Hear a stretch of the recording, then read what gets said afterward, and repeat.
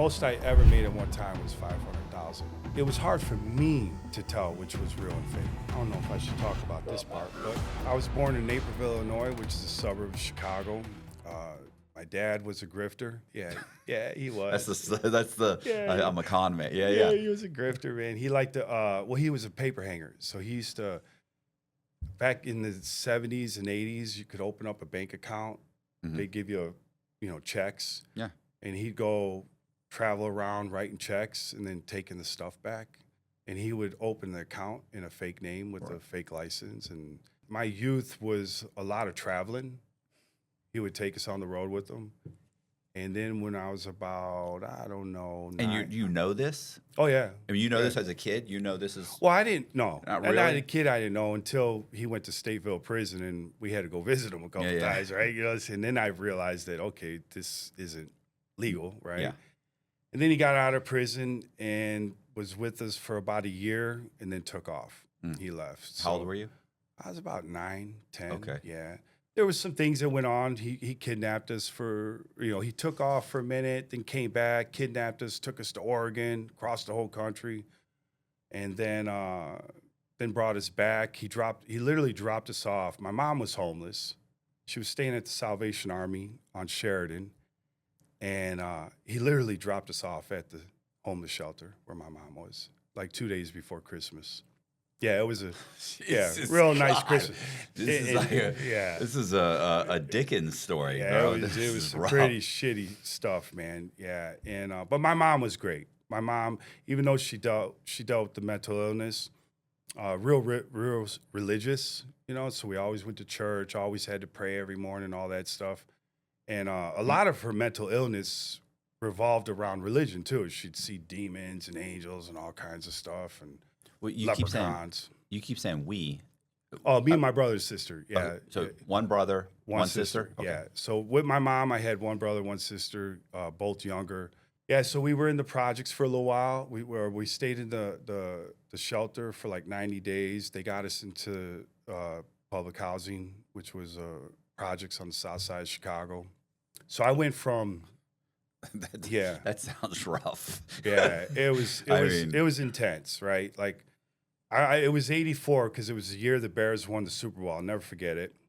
It was cold, February, and I remember the Catholic Charities picked us up in a van and took us to the projects. It was on 31st and Halsted, Bridgeport. It's like a little borough in Chicago, and I remember getting out of the van and it's cold and snowing, and we walk into this cold little project apartment. Didn't even have a bed, didn't have nothing, no furniture in there. Slept on crates probably for like the first 3 months, crates with a bed on it. And the early part of that was really hard because for one, I didn't know shit about the city, right? Because we grew up in the suburbs, right? And then we were traveling with my dad. So, we'd come into the city a little bit, but not like live in the inner city, especially in poverty, right? And the projects, it had its thing. It had gangs, drugs, right? Like all that stuff. And for me, I was always pretty sharp, right? Like I could pick up on shit pretty quick. First thing I picked up was don't walk alone, right? The dangerous shit because of the gangs. Right.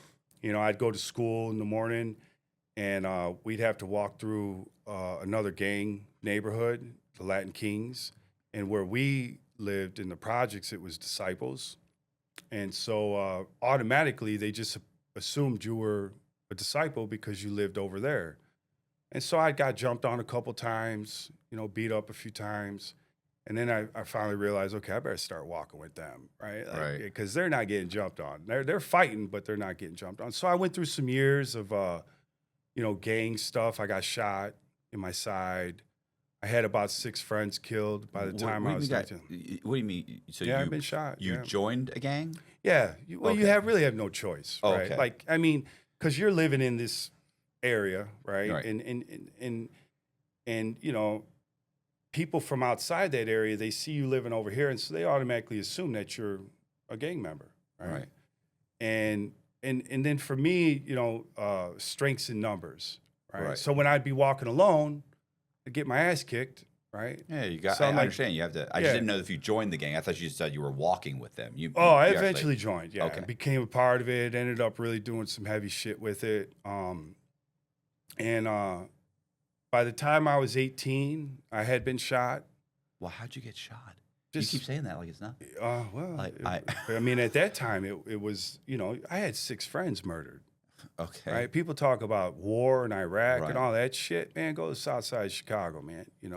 People are dying. It's just part of life there, right? And this is just for nothing. Just for living in the wrong area? Living in the wrong neighborhood. But you got to understand, so these neighborhoods have been there for, as long as you could, go back. And it gets real tribal. Mm-hmm. Right. And then and what happens is it's built off that. So if you have this gang here and this gang here, and this one goes and shoots this guy, someone over here, now they want to come shoot you. And then guess what happens? Yeah, it just escalates. It just goes back and forth and it never ends. And it gets worse. Sometimes it gets light, The summers were always really rough. There would be days you'd go out and wonder if you're going to live that day, right? Because it was gunshots every single day. And, so, it was, my one friend, Sean, who got killed, that was probably the hardest for me because our friend, Brian, who was my brother's best friend, he had just got shot in the face and they killed him. All right. And so Sean was actually, he was pulling away from the gang. He had a kid now and he was doing pretty good, had a job, and he was getting away from it. And he spoke at Brian's funeral, got up there and spoke about Brian and everything. Had his kid with him and his girl. Left the funeral home, went to the Dunkin' Donuts, goes in there to get coffee and whatever, gets into an argument with someone in there, whatever. As he's leaving, they shoot him in the back, kill him. He's still in his suit from the funeral, and he was a good friend, close, and that was the moment. I think, not just that moment. There was a few other moments that I had decided that it was time for me to be done. I didn't ever feel like that was my place, right? I still go back to the old neighborhood. My gallery was there. I built it. I built my gallery in the same neighborhood that the Latin Kings were in. I had a couple guns pointed at me, here, and now I'm older, an artist, and I'm still dealing with it, right? I ain't got nothing to do with it, but I went right into the smack dab of it, but he was getting out and it just was terrible timing, right? He leaving Dunkin' Donuts and he gets shot in the back. And that, with some other things, I had got shot, and I was at the point where I was like, man, I can't do this no more, and I'm done with this. And during that time though, I was also into crime, right? I started let's see, Da Vinci took me in when I was about 15, so I started learning how to make money. Who's Da Vinci? He was like my mentor. Okay, and how did you meet him? Through my mom. So my mom she was a waitress at the snack shop on the corner, a little diner. Like in Chicago, you got diners everywhere.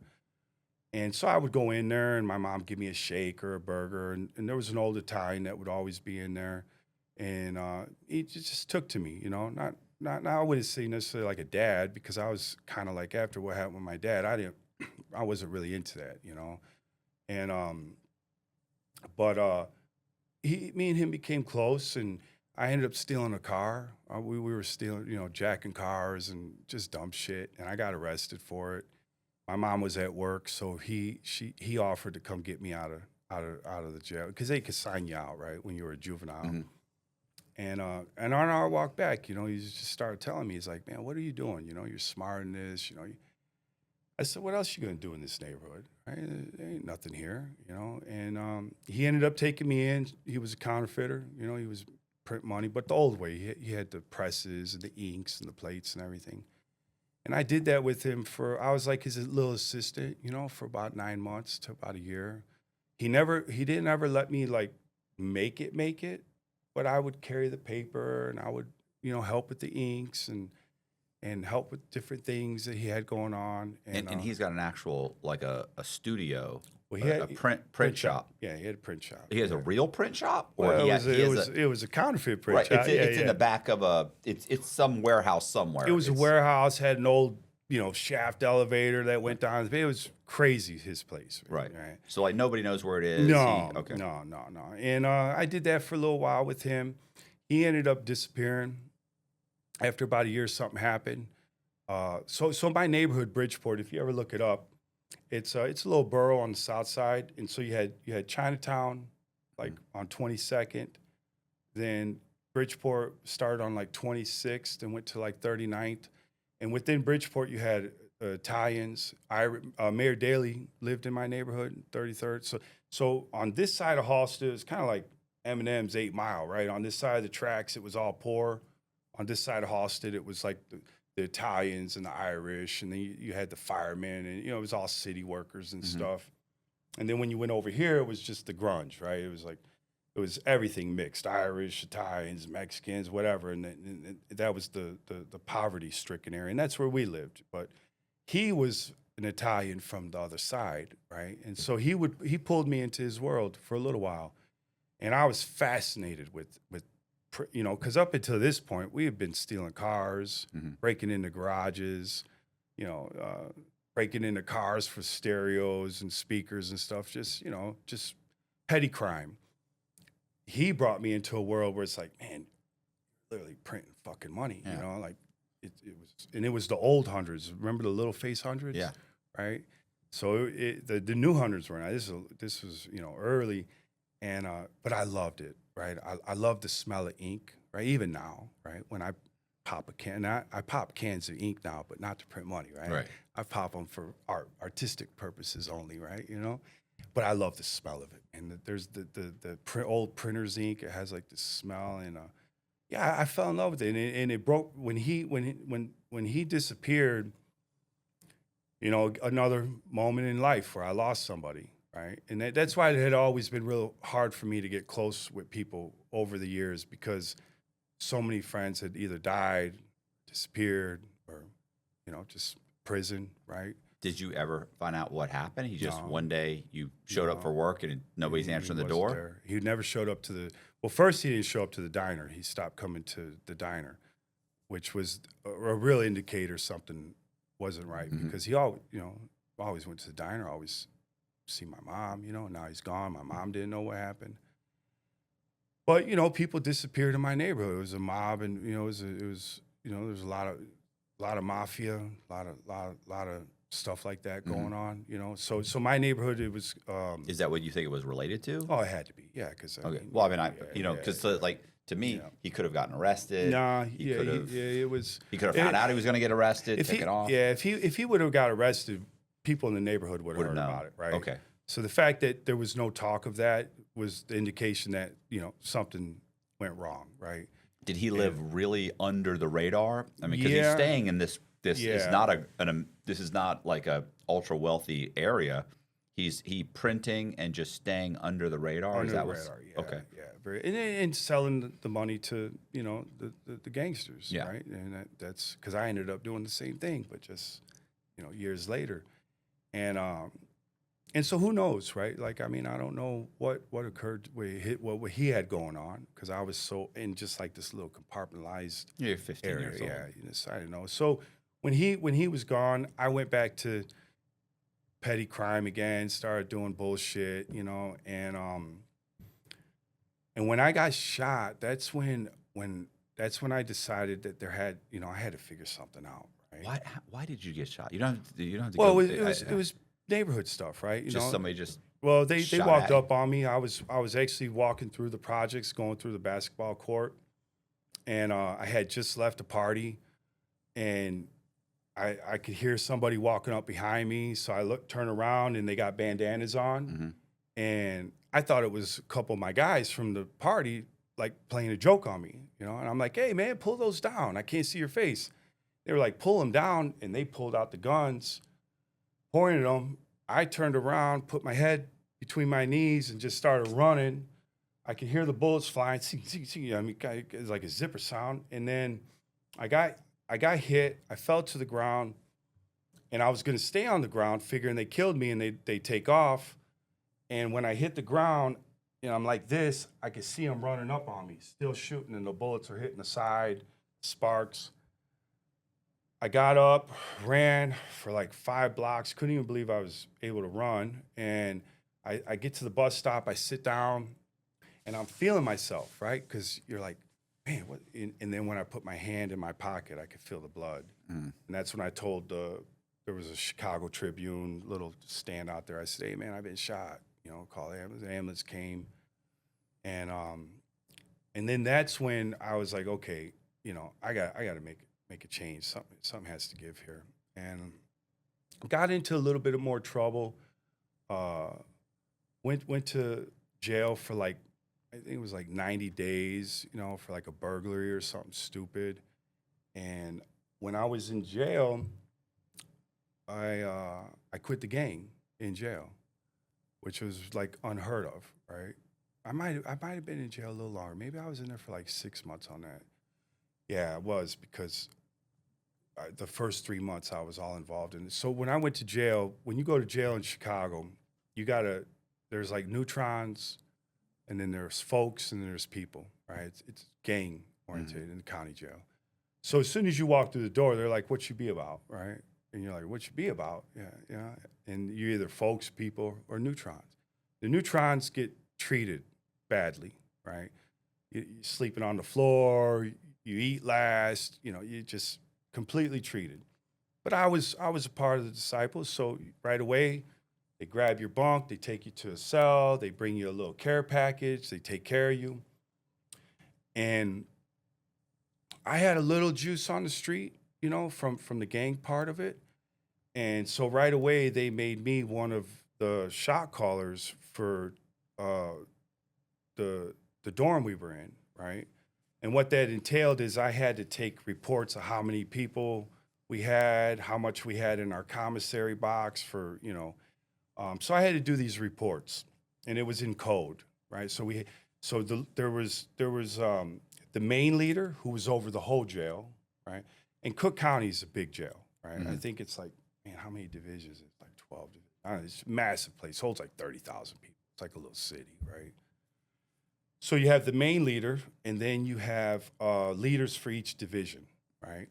And so I was one of them. And then you had, they would give you the code sheet, right? And so I would have to write my report based off this crazy encrypted code sheet, some real wild shit, right? How, we got, we got 3 2-6s from, this part of Chicago. We got some Maniac Latin disciples from the Twilight Zone. So you'd have to put down all these different, how many people you have, how much money you have in the box, all this stuff. Who's going to court when, right? That was another thing. And the reports were a real pain in the ass, right? But you'd have to do it. And then they would have you go every Sunday. Everyone would go to church, right? Because that's the only time where the county jail inmates could meet, right? So everyone from all the different divisions would go to church on Sunday, and it was the craziest shit I ever seen. Actually, you'd walk into the service, right, and you'd have about 20 guys on this side, all the people like Latin kings, vice lords, that type of shit, right? All the leaders, all the jefes, whatever you want to call them, right? And then you'd have all the leaders for the folks, the disciples, Simon City Royals, all those types of guys, the leaders. And they would literally be in the back of the fucking church having their gang meeting while the preacher was up there, or priest, giving his sermon to the rest of the people that were sitting, really came there. Yeah, right? yeah.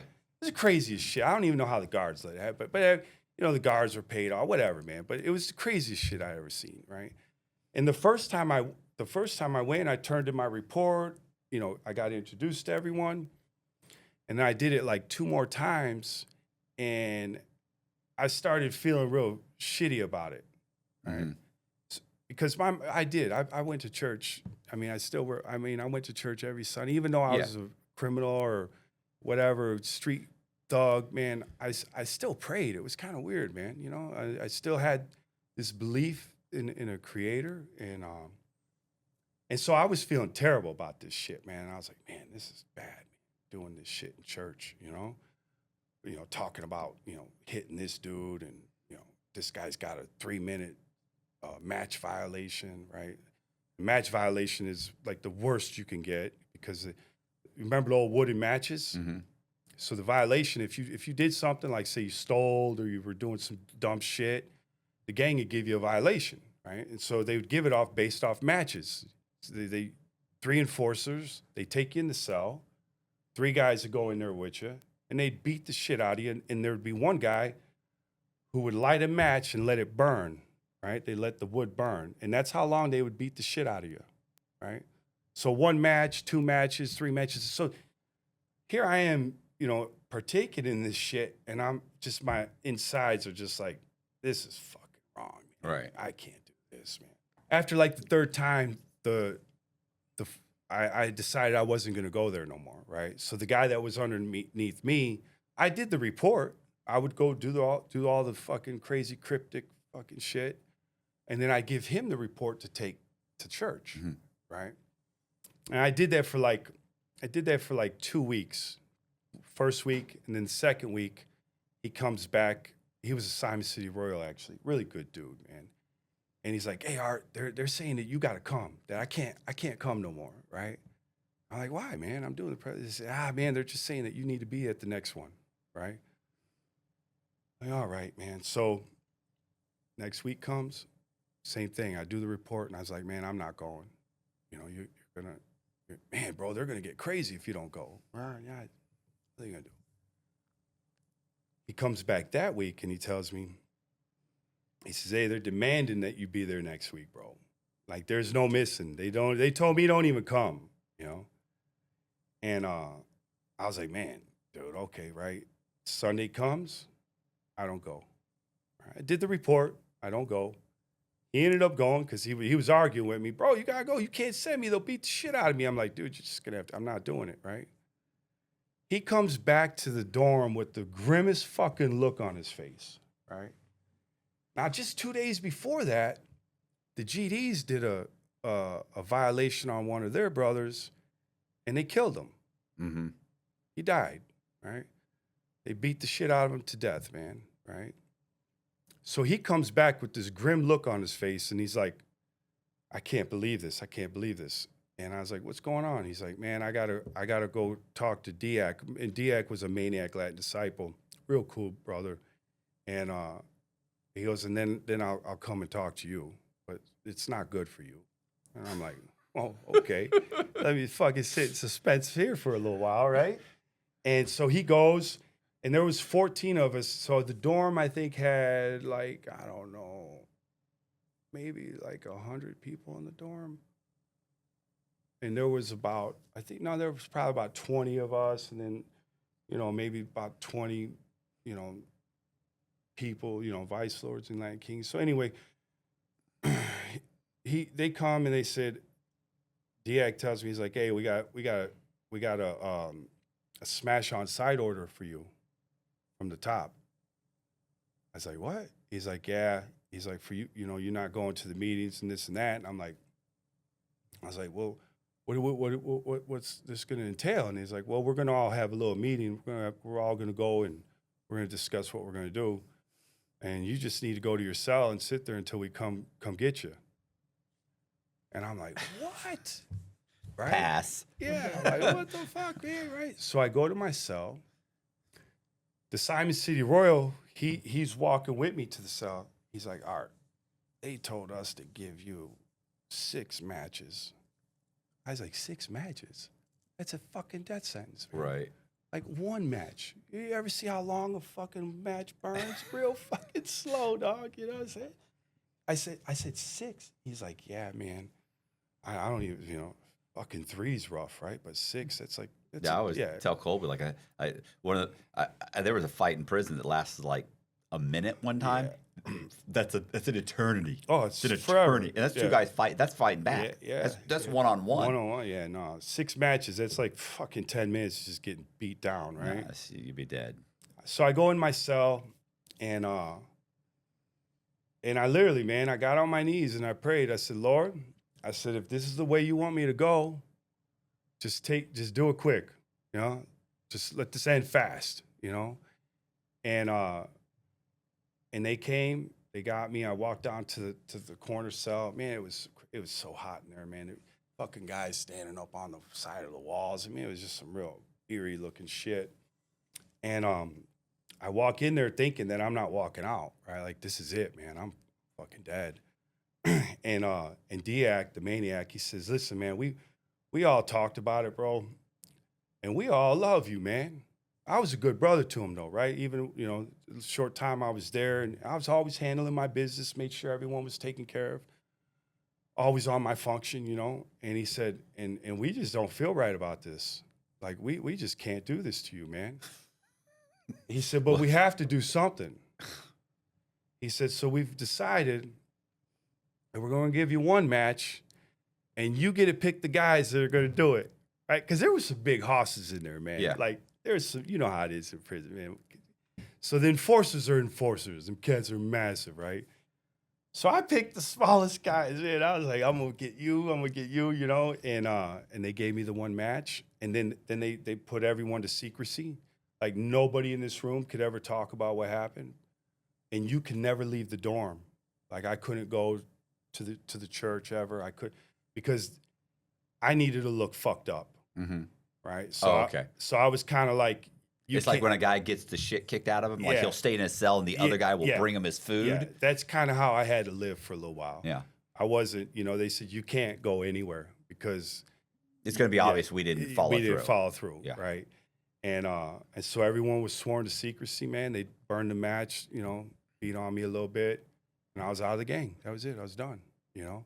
And it was a cool feeling, you know. I remember walking out. It was like one of the real first times I really started to believe in God, like really believe in God. Like, up until that point, I prayed, went to church, whatever.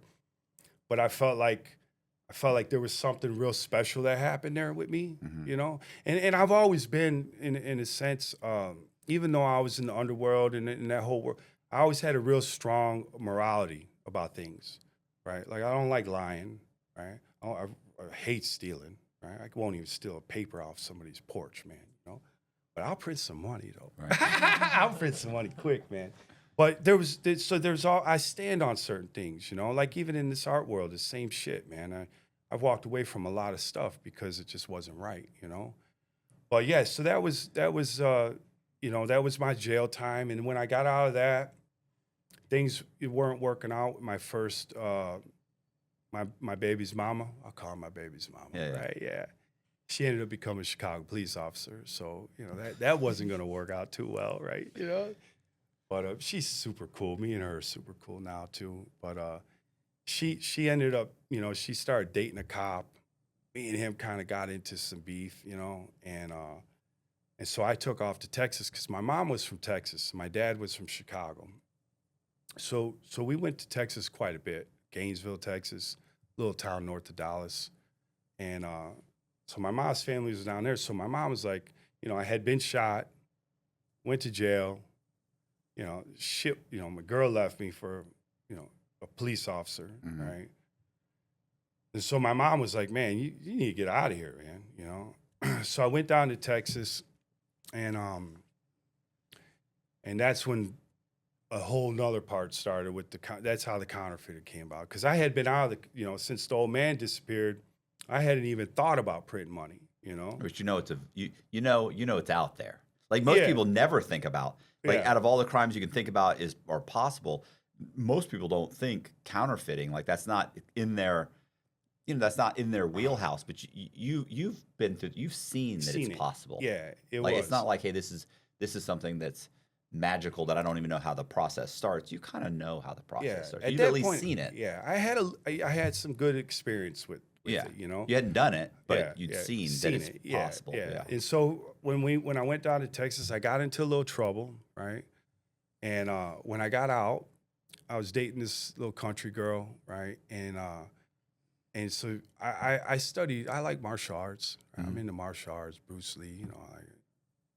And so I studied a little Jeet Kune Do. And so I had books on it when I was, in jail down in Texas. And I gave my Bruce Lee book to my cellie, right? And so when I got out, I wanted to get another one. And so we went to Barnes & Noble, and she bought the book for me, and she paid with $100. But the $100 was the 1996 $100, right? The big face, right? And I hadn't even seen it yet, and they marked it with a pen, right? I never forget. She handed them. They didn't even look at the bill. Yeah, they just marked yellow, and they threw it in the drawer and gave it change.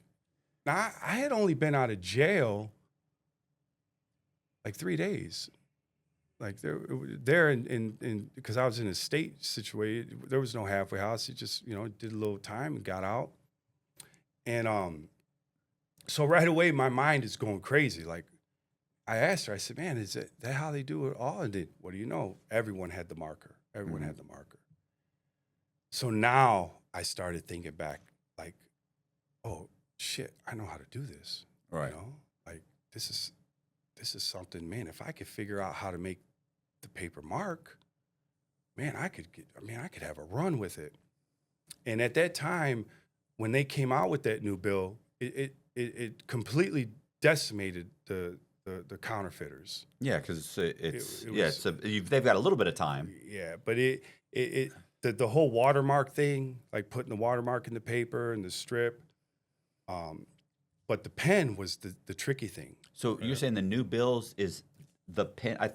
Weren't they using a pen before? No, that's when they started using the pen. When they started using it. Oh, I didn't know that. Yeah, okay. Yeah. Oh, yeah. So okay. Yeah, because it tests the pH in the paper. Right. That's what it is. Right. There's a certain pH level in money, right? And so that pen reacts to the pH in the paper. I didn't know it then, but I learned quite a bit since then. And so anyway, yeah. So we started going on a little bit of a hunt, right? Like to try to figure this out. You and the country girl. Yeah, me and the country girl, man. She was awesome. Yeah, I love Natalie. And at first, we started off with just like printing bullshit, right? Like I got so Natalie was really good with computers. This is when the internet was still just in colleges and like schools. Like nobody had internet in their house, right?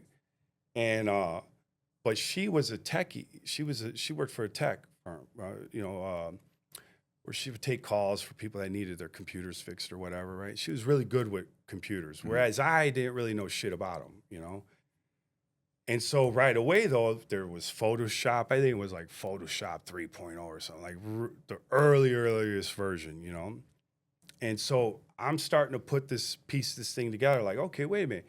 You know how to do a little bit of Photoshop. They had just came out with like ink jets and laser jets, and things are crazy big, And she knew how to operate them, and I still knew the old way with the printing press and the plates and the ink.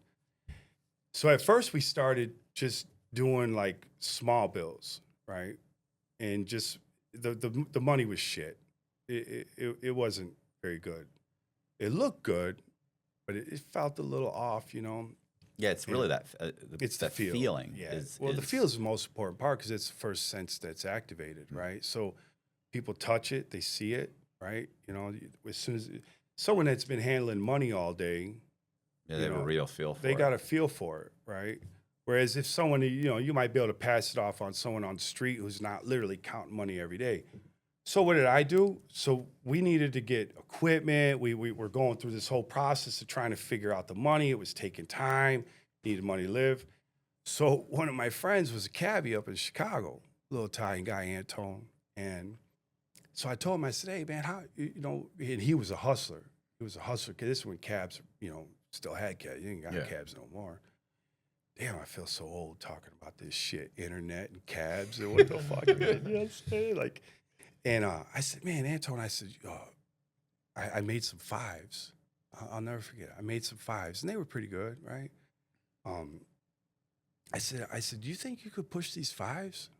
Oh, yeah, wait, from my car. I was like, yeah, if somebody gives you a 20 in the cab, you give them a 5 back, Anyway, we probably, I don't know how many fucking fives we pushed through that city, man. I was printing fives for it. But while we were doing the fives, he would buy them off me. I would take the money to try to get different stuff, different paper, different. So this went on for a little while, and we were running into a problem with the paper. Right? Couldn't get the paper to mark. Right? And I tried some really fucking crazy shit, dude. I mean, to the point where I even tried to put hydrochloric acid on paper, man, right? And I almost burned the house down because, like a dumbass, I poured the hydrochloric acid in an aluminum, like, you know, like where you cook a turkey in, right? Yeah, the pan. But don't put hydrochloric acid on aluminum, right? Because that shit'll poof. Anyway, I tried some real crazy shit, and a lot of it didn't work. Matter of fact, none of it worked. I wasn't too brilliant here, you know, because what happened is back then you had the yellow pages, right? Yeah. So I'm having Natalie call every fucking paper company there is, right? And we're getting paper sent from everywhere, man, like everywhere. And she would mark it. It would all black, right? I'm getting pissed. We start arguing and fighting. She grabs the phone book. She's shaking at me. You motherfucker. We've contacted every paper company there is, and we're not going to find it. You need to stop. You need to let it go. And she slammed the yellow pages on the table and marked it. Nothing works. And she marked it. Fucking marked yellow. Like perfect. Light yellow. All right. And we did it again and again. We're like, whoa. We found the paper. So anyway, what do? We went to we started trying to look for the directory paper. Well, it wasn't that easy right away. We ended up going to like where they print the Tribune, and she went up there and said, hey, I'm a teacher. Can I get like a butt roll? We're going to, the kids are going to draw stuff on one of the butt rolls. And so the first time we made it was with newsprint, right? And too thin? It was too thick. Too thick newsprint. When you would put the two pieces together. So what I figured out was to do the watermark in the strip, I had to bind two pieces of paper together. Right. Like I had tried to print it on the back. Right. Yeah. It looked like shit. Right. Then what? You can see through it, or just. Well, when you have two, right? When you have two, then you could place something in between it. Yeah, but I mean, when you printed it on the front and the back, it just looked horrible. It looked horrible. You could see through it. You could see through it. And it was just terrible. You'd turn it over and you'd see it on there. Like you try to ghost print, right? Which means like you just do like the outline. You do it real light, hoping that they won't turn it over and they'll just mark it. Now it marked, but the print looked like just it wasn't there. So I started to experiment with, binding the two pieces together, and it worked. We would print the watermark, the when you hold it up, you see Ben's face in there. Yeah. And the strip, we would print it on like a not a tissue paper, but like almost like a sketch paper. You know how sketch paper is real thin? We would print it on the inkjet with that, and then we would cut them out and we would lay them in between, and then we would press the paper together. The problem with that is when we would take it off the press, the paper for one would feel real thick, and it would feel real smooth, right? Like it didn't have that money texture feeling, right? And it was like just had like almost a cardboardy feeling, because the glue, when it would dry, it would change the way the paper felt. Yeah. So now I'm trying to figure this part out, and that's when we ended up finding some directory paper. They had it up in Canada. We actually went to R.R. Donnelly, and we started getting the directory paper. Well, directory paper is 18 pound. What was really fascinating about this is that so newsprint is like 22. So papers are the thickness is in pounds, right? Like card stock's like 80 pounds. So like if you go to Office Depot and you see, 80 pound, 20 pound, right? Directory paper is one of the thinnest papers you can get. It's 18 pound. And the problem with that is, though, it was really thin. but it worked perfect when you bound them together, right? So what is money? Money is like a cotton linen, right? But they have a special machine. So to make a watermark in paper, when the paper's still wet, they drop it's so the watermark is made with like a little metal, like almost outlined image of Ben. Right. And it literally presses into the paper, and then when it pulls it out, it leaves like air in it. So when the paper dries, the watermark is actually within the paper, even when they lay the thread, right? So money is not two pieces of paper; it's one. Right. But they put that stuff in it while it's being made, right? Whereas I had to do it some old ghetto ass shit, right? Right. But that ghetto shit worked, you know. And over this time, and I'm kind of going through this process because this was a lot of failing. Right? I failed a lot during this process. But at the end, when it was done, we would put three. So we'd have 3 bills on a sheet, and we would print the backs, right? Just the back, right? And then we would have just the fronts, and then we would take those and we would put the watermark in the strip, and then we would lay the back over it. And then we would take that and we would put it in between regular printing paper, like white blank stock paper. So we would have our money, then we would put a white piece of paper. Then we'd have our money and then a white piece of paper. Then we'd have our money and we'd have a stack of it. And then I had these metal plates that we would put we'd have a stack of it like that. We'd put it in the plates, and then we would have these big C-clamps that I would tighten down. And I let it sit for like 2 or 3 days. And then when I would take it out, they would be dry, and you take the white paper off, and then you would peel the money off. Really awesome. But when you did that, get you excited just thinking about it. It was intense, man. You know, and so you'd peel it off, and then you'd cut it out. A lot of hands-on shit, right? Mm-hmm. This wasn't because people ask, well, how much you print? I don't know. I print a lot. And people think like, you know, that guy up in Canada that they said printed 100 million in 20s, and I thought was complete bullshit, because how would you even print 100 million in 20s? You would need like 2 warehouses, man. Do you know how much a million is in 20s? It's a lot. Right. It's a lot.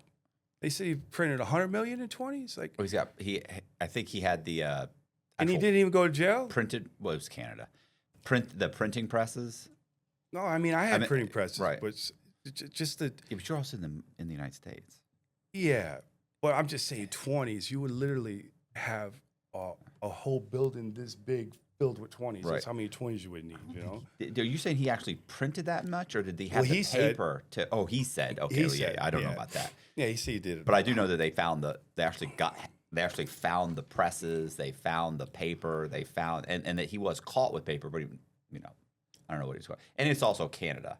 I mean, Canada's so fucking light on, and he wasn't printing Canadian money. He was printing U.S. money from in Canada. Yeah. Like they slapped his hand, but they did. Yeah, they slapped his hand, but it just to me, like my money, I couldn't print that much because it would take too long. Right? Yeah, because I'm putting it together and I'm cutting it out and I'm making everything. There's like 12 different steps, to do this. And but when it was all done, it looked amazing. So once I would pull it out of that, I would cut the bills out, and from this point, the money would still feel like really smooth, right? So like when I did the book, The Art of Making Money, there were like 5 or 6 steps that I left out. Like when I was doing the interviews to talk about the money, right?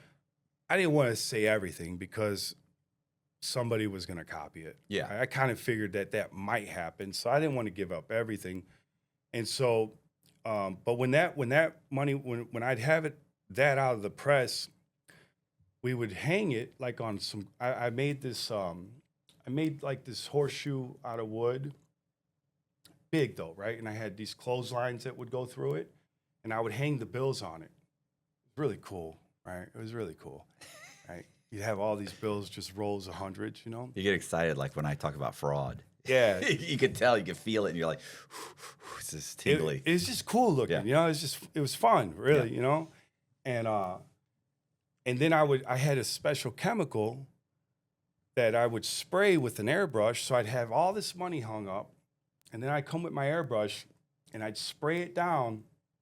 It was like I'm not gonna say what it was, but it was for fabric, right? And what would happen is it would cause the fibers in the cotton to tighten. And when I would take those bills off after I'd spray it, let it dry, the money would start moving. I used to call it like the crackle, right? Because it made this little crackle noise, every time they would move. But when that dried and you took it off, man, it was like, it snapped. Now it had to have that gave it the feel, gave it a little texture. It was crispy. What was really neat though is that if you took it and you weighed it, like how on a drug scale, a bill would weigh a gram. Okay. Right. Yeah. And so like for me, it was a big deal that it weighed exactly a gram. I didn't plan that out. There was nothing brilliant about it. It just ended up that way, where if you put the 100 on a scale, it would weigh exactly a gram. Well, where that came in handy is because I started pushing money to the drug boys, right? And a lot of times they're not trying to count the money. If they're if they're doing 100,000, 200,000, they'll throw it on the scale and weigh it. I've seen them do it. Real money, I'm saying, when they do deals. Right. Like if I'm doing a deal, if they're doing a deal for 5 keys for back then maybe it was like 20, 25 grand, be 100,000. They're not gonna sit there and count out $100,000, man. Right? Some might. Yeah.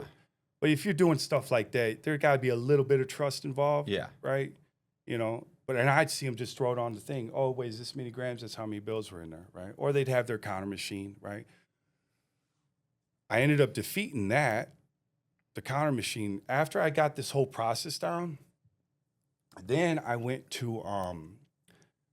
and I learned how to really print the money through the Treasury Department, their website. So at that time, internet, no one had it in the home, but you go to the libraries, right?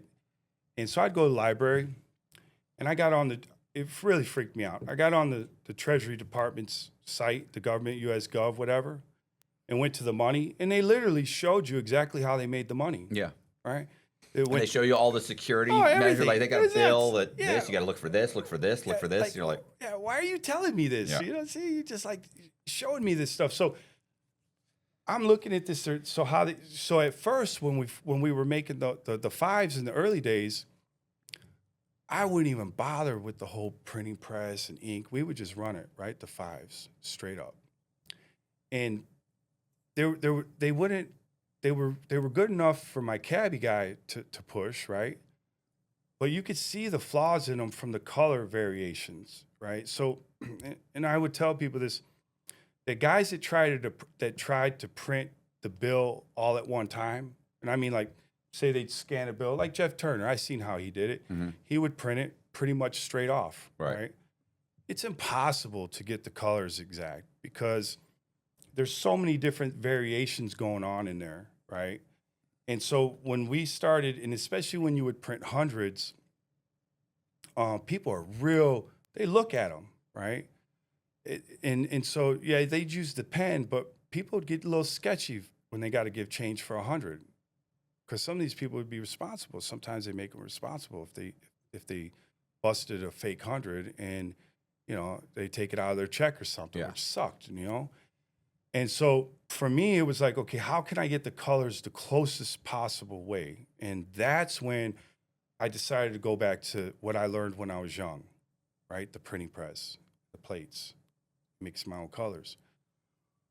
So I ended up getting a press out of the McCormick place. My boy was a Teamster. And so every year in Chicago, they have trade shows, right? Like you got the house and home trade show, you got the boat show, you got trade shows like in Vegas, right? Yeah.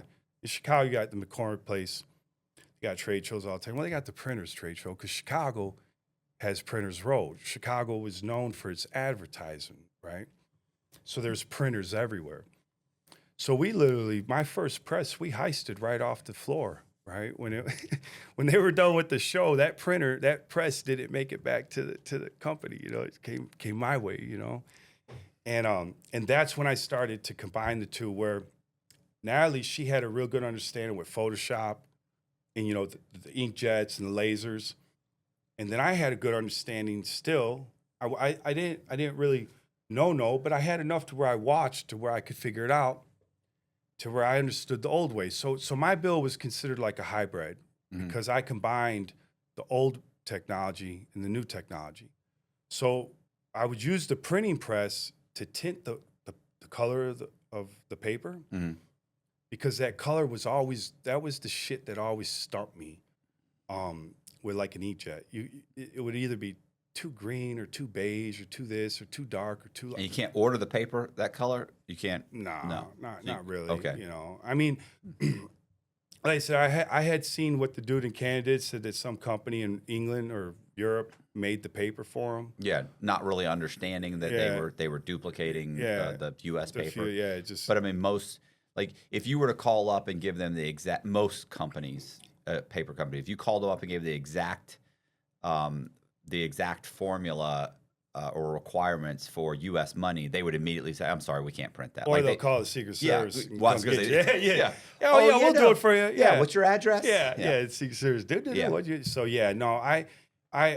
have to tint the paper, you know, and then the directory paper, it had like a little bit of tint already to it, which was kind of cool.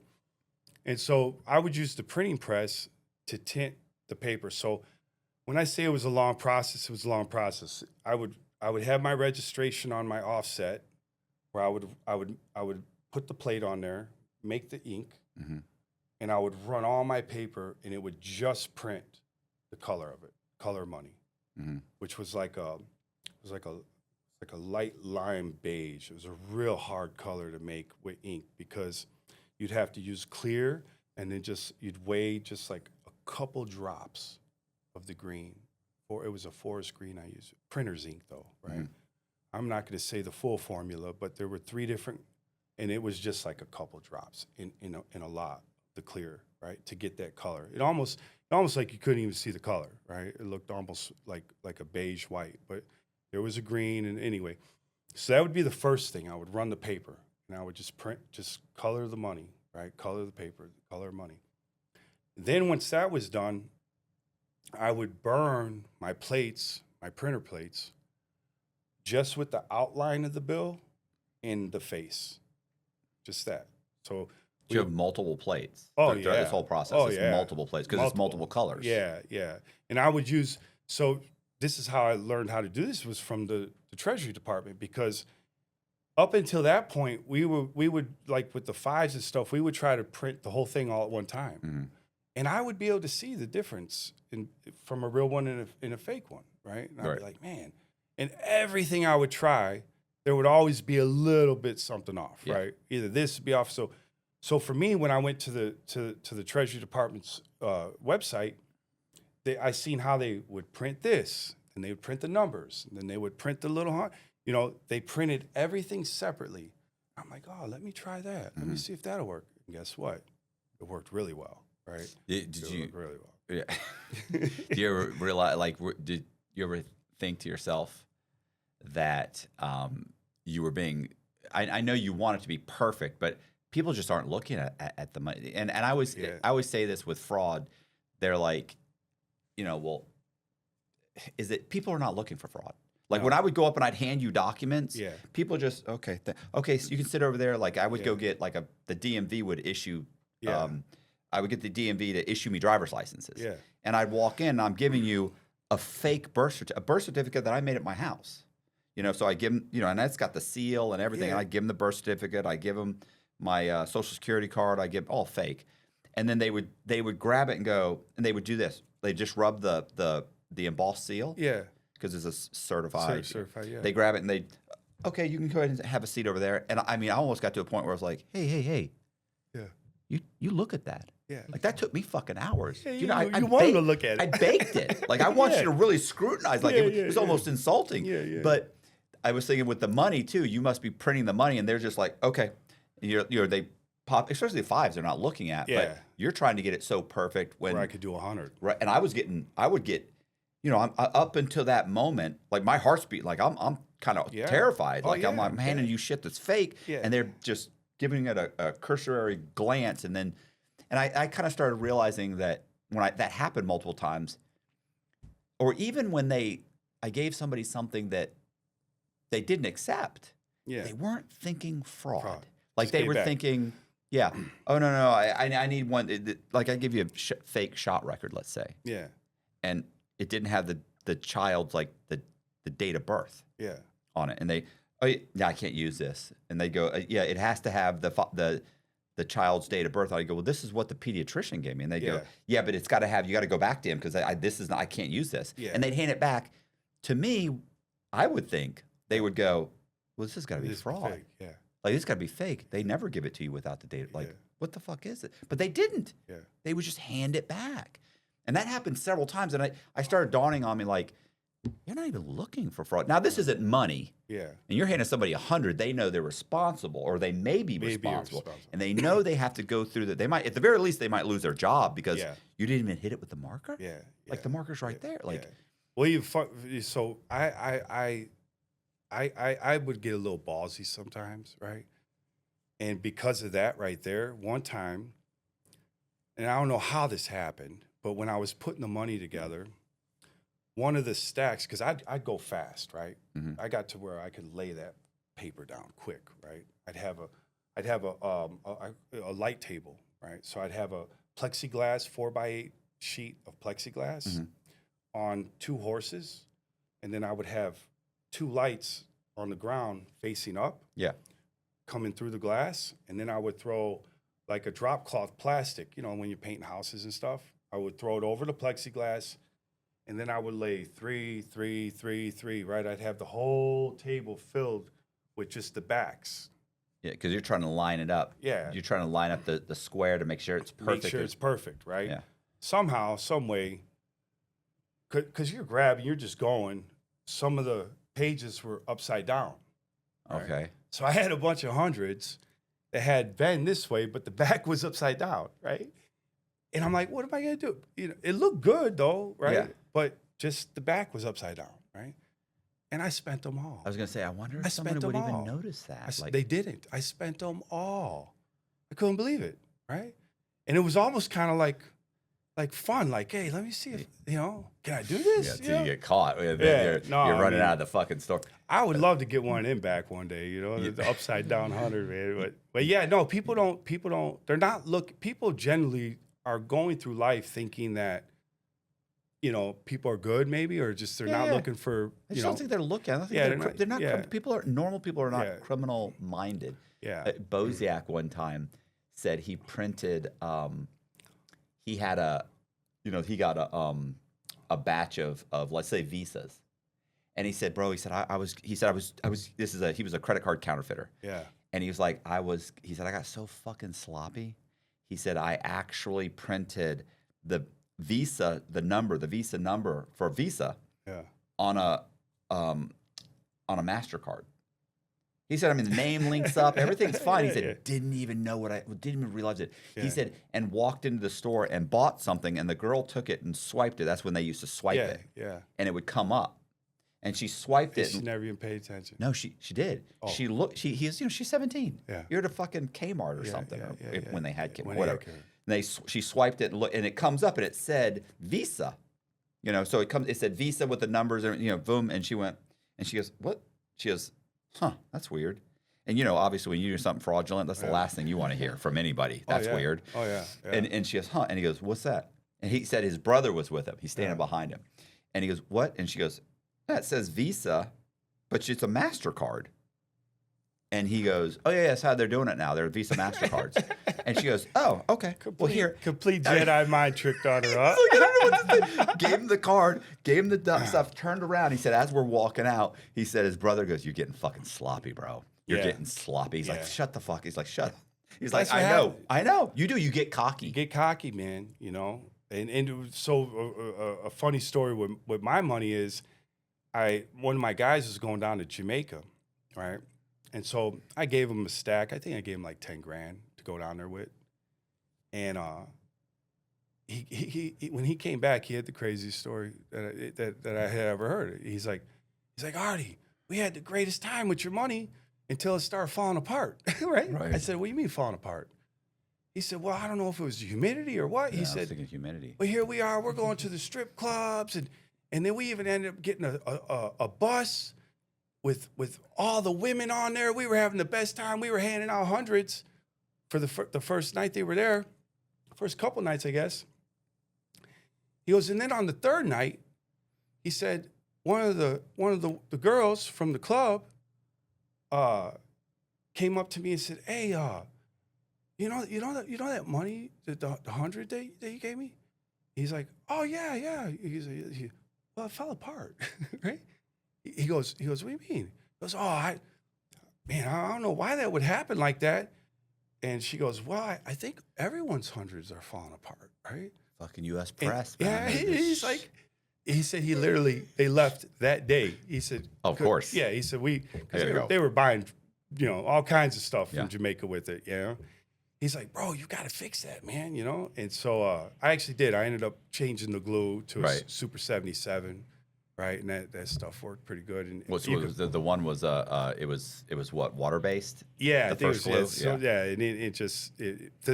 the glue that I ended up coming to, you could wash it in the washer and it wouldn't fall apart, But yeah, no, you get cocky, at times, or you get better, one of the two, right? Like I got a little better on it, but. No, I mean, so the process was, like I said, it took a while. So it wasn't like just, I became one of the best in, 6 months. It took years. Yeah, you got to fuck up a few times. To me, every time I made a mistake, I learned very quickly. You always learn. Like even with the, with the shifting ink, I was walking through a parking lot and I seen one of the cars, the paint was changing. Mm-hmm. And I was like, man, I need that, right? Yeah. I looked into the paint. It blew my mind. The House of Color was the company that carried that shifting paint for cars. Mm-hmm. And it was the same company that gave it to the Treasury, just a different formula. Right. Right? This was for cars and this was for printing, right? So I just took that and I manipulated it to where I could, my little 100 would change colors, So I was able to find things that no one would even ever think of in order to make this money perfect.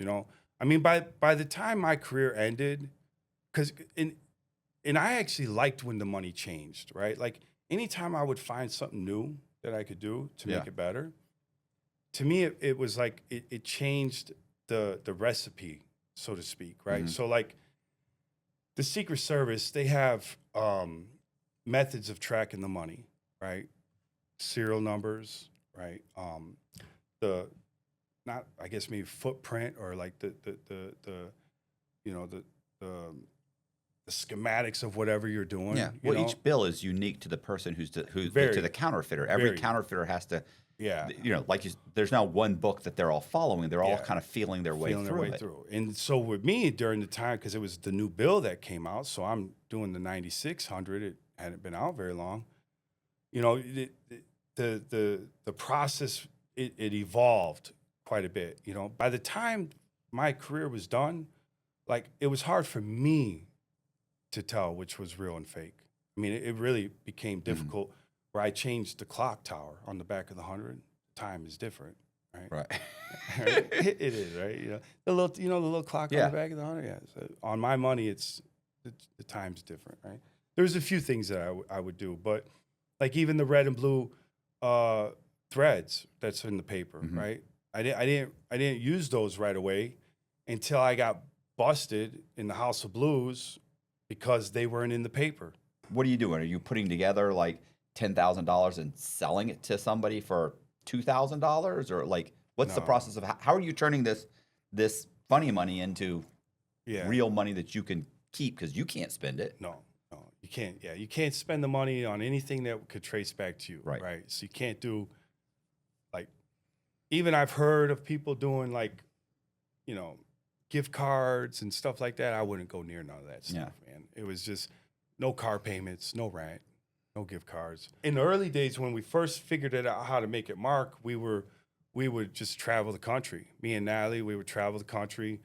We'd hit the malls. So back then you had the Rand McNally maps, right? These days you got GPS, Yeah. right? But back then you had the map, right? So we'd have the map. Okay, we're gonna hit this town, this town, this town, and every town has a mall. Every town has a mall. They used to, not anymore, but they used to. And so we would pull up and we would just go from store to I would stay outside. You know how like the hallways of the mall and then they got the stores on both sides. Mm-hmm. I'd be like a bored husband sitting down, but I'm watching everything. Like I'm a really good people watcher, man. Like I would sit in the middle, be like a bored husband, and she would just go from one store to the next. And she'd get the cheapest thing she could get, $10, $20, whatever. Go to Claire's and get some earrings, go here, you know. And we would literally do, sometimes I think the most we ever did were like 3 malls in a day. But we could pull, I mean, gosh, man, let's see. We would pull sometimes 15, 20 grand in a day if we had a good run, like where she was just hitting, man, you know? Right. And those were the things, that was the part I loved the most, right? Was spending it like that with her, right? She was beautiful, man. She was quick. She was a woman. Women know how to shop, you know? Right. No fear, you know. At first, she was a little skeptical, but after a while, boy, that girl would go in, man. I still would be kind of a little hesitant to spend them, you know, but not her. And so we did that for a while, for a good couple years, man. We would just hit the road. It's when I went back to Chicago that actually the changing of how I got rid of the money is actually the downfall of me too, right? Because when it was just me and her, and we would go out to, you know, and just spend them. It was more just pure, organic, right? We even got to a point to where, you know, because at first we would buy stuff for us, right? Before long, you have so many jeans and shirts and this and that. You just it's boring. You almost even feel selfish a little bit, like, and I got way too much stuff, you know. Mm-hmm. So then we started buying stuff for like our friends and for our family members. But that became a problem because then everybody just expected us to give them stuff, right? Right. There was no appreciation, you know? And I learned through that giving things to people for free, a lot of times they lose, there's no value in it for them. The appreciation is lost, right? Right. Because it's not earned, right? Unless it's something really beautiful. But when we would give like that to our family, or, you know, like they would just expect it all the time. And so I got burnt out on that. I'm like, man, I don't want to feel like when I come home that, hey, what do you got for me? You know, like it got old. So then we started just buying things for kids. Like that was my favorite thing.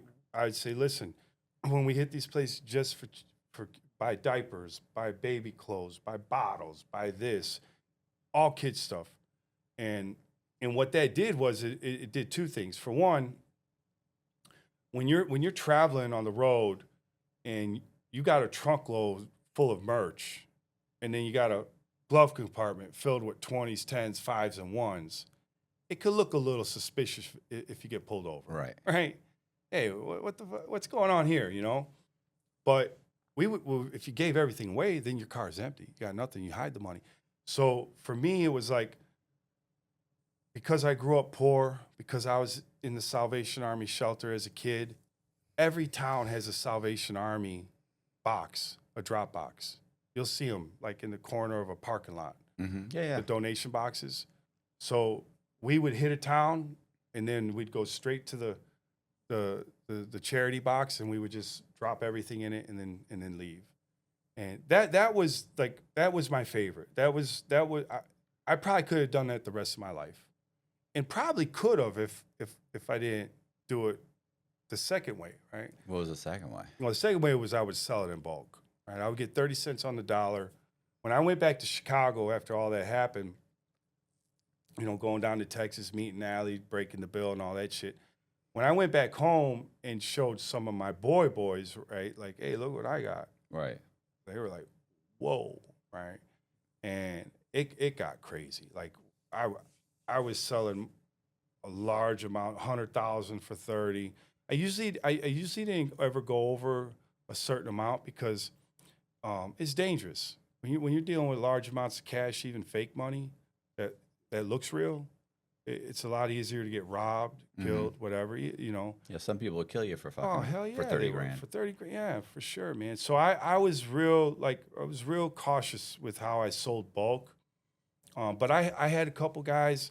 My one guy, he was it actually got us in a little trouble. He was a bookie on Taylor Street, and he was paying out with the money, and it didn't work out too well, right? Like we got stopped on that one, right? The guy, hey, what are you doing? You know, but we didn't get in trouble for it, but it got checked, you know.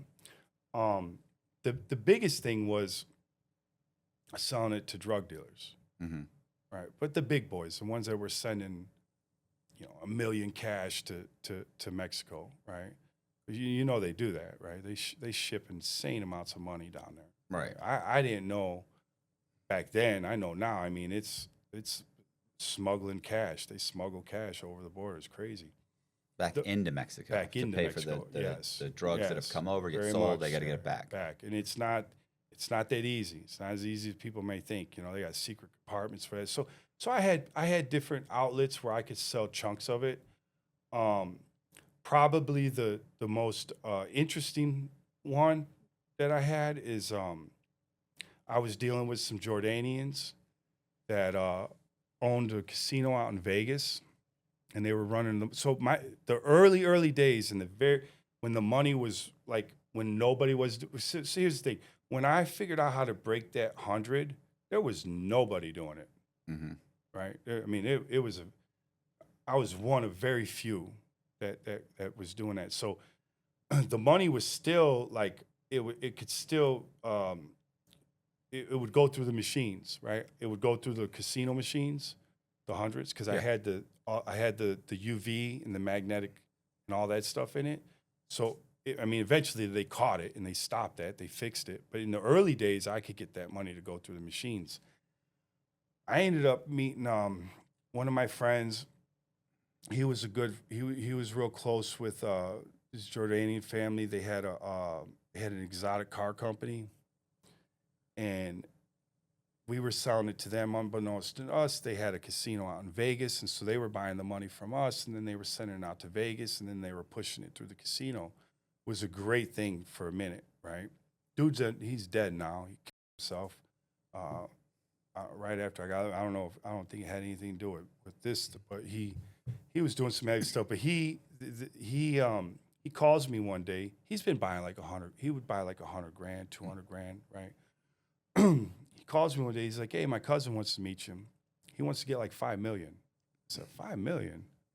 I said, "Man, come on." I thought it was absolute bullshit, and I thought he was on something, like he wanted to try to rob me or something, right? So I tell my guy, I say, "Hey, George, you got to tell him, man, that the only way I would even consider doing something like that is if I knew for a fact that he had the money to pay for it. I don't even want to talk about it." He goes, "Okay, I'll tell him." Shit. A couple days later, his cousin, who was the big boy, he was Jordanian, it's Jordanian money, that oil money, right? Pulls up in his Rolls Royce, pops open his trunk. This is on the streets of Chicago on the south side, man.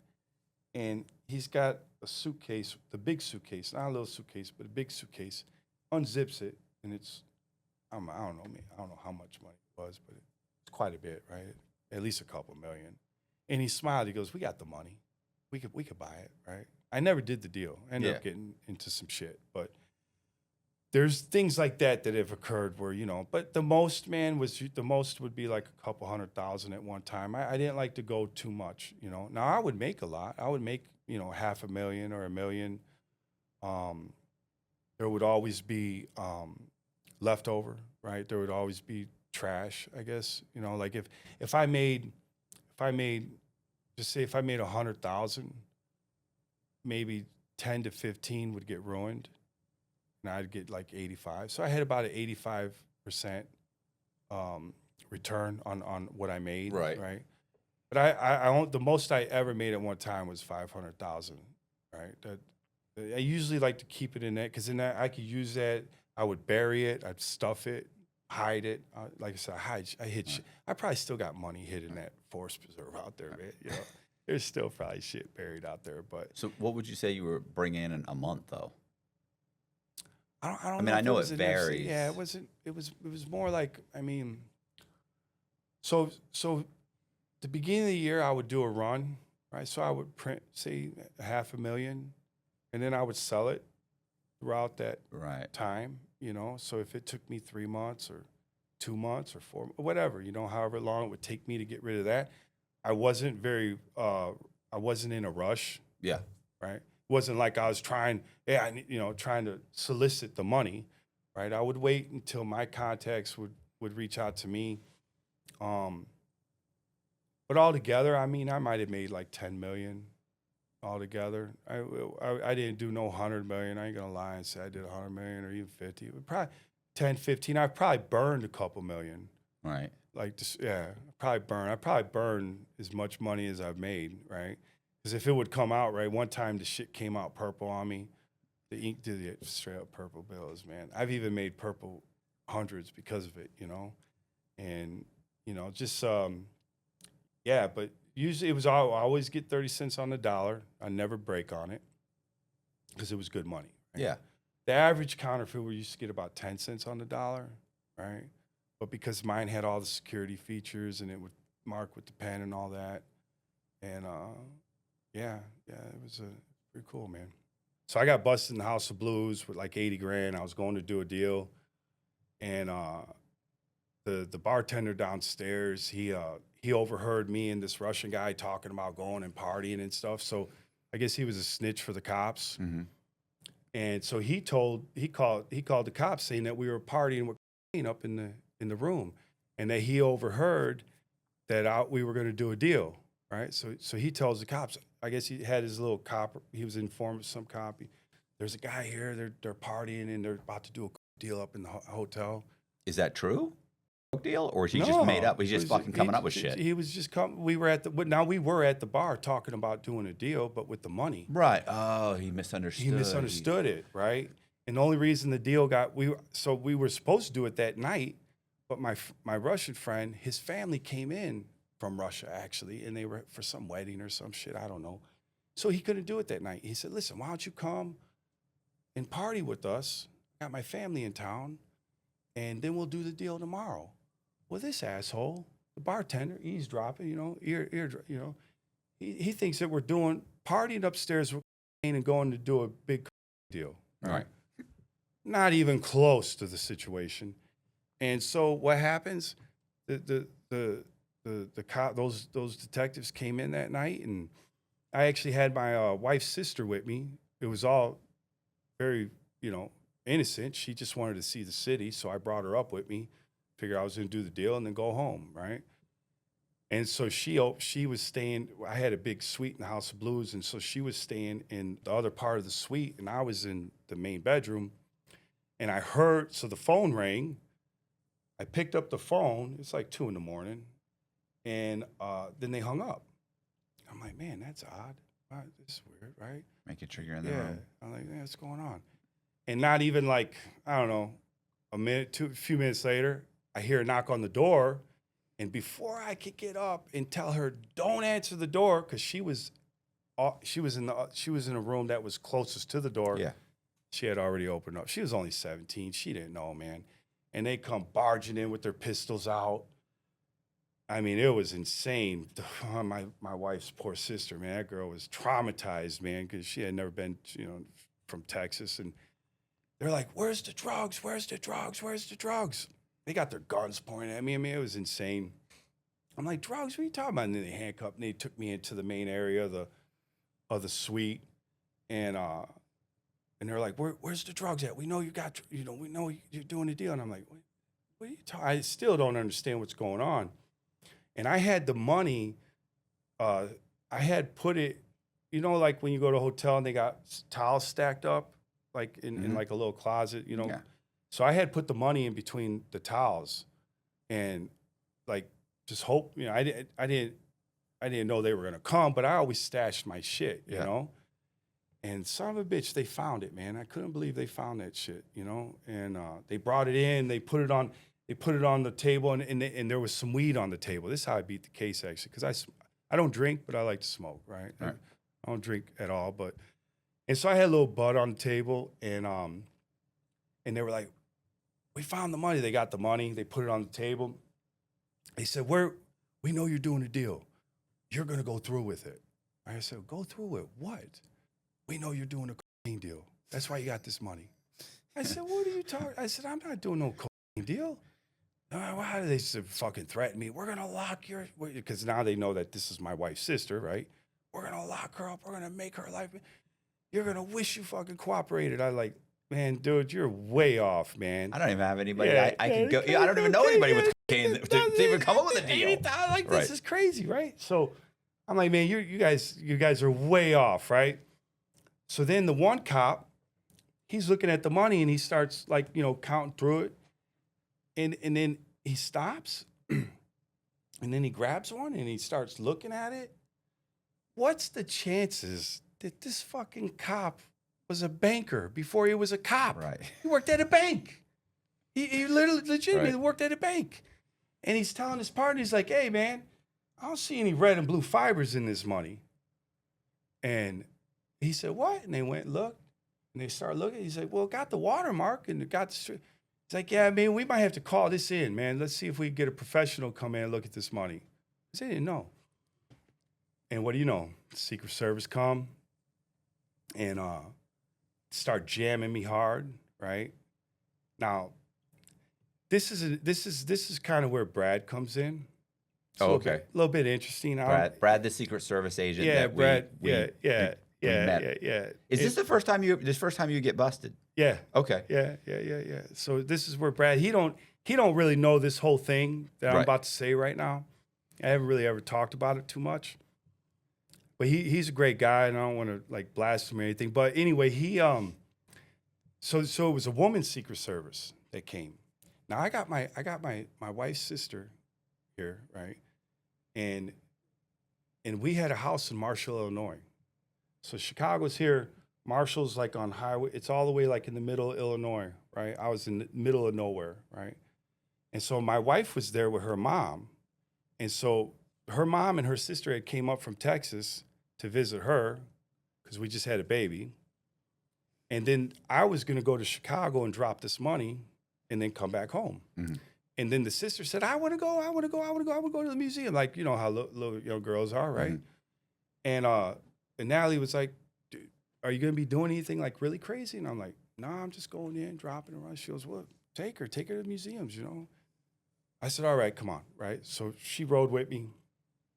So now she's my responsibility, right? So I know that she's jammed. She's sitting in a jail cell right now, this poor little girl.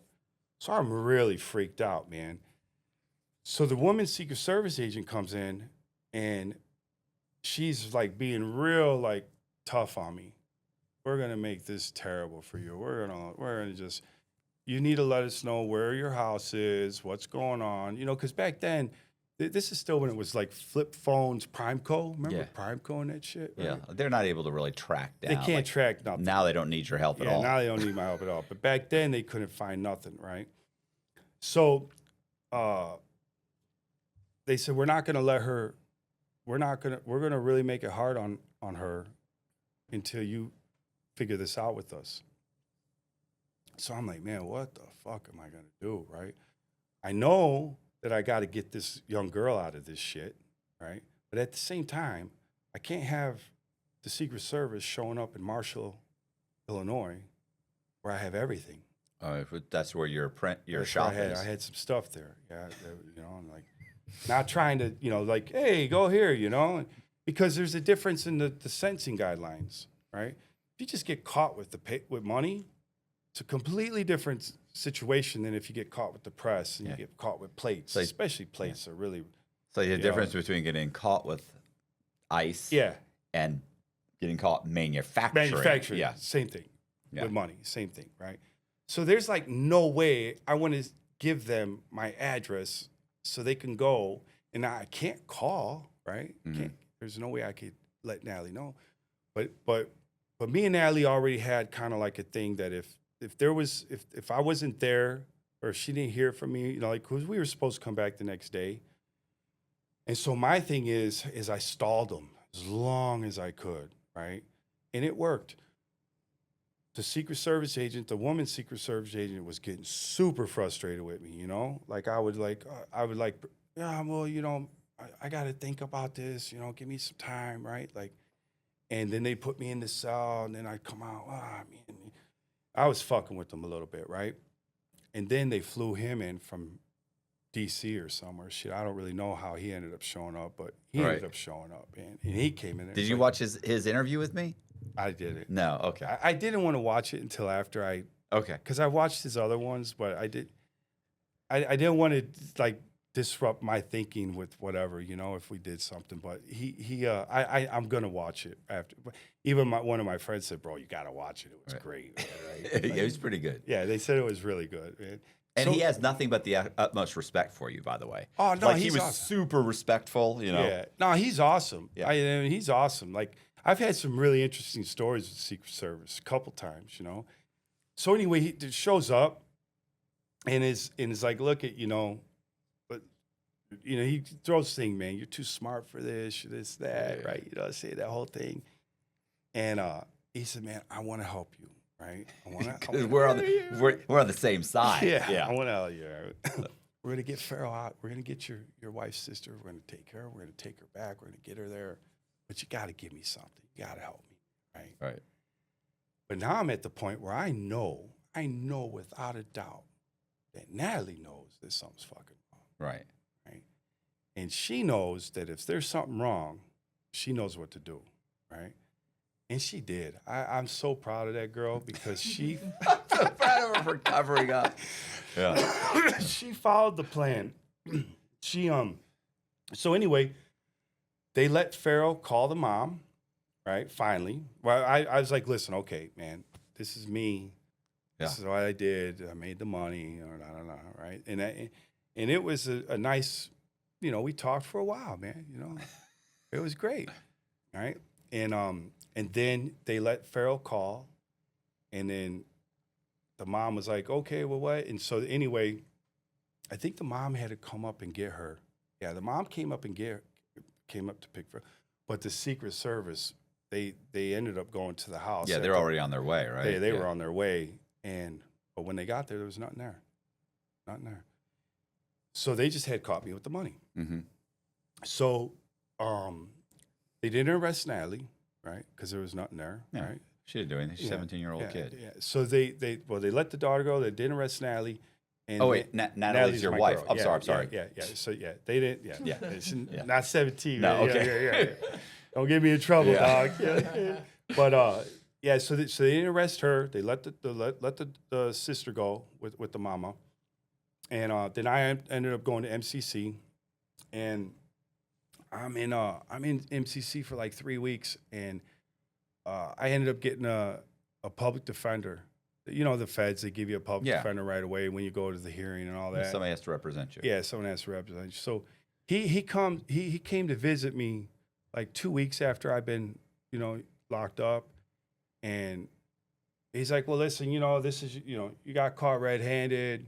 This is your guideline.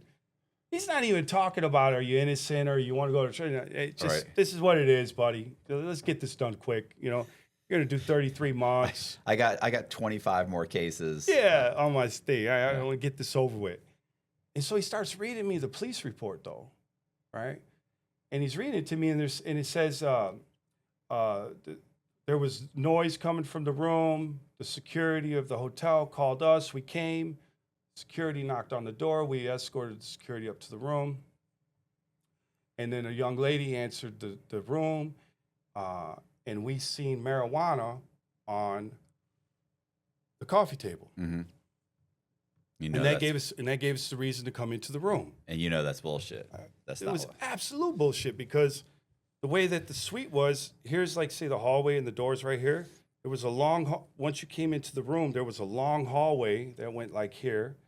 And then the suite went off this way. And so there was a living room here where there was a coffee table. Then there was a the windows with the were like the balcony, and then there was a master bedroom, and then there was a little couch bed over here. This is where she was at, right? And I was in the master bedroom.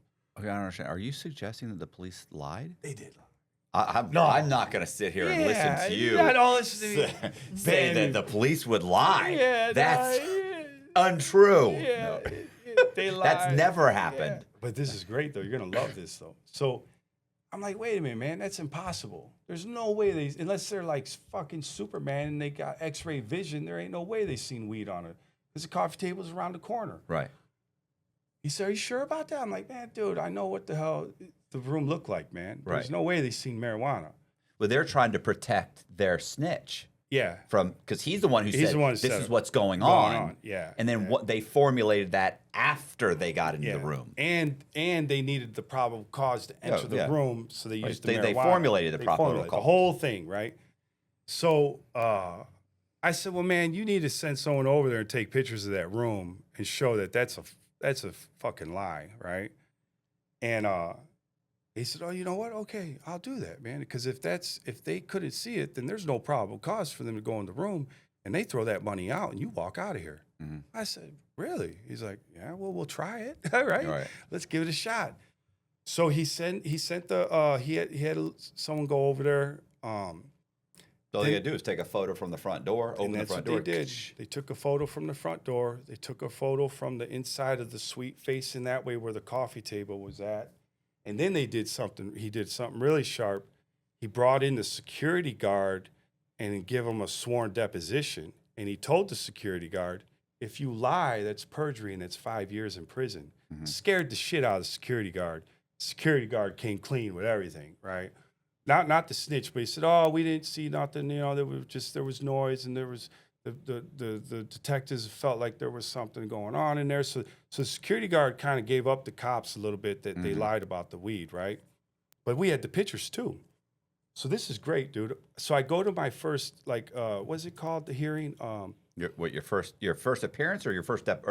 Like where they start showing like what your charge is, and they.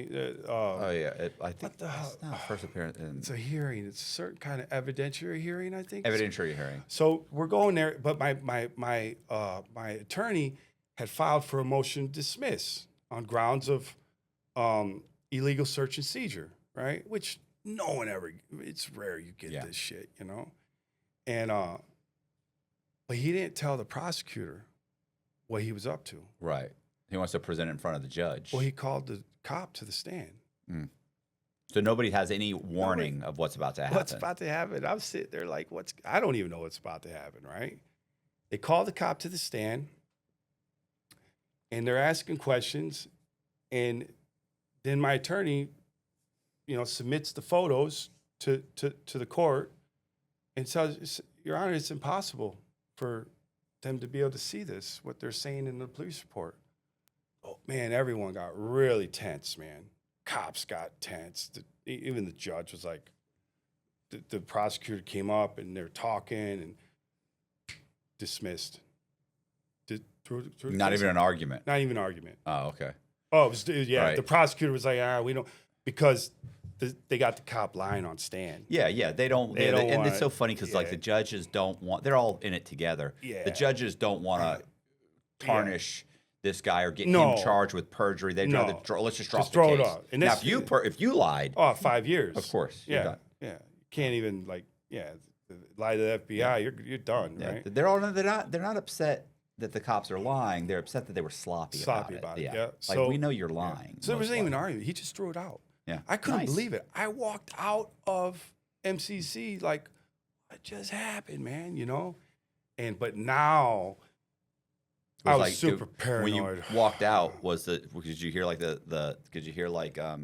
AC/DC singing Back in Black, and like you're like, I was. Oh, it was no. That's been a good day. No, I was like super paranoid, needed some lithium or something, man, because I was super skitsed out. I was looking around every corner. I was thinking the feds were in there. I mean, I was ridiculous. I got really ridiculous with it. I thought I was being watched because at that time, in my mind, like the Secret Service and the FBI, they were like these super agents, man, you know, could plant a bug in your brain type shit. You know, like I didn't know.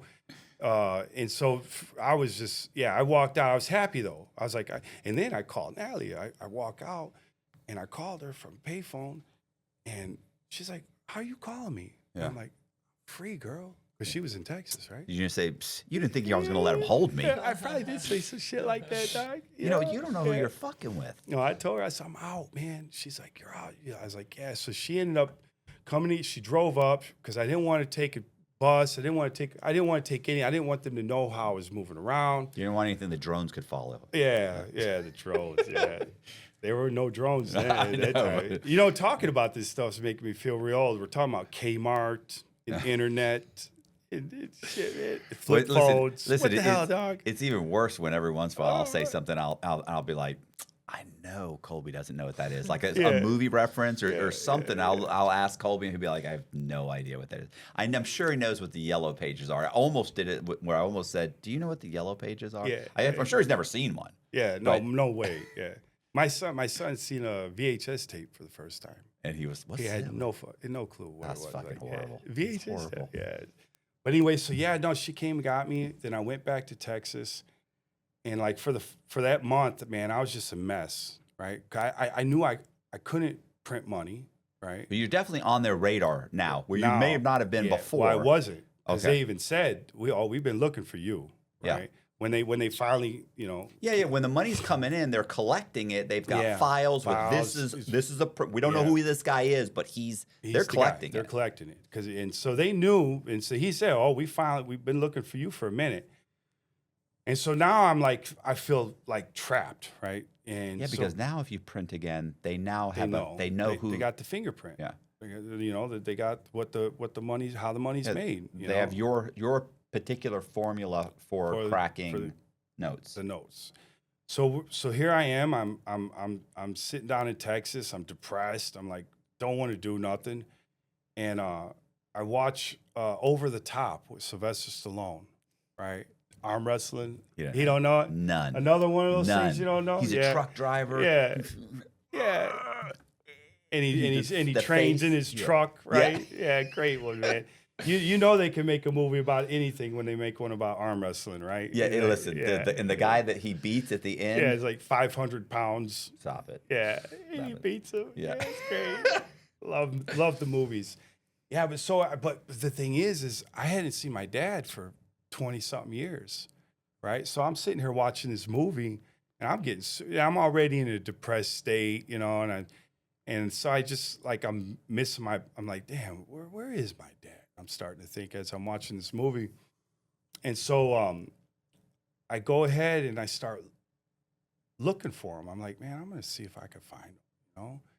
And I actually went back to the library and I started Googling or looking up names, you know, through the post office box. Or I think it was the post office I went to.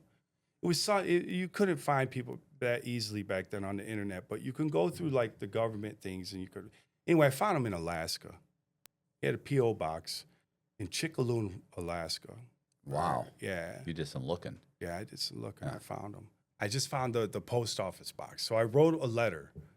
I wrote a letter saying, hey, this is your son. You know, you haven't seen me in 20-something years.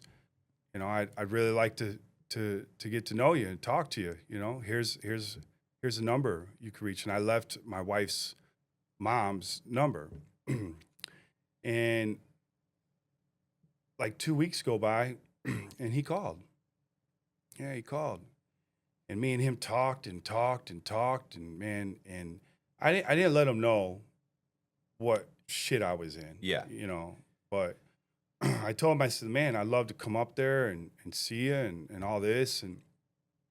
And so we ended up buying a ticket through her brother went and got the ticket, and then I used that ticket to get to Alaska. I wanted to, because at that time you didn't have to show your ID to get through all that craziness, right? You just had to have a ticket. I think you had to show the ID maybe at the front. So I forgot how it was, but I was able to sneak in underneath my wife's brother's name, right? Why didn't you want to use your name? because I didn't want the Secret Service to know I was going to Alaska. Okay, right? You feel like they're tracking you. Oh, I was still on super paranoid mode, man. Right. I thought they were in the cars and the light posts, you know how they did the bugs with John Gotti in the meters, man. Like I thought they were everywhere. I was a mess. And so I ended up flying. We flew to Seattle, and then from Seattle we went to Alaska. My dad picked us up. He was still with the same woman, a niece, that he left my mom for. And she was the reason that, because she hated his kid. She hated me, my brother and sister. She had 2 kids. And so she wanted my dad to be their dad, right? Right. And we weren't, that's how we ended up getting dropped off and never seen him again. So I, seeing her, there was kind of like this feeling of, like, ugh, this one here, But it was cool. I stayed cool. And so we drove out to his house. He had 40 acres in Chickaloon, off the Chickaloon River. It was beautiful. And so he had a house, and he had like a little like game room cabin. Then he had a trailer over here. Natalie was pregnant. She was what was it? She might have been maybe 5 months pregnant at the time. And so she, me and him spent like the first day that we got out there, we pretty much stayed up for like 2 days just talking and catching up, and I wanted to forgive him, right, for leaving, because the shit that we went through, but it was hard, right? And it's still even hard when I think about it, because my sister, she ended up trying to kill herself, right? Jumped out of a window because of our life, and my brother, he's gone because of things, and I think a lot of it had to do with our childhood. We had a real rough childhood. So I blamed him for that. But we talked for a couple of days and just had smoking, right? Because, he liked to smoke and I smoked. And then I finally told him, I said, hey, the reason I, was looking for you is because I'm in a little bit of trouble.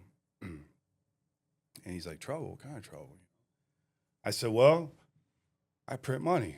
I've been printing money for a while. And he's like, print money for like, right away, everyone's like, for the Treasury? And right. I'm like, nah, not for the Treasury, for me, right? I print my own money. And right away, I used to call it the gold fever effect, right? Like anytime I would, and I didn't divulge it too much, my secret, but the people that I would talk about it to, you would just see their eyes light up like, oh, wow, you print money, right? It's like money free, like they don't realize all the shit that goes behind it. And he got the same way, man. He was like, wow, you really, and I had some, and I showed it to him. And he's looking at it, he's like, oh my gosh, this is amazing, right? And so then he ended up showing me his little secret. He took me way out into the bush, which the bush is like the forest of Alaska. It's real thick, And he had an underground growing facility going. Okay. Right? So he had. I thought you were just going to say like a little farm, but it's got. Oh, it was a farm, but underground he was growing marijuana. It's so cold. Well, no, he's growing marijuana. Like right, but I'm saying it has to be underground because it's so cold. That too, plus it's legal. Well, okay. Yeah, it was legal back then. It's not legal. It's legal now, right. but back then it was still illegal. It was like Alaska, Northern Lights, and all that type of shit. He grew it, and so it was a cool facility. He had 2 semi-truck trailers buried underground. Oh, it was like some James Bond shit, man. Right. Like it was so cool. We went out. We went down this little gravel road, and then we got out, and then there was like a fake bush that he picked up, and it was a door, and we walked down these stairs, and I'm like, what the fuck? This is my dad, right? I thought it was super cool, right? Because I was a criminal too, right? And so we were doing show and tell, right? I showed him, he showed me, and we both had green thumbs, just different stuff. I had ink, he had weeds, But so he's walking, he's showing me, and it smelled so good, and he had this crazy like heat protector to where they couldn't, because I guess in Alaska at that time, he said they would fly over and they would look for grow farms that were underground because of the heat signature or something. And so he had some stuff that protected him from that. Like, my dad was an interesting character. I didn't get to really spend too much time with him, but the time I did get to spend with him, it was interesting. And I understood a lot more about myself, right, than I did, by seeing him. Like, he had a certain sarcasm that I can have at times, and he was brilliant. I mean, he could tear an engine down and rebuild it. He had a bunch of old cars. I remember he had Eleanor. Remember Eleanor, the Mustang from the Gone in 60 Seconds? Oh, yeah. The Mustang Eleanor at the end of it. Yeah. He's trying. So he had one of them. He had some Camaros, some Trans Ams, and he had some engines on the blocks in his garage. It was just cool. You meet my dad for the first time, since I was like 9, 10, and I got to see this really cool world, Alaska, and he's growing weeds, and then he's working on cars, all the shit I like, because I love cars. I still love cars, right. And then so after that, he asked me, he's like, do you have any, how much of that you have, And so I probably had like maybe like 10 grand, 15 grand. I didn't have much of the money on me because I was scared, right, for one. And,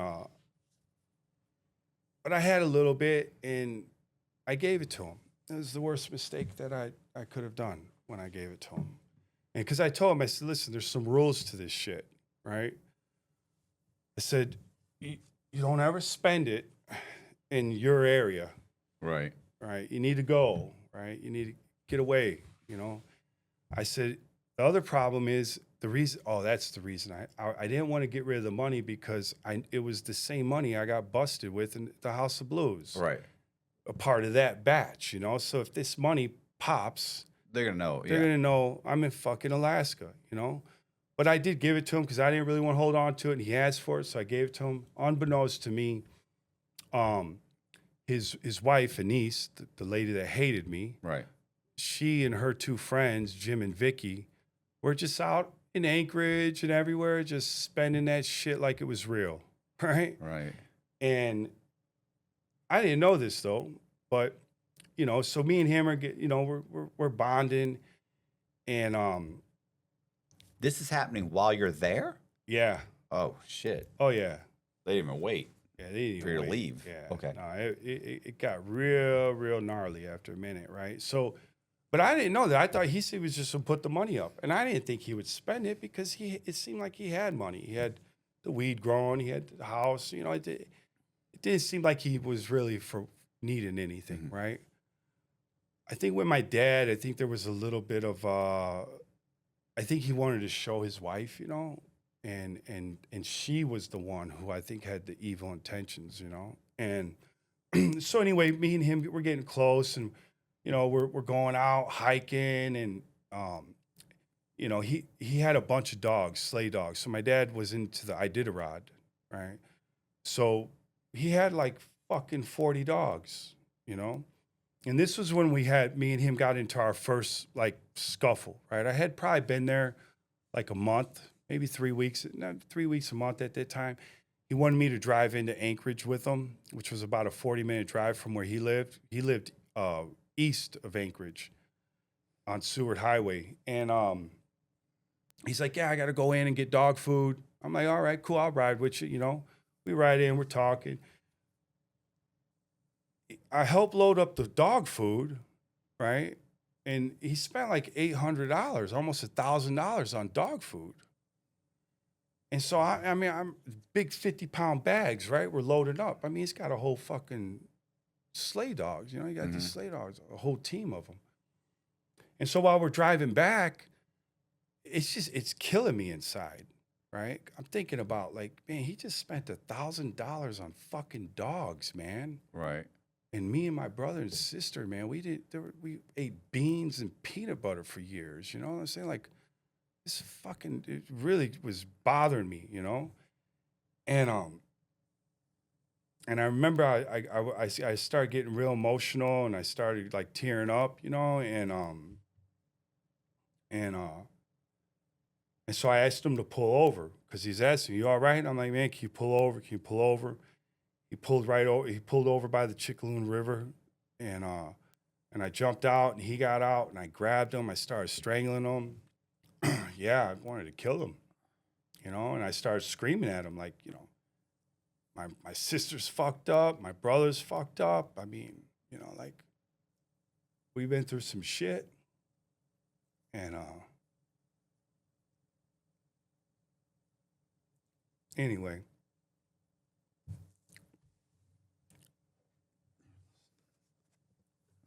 All right. It was just one of the moments, It was a fucked up moment, and he I finally let him go, and he was apologizing, and he's like, "I'm sorry, I want to make it up to you. That's you're here now. Let's let it go." And so I did. I let it go for a minute, and then things calmed down a little bit. I didn't know that this fucking bitch was out there with this money, right, with her two friends, and then my dad asked me. He's like, finally got to the point. He's like, can you make more? And I told him, listen, I got jammed up. He said, well, do you think you can make more? I said, I could, but if I use the same method, they're gonna know it's me. He said, well, can you change it? I said, man, I mean, I probably could, but I would need equipment. I would need different papers. I'd have to do a bunch of different things to try to change it up. I said, the only place I could get the things I need are in Chicago. Right. Right.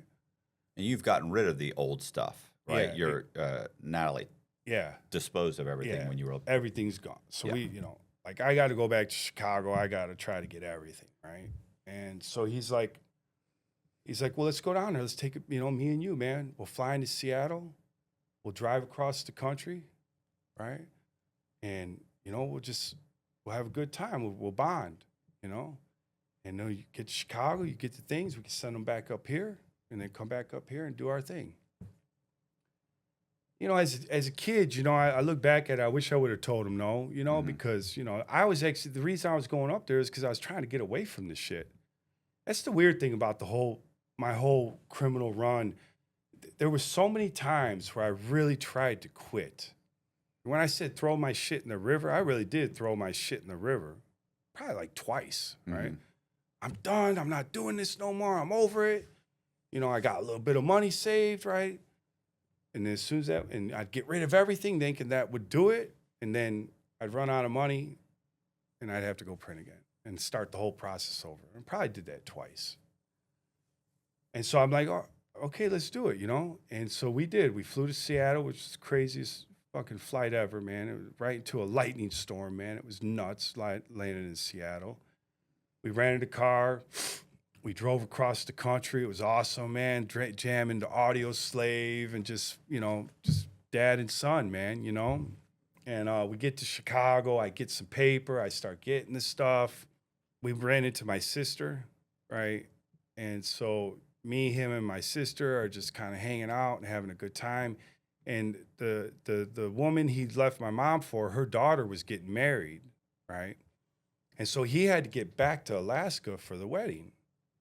And so he talked my sister into going back with him. And I was going to go, but I wasn't feeling right. Something was off. And now here I left Natalie pregnant up in Alaska. Okay. Yeah, she's still there, right? She's thinking I'm coming back. Yeah. With my dad, right? We were just going on a road trip, get some materials, ship them back, and then I was going to fly back. So you're thinking set up a press, a shop up there. Up there.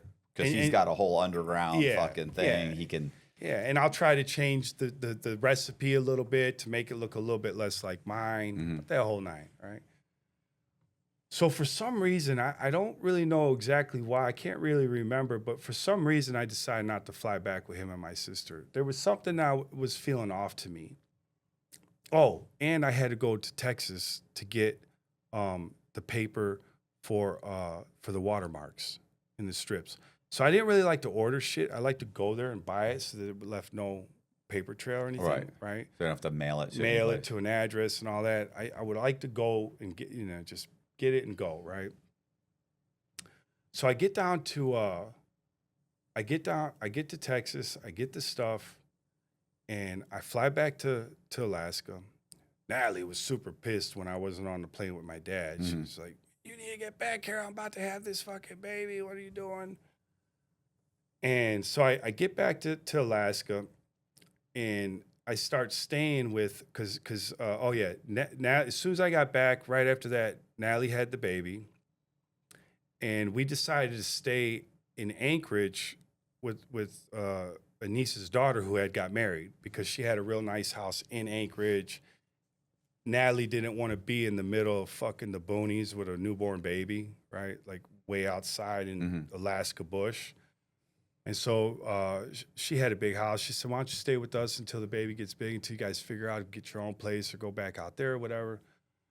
And so we stayed there for a minute, couple weeks, and my dad slipped.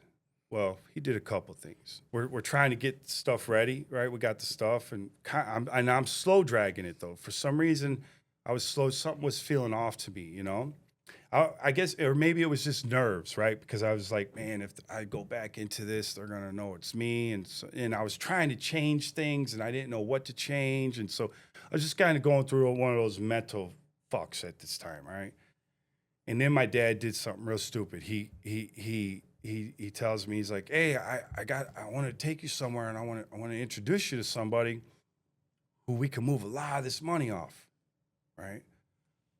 I said, you found someone? He goes, "Well, just take a ride with me." I'm like, all right. So I meet him out there, and then we go way deep into the Alaska bush. And we're driving down. We pull off the Seward, and we're driving down this gravel road, and we come out over the hill, and there's this massive bonfire, man, like fucking huge. And there's motorcycles everywhere, and there's cats over there shooting machine guns at tore up cars, and it was the Hells Angels. It was the Hells Angels gathering, the Alaska chapter, right? My dad was real close with the president, the Hells Angels. And I'm tripping, man. I'm like, what the fuck is this, man? So we go down there, and it was exactly how you would imagine it to be. It was fucking crazy, man, And we go into they were having some gathering, Hells Angels gathering up there, and so we go into the president's tent, and dude was fucking massive. He was like 6'7", just big burly, but nice guy, And we go into, he had like this, like you see at concerts, like tents. He had one of those, not like a camping tent, but it was actually like where you would have like a dinner, like a convention. It was a big tent, right? Yeah. And we go in there, and my dad's like, "Yeah, this is my son. This is who it is." And he starts talking about the money, and I completely fucking freaked out and shut down. I stopped my pops. I was like, "Hey, man, I need to talk to you real quick. Just let me talk to you outside real fast." And he's like, "What, we go outside." I'm like, "What the fuck are you doing, man?" Telling him what I do. Even if this is the dude that you're planning on pushing the money, you shouldn't let him know that it's me that's fucking making it. Right. You should just say, "This is what I have. This is the product." But I don't want to be known by these cats that I'm the one that's making this money. Right. I just explained to you, I'm coming up with a different group of money, different batch of money, so that it doesn't link back to me. Yeah. I said, what? This is insane. I said, "I want to go right now." "Man, you need to calm down." Yeah. I said, "No, fuck that. I want to go. I don't feel comfortable. I don't want to be here. I want to leave."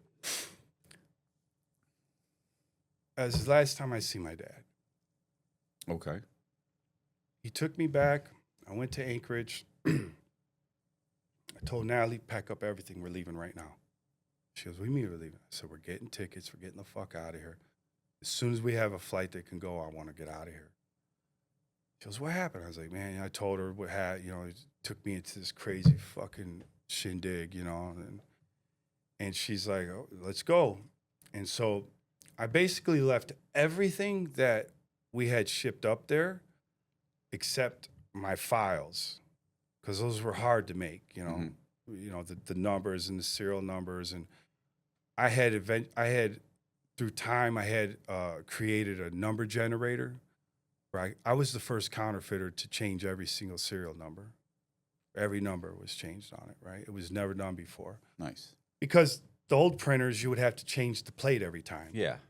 But I went and got me an old bingo. So back, the computers were coming along, and so they had the bingo generator. You could do bingo cards, and it generates new numbers. So I just took it and altered it to make money numbers. I could do 50 at a time. It was great. I loved it. And that was the only thing I had. I had my computer with some heavy files in there. Right, my faces, my backs, because all that shit has to be recreated. That's the stuff that I carried that I would keep close to me. The presses I could get. Yeah, easy. I can still get those. The paper I knew where I could get it, right? But the files, those were difficult, right? Those were difficult because you had to have perfect scans, you had to recreate this, you had to get rid of them arrays, you had to do all kinds of shit to make them good. And so that's what I had with me. So I called my dude down in Texas. He had just got out of prison, right? And good friend of mine, and I call him like, hey, listen, I'm gonna fly into Houston. No, I was flying into Dallas. I was like, I'm gonna fly into Dallas. Can you pick me up? And then I'm gonna go stay with you, because he lived in Longview. And he's like, yeah, I'll pick you up for sure. He was gonna pick me up at the airport, whatever.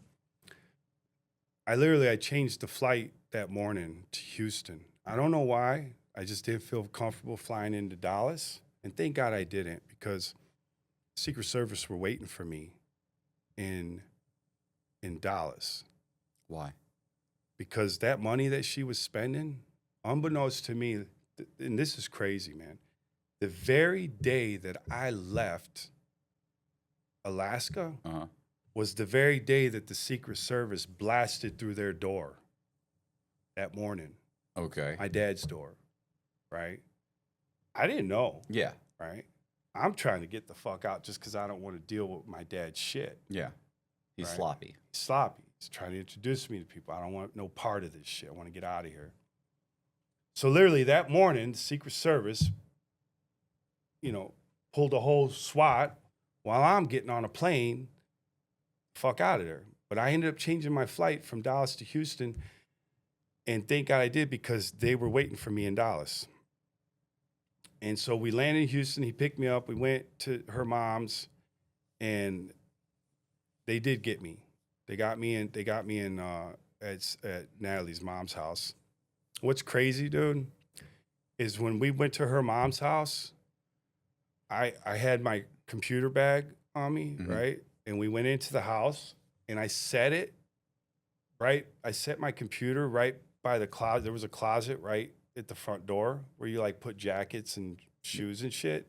So I just kind of like slid it in there, and then, went to the room, we're talking, and then all of a sudden Secret Service come in, boom, boom, boom, right? And they're asking me, where is this? What's that? I'm like, I don't know what you're talking about, man. I don't know what's it. The whole time the computer was right there at the front door. Like if they would have just, just looked a little bit, but they didn't. They arrested me. And I stayed in Texas waiting to get extradited back to Alaska. Oh, it was brutal. It was brutal. It was fucking the worst.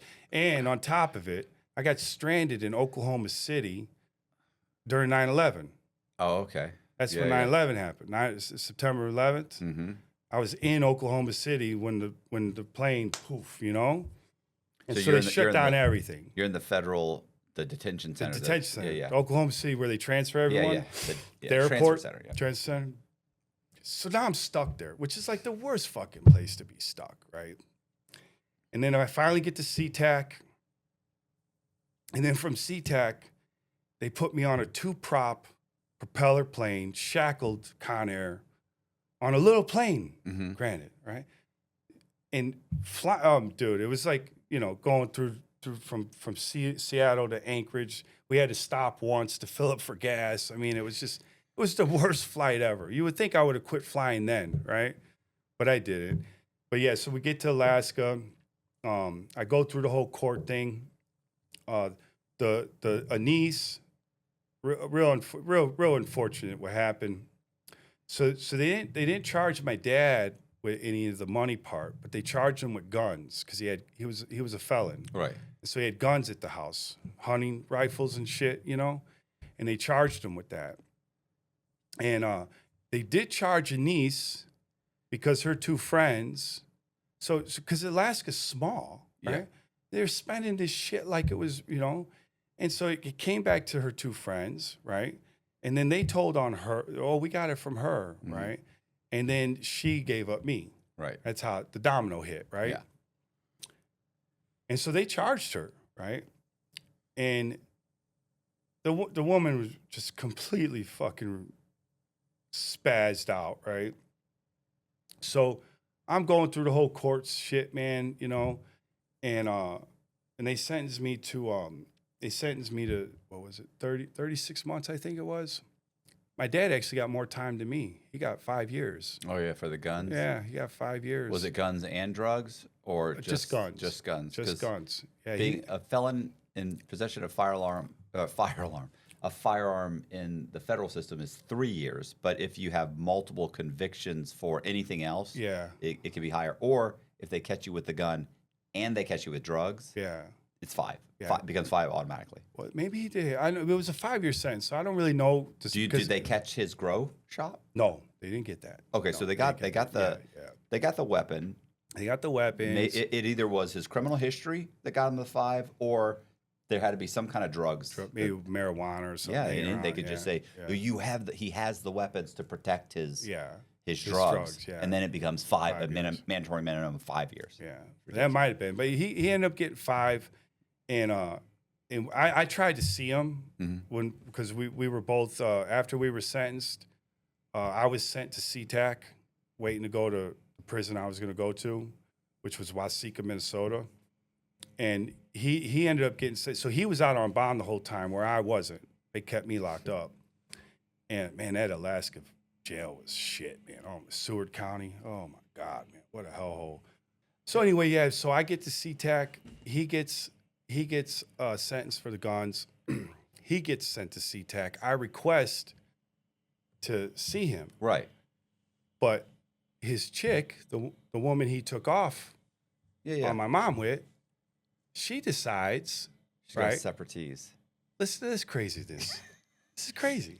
They offer her probation, a year probation, for giving me up. She says no, she didn't do anything wrong, and she takes it to trial. You're spending counterfeit money. You know it's counterfeit money. She knows. She was wacky. She ends up getting 6 years in federal prison. This is where the story gets really twisted, though. So first I get arrested, right? Or my dad gets arrested for the gun. They hit his house, but I'm flying out of it, right? Then I get popped in Dallas or in Texas, and I get extradited back to Alaska. Go through the whole fighting.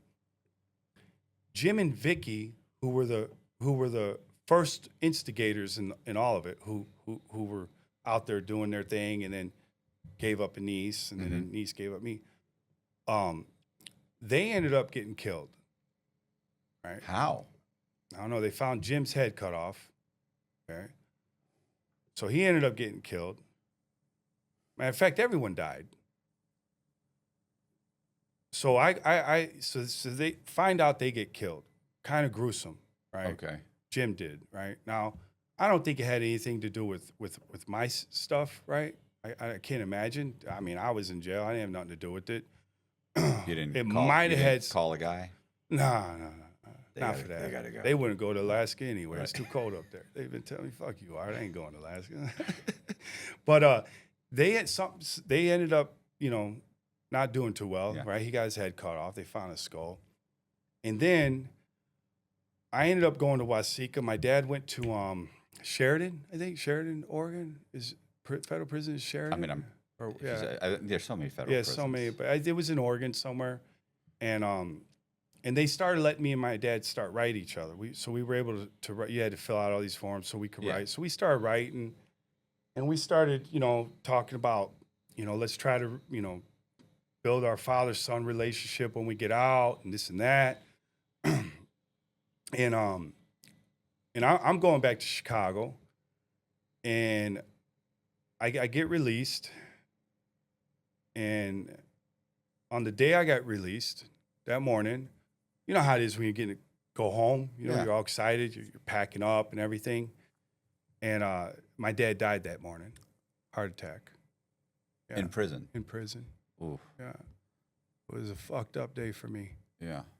From going from one high of being free and being released, and then getting that call, I called my sister, and she's crying her eyes out. And I'm like, hey, man, why are you so sad? I'm free. Don't be crying. I mean, she's like, no, you don't understand. You don't understand. I'm like, what do you mean I don't understand? I'm free. She goes, no, I just got a call from the prison. Dad's dead. He died this morning of a heart attack. I was like, huh? On the day I got out? Like, how the fuck's that happen? So I was a mess, man. I was a real mess because I didn't feel like me and him got closure, right? Like the last time I seen him, I was motherfucking him because he introduced me to the Hells Angels guy. And then everything happened. And so, yeah, he died that day. And then Anise, she did her whole 6 years. Right? And then died right when she got out. Oh, my God. Like, heart attack or cancer or what? It was just I don't know. I didn't even, when I found out, I just was like, fitting, huh? All right. Yeah, you caused my family so much shit through the years, and this is how it ended up for you, Did the whole 6 years, though, right? Like, what kind of fucking karma is that, right? Like, at least let me die, like, 4 years in or something, but you make me do the whole 6 and then fucking take me out right at the end, So, yeah, she died, and so, here I am, I get out of prison, Dad dies, and I got a 15-year-old, right? Mm-hmm. No, he was 13 at the time. Mom's a cop, right? And, he was a real shithead. Like 13-year-old, just dad been in prison, hadn't been around, just real angry, And so I'm in the halfway house in Chicago, and, she's bringing him up to see me. It was really odd. She'd be still in her fucking police uniform, with my son visiting me it's strange, right? And then what happened is I'm like 2 months in the halfway house because I think I did 3 months in it. 2 months in, and she just goes ballistic, the mama. She calls me. She's like, you need to take your son. I can't have him at the house no more. This is done. He's too much. I said, well, here, calm down. What's going on? He's printing $20 bills off my printer at home. I'm a cop, Art. I can't have him printing money out of my house. I said, oh, shit, man. I said, oh, my gosh. So I ended up getting out of the halfway house, got me a little apartment, took my boy, right? So now it's me and this 13-year-old kid, and I'm working out at my he's like family, Dennis Egan. He owned Egan Marina. It was a marina out in Lamont. We called them river rats. It's all the barges that go up and down the canal with the oil and the gas and shit. And he owned it. And him, he was like family. And I was working out there. Some real gangster shit, man. It was like old wrecking yard with these tugboats and just dogs barking. It was like some real crazy shit. When you say you're working out there, you mean you're working? I'm working, yeah. It was it was a job that I was working for him, Not really working. I'd just show up and hang out, and, it wasn't really a job. It was just a place to go, and he gave me a check every week. It wasn't a lot, but it was something. But me, just being me, come to find out, because he had there was probably about 200 people that worked for him. And so now I got my son, you know, Natalie came back up, right? So we're trying to be normal at some point. I'm working out at the marina, and I got back into crime, you know. I just the money he was paying me wasn't doing it, and so everyone out there did blow, like everyone did blow out there, right? All those workers, you know, and they were paying like 150 an 8-ball out there, 200 an 8-ball, and you know, in Chicago, I was connected to everybody, man. I get that shit for $50, you know, pure. So I had a brief. I hate drugs, right? That's why I did counterfeiting, because I was never into any other. I hated stealing. I didn't like drugs. I hated to see what it did to people. But I did get caught up into it for a minute because, you know, everyone here was doing it. I had a great contact where I could get it. And I was like, man, I was selling to everybody out there, right? It's the first time I ever like sold drugs. It was really weird. And then my dentist, I call him my uncle. So maybe 3 months go by, and I hear my name called on the intercom. Art, to the office, right? Oh, what's this? You know, I figured maybe he had me go pick someone up. Because, and I'll look back up a little bit, so Dennis knew everybody, right? And so one of my jobs, the job I did have, is I would pick up people, guys that would fly into Chicago, and I would bring them out there for a meeting, and then I would take them back to Chicago. Okay. Right? And so I'd pick up all kinds of people, right? I ended up picking up Paul Pompian, who was a movie producer, right? And I don't know why he was coming out there to meet Dennis, but he was. He was a Chicago guy who had been out in LA for a long time. So I picked him up in Chicago, drove him out to Lamont, which is like a 45-minute drive. And the whole time that I'm driving, he's on the phone talking about Chris Rock, talking about some other actor. He's like, yeah, we're going to get this movie made. We got Chris Rock attached to it, blah, blah, blah. So I'm listening to the conversation because he pretty much was on the phone the whole time that I was driving. We get out, we get to the marina. He goes in, has his thing. They call me. I take Paul back to the city, but this time I tell him, I'm like, "Well, you make movies?" He's like, "Yeah, I'm a executive producer. I made some movies and stuff." I said, "Man, I got a pretty good story." And he's like, "Oh yeah, kid, I hear that all the time." Yeah, I was gonna say, how many times did you hear that? He's probably like, "Oh." That's what he said too. He goes, kid, I hear that all the time." I'm like, man, in my mind, I'm like, man, you're in my car. You're going to listen to me, right, man, you know? And I said, well, have you ever met a counterfeiter whose ex-wife's a cop? And he's like, huh? I was like, yeah. I used to print money. I just got out of prison, you know? And so he's like, no, I haven't actually, you know? So he goes, I want to hear more. So when we get to the city, he calls Dennis and says, hey, I'm going to keep Art for a little while, if you don't mind. Right? Yeah, keep me. Yeah, like I'm right. Anyway. So we go to Pompey Bakery on Taylor Street, man, and I tell him everything that happened, man, right. From the House of Blues to this. And he's like, holy shit, this got to be a movie. I'm like, all right, man, I'm in, you know?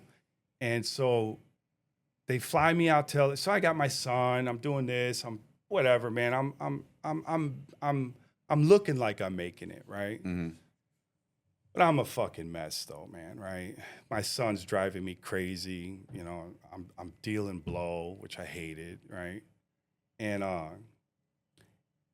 then, you know, like about 2 months go by, I get called into the office. That's when I hear my name on it. You know, I'm thinking I'm gonna go pick someone up or bring them back.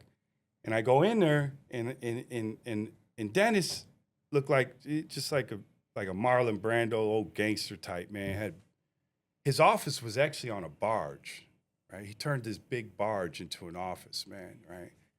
And he's sitting there with his cigar and he's looking at me and he's like, you know, he goes, I've noticed lately, man, that everybody around here is working like crazy. I said, oh yeah, that's a good thing. He's like, yeah, man, everybody got so much fucking energy, I can't send them home. I'm like, well,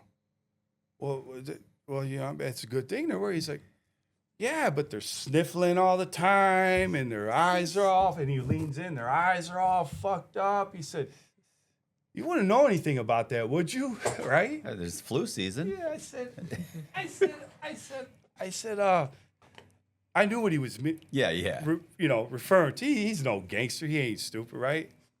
I said, well, he said, before you even start, he goes, I don't want you to lie to me, and I don't want you to tell me the truth, right? Just stop. Mm-hmm. Just stop. Right? I said, okay, yeah, I'm done, right? And so I ended up actually quitting, right? I ended up working there, and then Paul is flying me out to LA to meet with like writers and an agent. I met this agent, Mickey Freeberg. He worked with Clint Eastwood on Flags of Our Fathers and stuff. He was like a literary agent that turned books into movies. Mm-hmm. Cool dude, man. Remind me of my dad actually a lot. And so here we are. I'm going out to LA and meeting all kinds of people out there, and end up meeting Jason Kirsten from the Rolling Stone magazine. Right. And so Jason comes to Chicago, and he interviews me in the Rolling Stone magazine comes out. Me and my son are still kind of beefing, but come to find out he's a musical genius, right? He's got a little I don't know what they call it, mixer, a little mixer type thing, and he can record. He's doing he got a little beat thing. He's young. And he was really good. So I'm like, man, maybe because I knew a lot of people in the music industry. So I'm like, man, maybe this is how I could bond with them. But now I'm not working, and I'm not really even doing this anymore. So my money is starting to get a little bit tight, right? And I'm thinking that, this movie thing is going to take off, right? Because they optioned it, and it looks like, I'm meeting with people. They're flying me around. The Rolling Stone article comes out. And I start getting my son into the music. I knew a guy named Johnny K. He was, you ever heard of the band Disturbed? Mm-hmm. Fall Out Boys? Okay, my dude he produced them, right? Okay. His name's Johnny K. He owned a studio in Chicago called Groove Sounds. And so I asked Johnny, I said, hey, man, can I bring my son in and see if he's got what it takes? Johnny's like, yeah, hell yeah, bring him in, man. And what do you know? My son was really like, we made 4 songs, but even though he was my friend, it wasn't free. He was mm-hmm. charging me. And back then it was super expensive to record. Mm-hmm. Right? It wasn't cheap. To the engineer, to this, right? It was a lot of money. That's what got me back into printing, right? Running low, I'm not doing this. I got Natalie and the baby. I'm sitting here trying to hold off because Paul keeps telling me, like, we're going to get a deal for the movie. We're going to get a deal for the movie. I'm going to get this through, which I found out is such bullshit. Mm-hmm. Right? They all say that. They all say it. Well, I didn't know then. I didn't know how it was. Well, right? You also think they're flying you out. They're putting a bunch of effort into it. Putting a bunch of effort, spending money. Then the Rolling Stone article comes out, right? And this is before social media and everything. So now, like, I'm like the dude, right? Yeah. And then I went to the neighborhood and I asked the guys, I'm like, hey, can I do this? They gave me their blessing as long as I didn't say anyone's name or anything like that, and or go into any specifics, mm-hmm. right? So I was good there, and then my son's doing the music, but it's starting to cost me money. And so I had some money buried. So even before, so I'm kind of like a pack rat a little bit. I like to hide shit all the time. Mm-hmm. And so I used to seal money in PVC pipes. I'd take the money, I'd roll it, and then I'd seal it, and then I'd stuff it in the pipes, and then put the caps on it, and then I'd go bare. And the reason I would use PVC because metal detectors couldn't find it. Right. So it'd be the plastic, right? And so I went and pulled some up. Right? I went out there and dug it up, and I couldn't sell it. Right? I was going to use it to get me through till the movie deal came through, and then use it to pay for my son's music, right? Well, that all fucking house of cards came tumbling down. when I went to go sell the money so I wanted to sell the money to someone that would take it out of the country. So I had a Russian guy that would move my money overseas, right? Because they still used a lot of cash over there. And so I thought, okay, I'd be safe if it didn't pop up here and it popped up over there, then I'd be all right, at least for a little while. And then I could just say, hey, it's fucking old shit, you know, but they wouldn't take it because they were using euros. Like everyone was using euros at that time, right? So he said, if you can make me euros, I'll take them all. Right. And so I got super excited because I'm like, that's completely different than fucking American currency. Right. You know? And talk about you want to change up your... Yeah. I've never made a euro. Yeah, never made one. It was perfect, man. I thought it was the perfect crime for me, right? So I went in. I started like, but where I fucked up is they wouldn't take the old hundreds, right? So I'm like, man, you got a fucking $100,000 that you could get rid of. Right. It's hard to just not do nothing with it, you know? And so I did something with it, right? I would drive real far and spend just a couple, you know, make a couple thousand, come back, do my thing. And it seemed like it was working for a minute.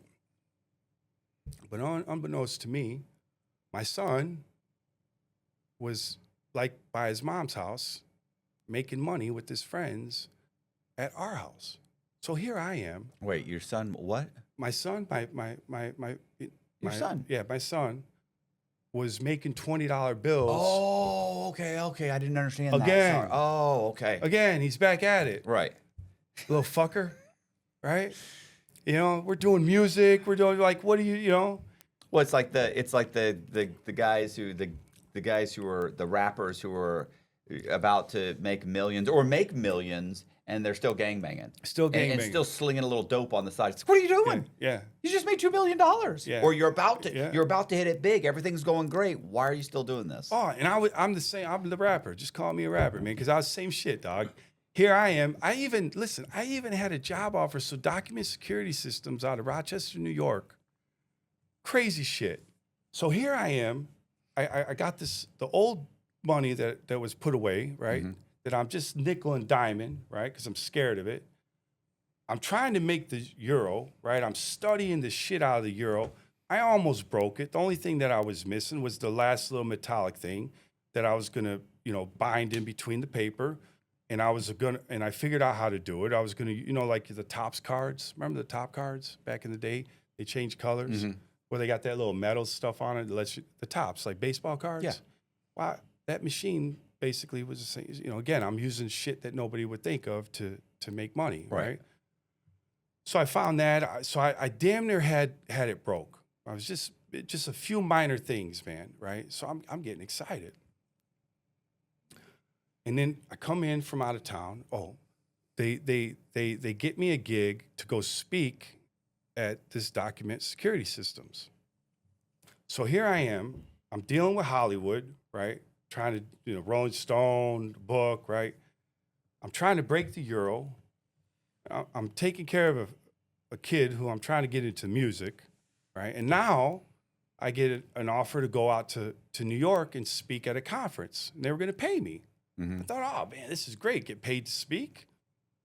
So they fly me out to Rochester, and I get to the conference center, and the woman meets me, and she's all excited. Oh, I'm so glad to meet you. She goes, I used to be Frank Abagnale's assistant. I said, Frank Abagnale? Yeah. She said, catch me if you can, you know? She goes, you're kind of like him. Everyone always compares me to him. I'm like, nah, he did checks. I did money, and I'm from the South Side. Completely different, We're nothing alike, man, but whatever. And she's like, oh, I can't wait. I'm going to show you. I'm going to walk you through. I'm going to be your assistant. So they had me they had me lined up to do these speaking engagements. So we go into the hotel bar, the car, and now I'm thinking I'm going to speak about check fraud, check security, right? Checks, right? So Document Security Systems made a special check that was supposed to be, you couldn't counterfeit it, right? And it was more for like corporate checks, right? Like big checks, right? That moving around. And they wanted me to come in and just tell them how great this check was. And how it couldn't be counterfeited and all this shit, right? And I'm like, yeah, whatever. I'll say whatever. You're gonna pay me. And so I get there, and I'm thinking I'm gonna be speaking to a bunch of like bankers or corporate people. It was the feds. Right. Yeah. No, it was fucking insane. I get there, and we go into the bar, and I'm just feeling like everyone in here is a cop, an agent, right? Yeah. And I look at her, I'm like, man, is there another conference going on here? And she's like, oh no, this. I said, well, everyone in here feels a little like are they they're cops or something? She goes, oh yeah, this is a Homeland Security, some bullshit document thing. I'm like, what do you mean? She goes, yeah, this is a Homeland Security conference. These are all FBI, Secret Service. I'm like, why didn't anyone fucking tell me?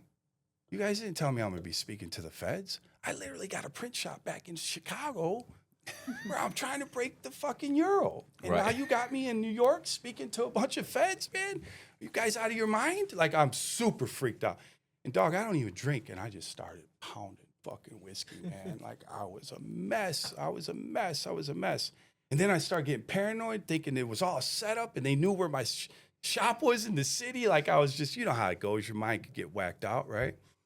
So I pretty much drank till I couldn't, go back up to the room. It seemed like the second passed because when I woke up, she was sitting right at the door knocking. It was like 6 a.m. Are you ready? I spoke at 8 a.m. That was when I went on. So the lineup was me starting it, and then the guy that caught Son of Sam, he was speaking that day. A bunch of high-profile coppers were speaking. I was the only criminal on the panel, right?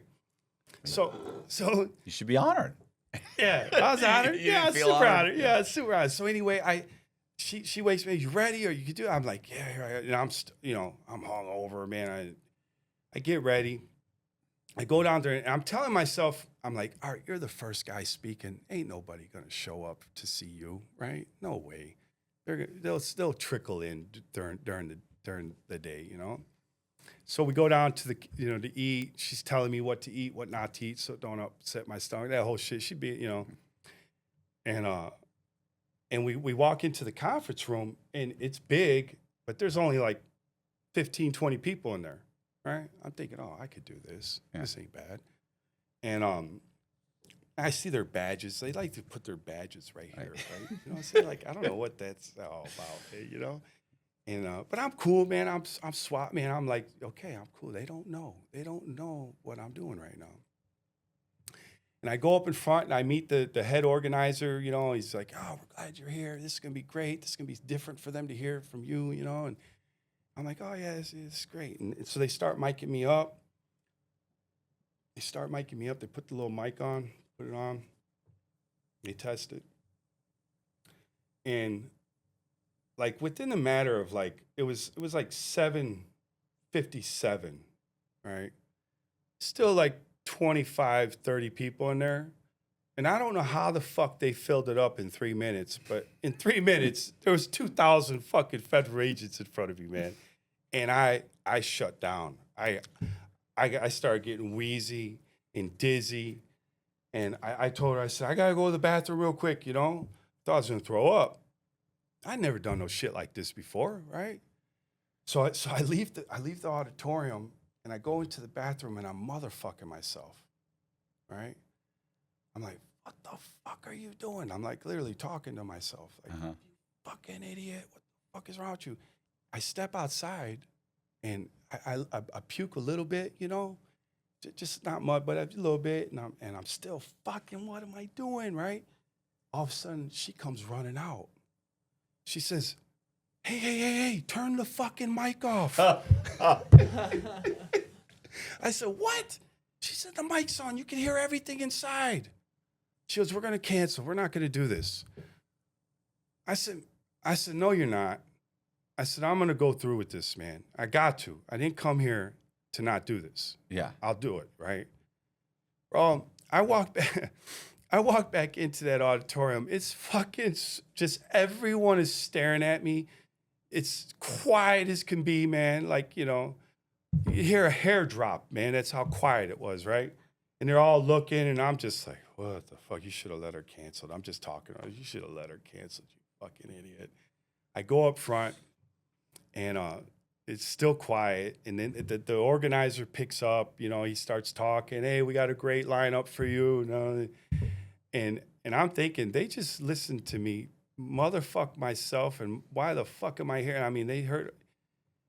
Yeah, it was bad, man. And so it was bad. So anyways, she's right here. She's like, "Are you all right?" She's right. You know, "Are you all right?" I'm like, I was fucking sweating. I mean, I'm a mess, dude. And then finally he calls my name, and I get up. He says, "Yeah, former counterfeiter, from Chicago." And I get up, and just everybody's mean mugging, just like, you know, just looking at me all crazy, and I freeze. Can't talk. My mouth dried up. My tongue was in my ass, man. I mean, literally, I couldn't feel it was so dry, right? Like a raisin, man. And you couldn't even drink water. I grabbed water, it wouldn't work. The water wouldn't, you know, that's when you know you're really like something wrong, right? And so I'm just froze, and she's sitting there, you know, like, come out of it, you know? And then this older agent, this woman, she was like in the middle. She had this long silver hair, really beautiful. And she just lipped me. "It's all right, baby." Mm-hmm. She said, "It's all right, baby." And she kept saying it like, but she wasn't talking. I could just see her lips, could read her lips that she was telling me it was all right. And I said, "Excuse me, it's the first time I've ever done this. And usually when I'm around federal agents, I'm going to prison," right? So they all started laughing. And I said, "But, you know, I want to do this, you know, so just bear with me." And they were like, you know, yeah. They all started loosening up, and, you know, and man, I ended up speaking for like an hour and a half. Took questions for like 45 minutes. Nice. They literally sat me at the table next to the Secretary of Homeland Security. We were joking because he said he used to make fake IDs when he was in high school or some shit. Like, it was insane. Like, I'm sitting here at this table with like big time people, and I'm sitting here thinking to myself, like, man, you're literally gonna go back to Chicago, and you're gonna go to your print shop, and you're gonna try to fucking break the euro. Wow. And I started feeling that guilt a little bit, right? Like, dude, you got like so much opportunity, right? You know? What the fuck are you doing? And I did, man. Like, I went back to Chicago, and I went right back into my mode, you know? And the article had came out. They were talking about doing the book. And then and you're fucking in a print shop trying to make the euro. Trying to make the euro. Holy shit. And it just, you know, you look back at it and you're like, wow, were you really just a dumbass? You know what I'm saying? Like, you need it. But you go through it, right? So have you done more speaking engagements? Oh yeah, now I've spoke at banks. I just spoke at BMO not too long ago, and I speak at schools now. I spoke at some charter schools, a high school. Yeah, now I'm good at it. I mean, I go in there. I find it's funny because I actually had someone who told me, they were like, because I remember being the first time I did it, I was like, I'm going to be super nervous. I'm going to be nervous. And I talked to someone, and she was like, listen, she said, you got to watch Jordan Peterson. Yeah, he's great. He said he actually talks about how you don't try and talk to the whole crowd. No, you gotta just look at one person for a minute or two, and find someone. He said, because then you're just talking to one person. Yeah. Then you get 5 minutes here, 2 minutes here, 5 and minutes it gives here. your head a little movement too. Yeah. You know? Then you're talking. If they think you're talking to the whole crowd, but you're not. You're not, and because you forget that they're all there. But I always feel sick to my stomach when I first get up. You can tell I'm nervous. Yeah. Because my wife's gone to see me do it a couple times, and she's like, I could tell you were nervous the first minute or two. She's like, once you got going, you know. Yeah, and that hasn't stopped for me. The first minute or two, I'm uncomfortable. Same way. I still get. My secret weapon is the Listerine spray, right? Because that's the You ever have Listerine spray? So it's a little spray thing like Banaka. Okay. Right? And was it moist in your mouth or something? Oh, waters your mouth, your tongue. So I had to figure that out because even when I wouldn't get nervous for some reason, I'd get it from my mouth would just dry up. And so I got this little Listerine, like Listerine mouthwash. Well, they got it in a spray. So I'll just spray like 3 or 4 times and then just blast my mouth. I've even snorted that shit to kill it. Not for any other reason, just to kill the bacteria. Well, that's a funny story. So in prison, I would snort the mouthwash. The black guys in there used to think I was whacked out, right? But everyone would be sick, and I would take a little bit of that mouthwash and it would just like blast your brain out, but it would kill all the bacteria, man. I would never get sick, even during COVID, man. I even posted it, and then I've seen an University of Pennsylvania was doing a study of mouthwash kill the bacteria in your nose, man. Right? Anyway, crazy shit, dog. But no, the Listerine works, man.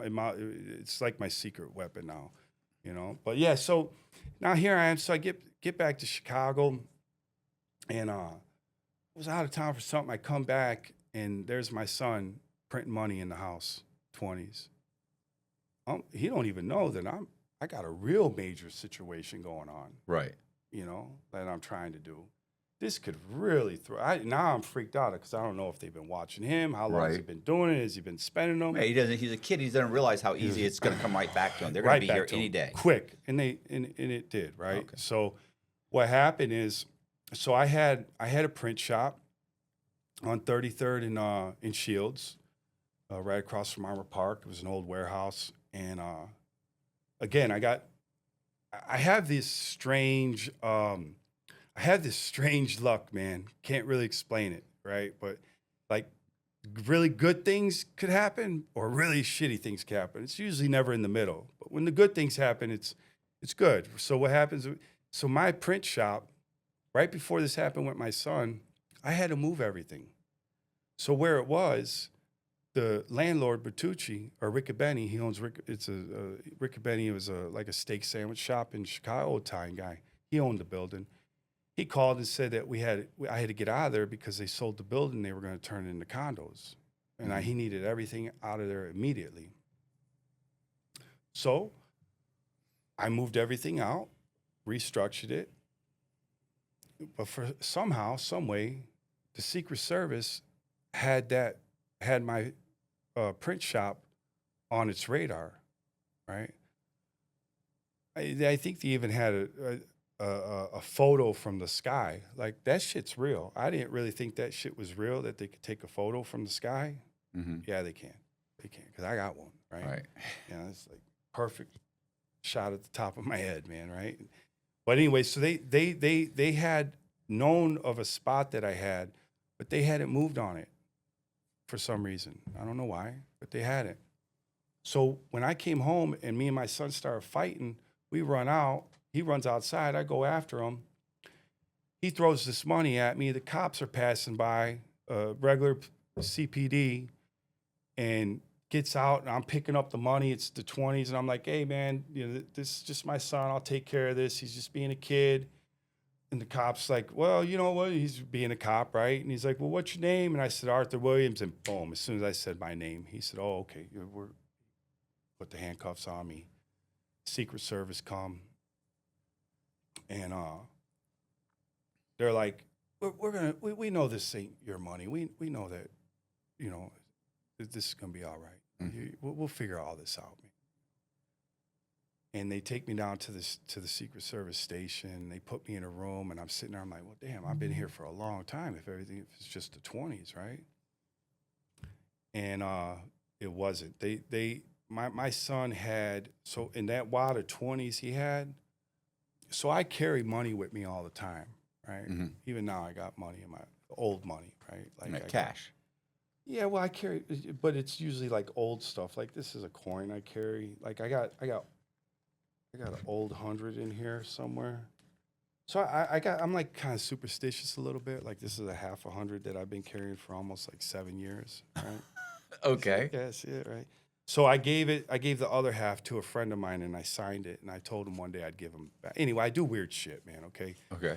So anytime I would make a batch of money, there would always be, for some reason, a few of them that were perfect, that were like undetectable. Like even the eye couldn't, they were just everything from, I don't know why. It's kind of like, I guess, with weed. When they grow weed, there's one that grows different color, right? Well, with making the money, for some reason, man, there would always be, when I'd be going through it, there'd always be one where I'd be like, wow, this thing is amazing. And I'd keep it, right? My son went into my wallet and he took it. And it was in his little stack of 20s. So when they found the 20s, unbeknownst to me, they had one of those hundreds that I had unburied. They had one. Right. And remember, I was going out a little bit, spending a couple, hoping I could get away with it. Right. So they had been knowing what was been going on for a second, right? And I didn't know. I didn't know that happened. So when they took me down to the station, they finally pulled me out and they said, you know, we know that the 20s aren't yours, Art. We know that. And, you know, and it's unfortunate that your son's got into this and, you know, but there was 100 in that stack that was yours. And I'm like, oh, shit. And they said, and we know where your print shop's at. And we're getting ready to raid it right now. Is this the old location or the new location? It's the old one. Oh, okay. Yeah. But I didn't know that. Yeah. I didn't know, right? I'm thinking they knew where the new one was or whatever, right? So they said, we're getting ready to go in there, man. You know, is there anything you want to tell us? I was like, man, I ain't, whatever, man, you know?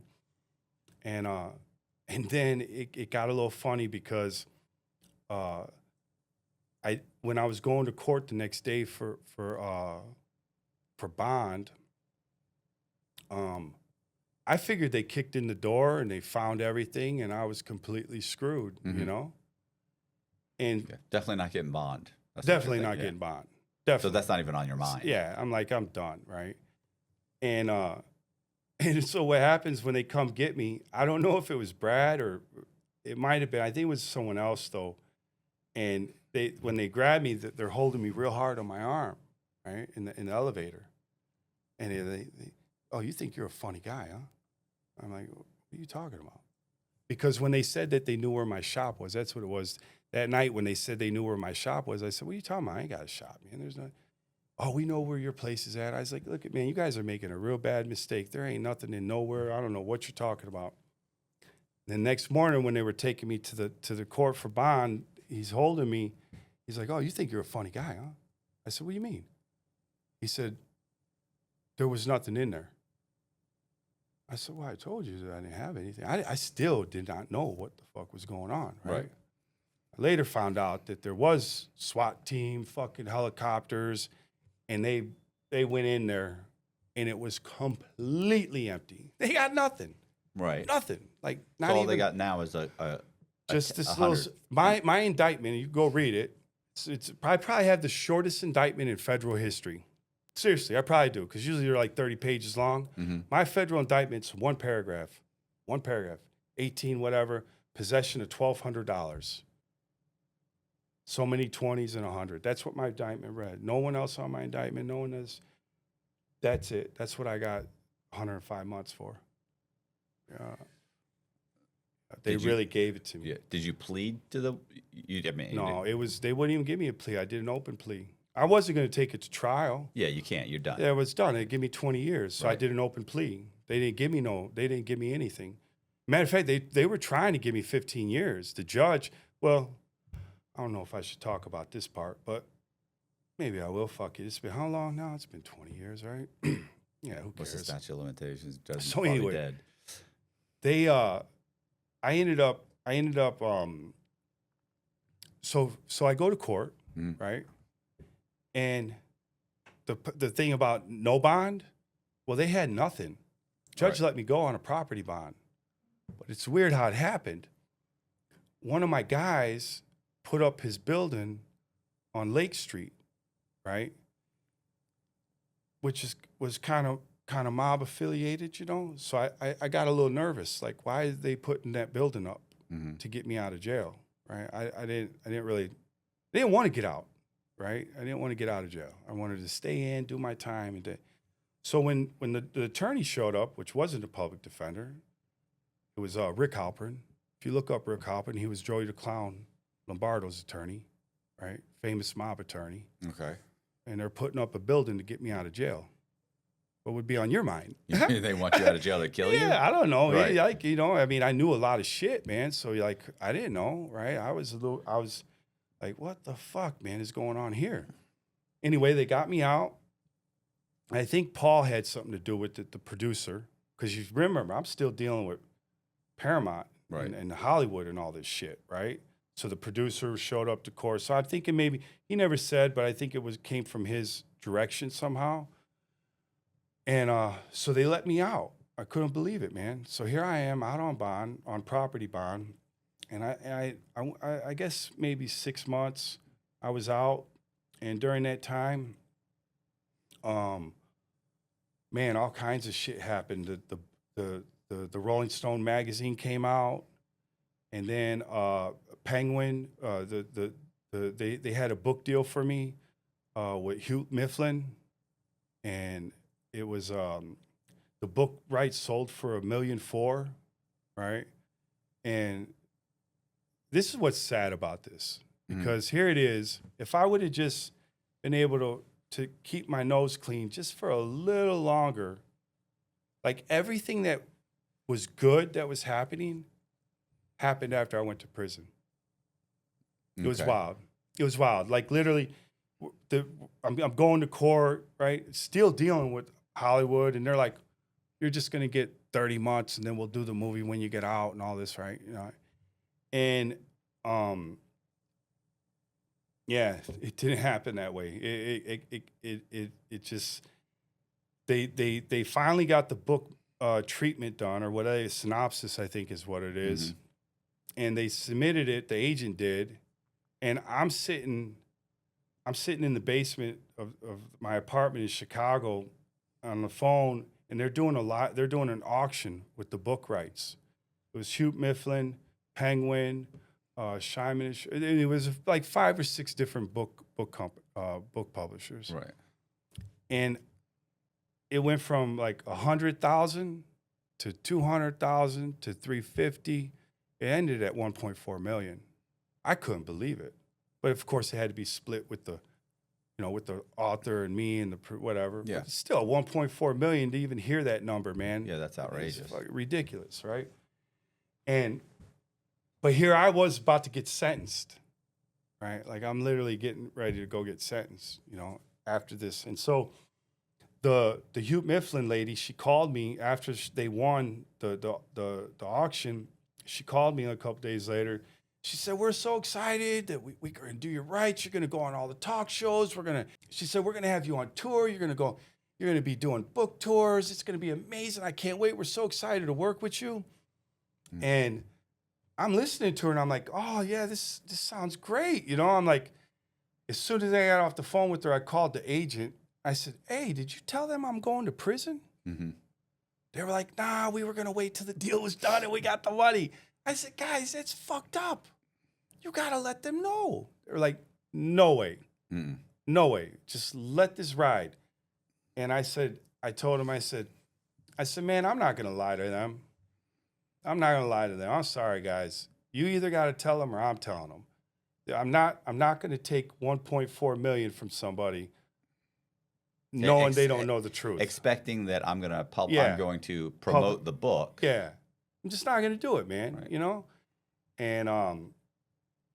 And the deal collapsed. It fell through when they told her, and Hugh Mifflin pulled out of it, and then I got sentenced to 105 months, and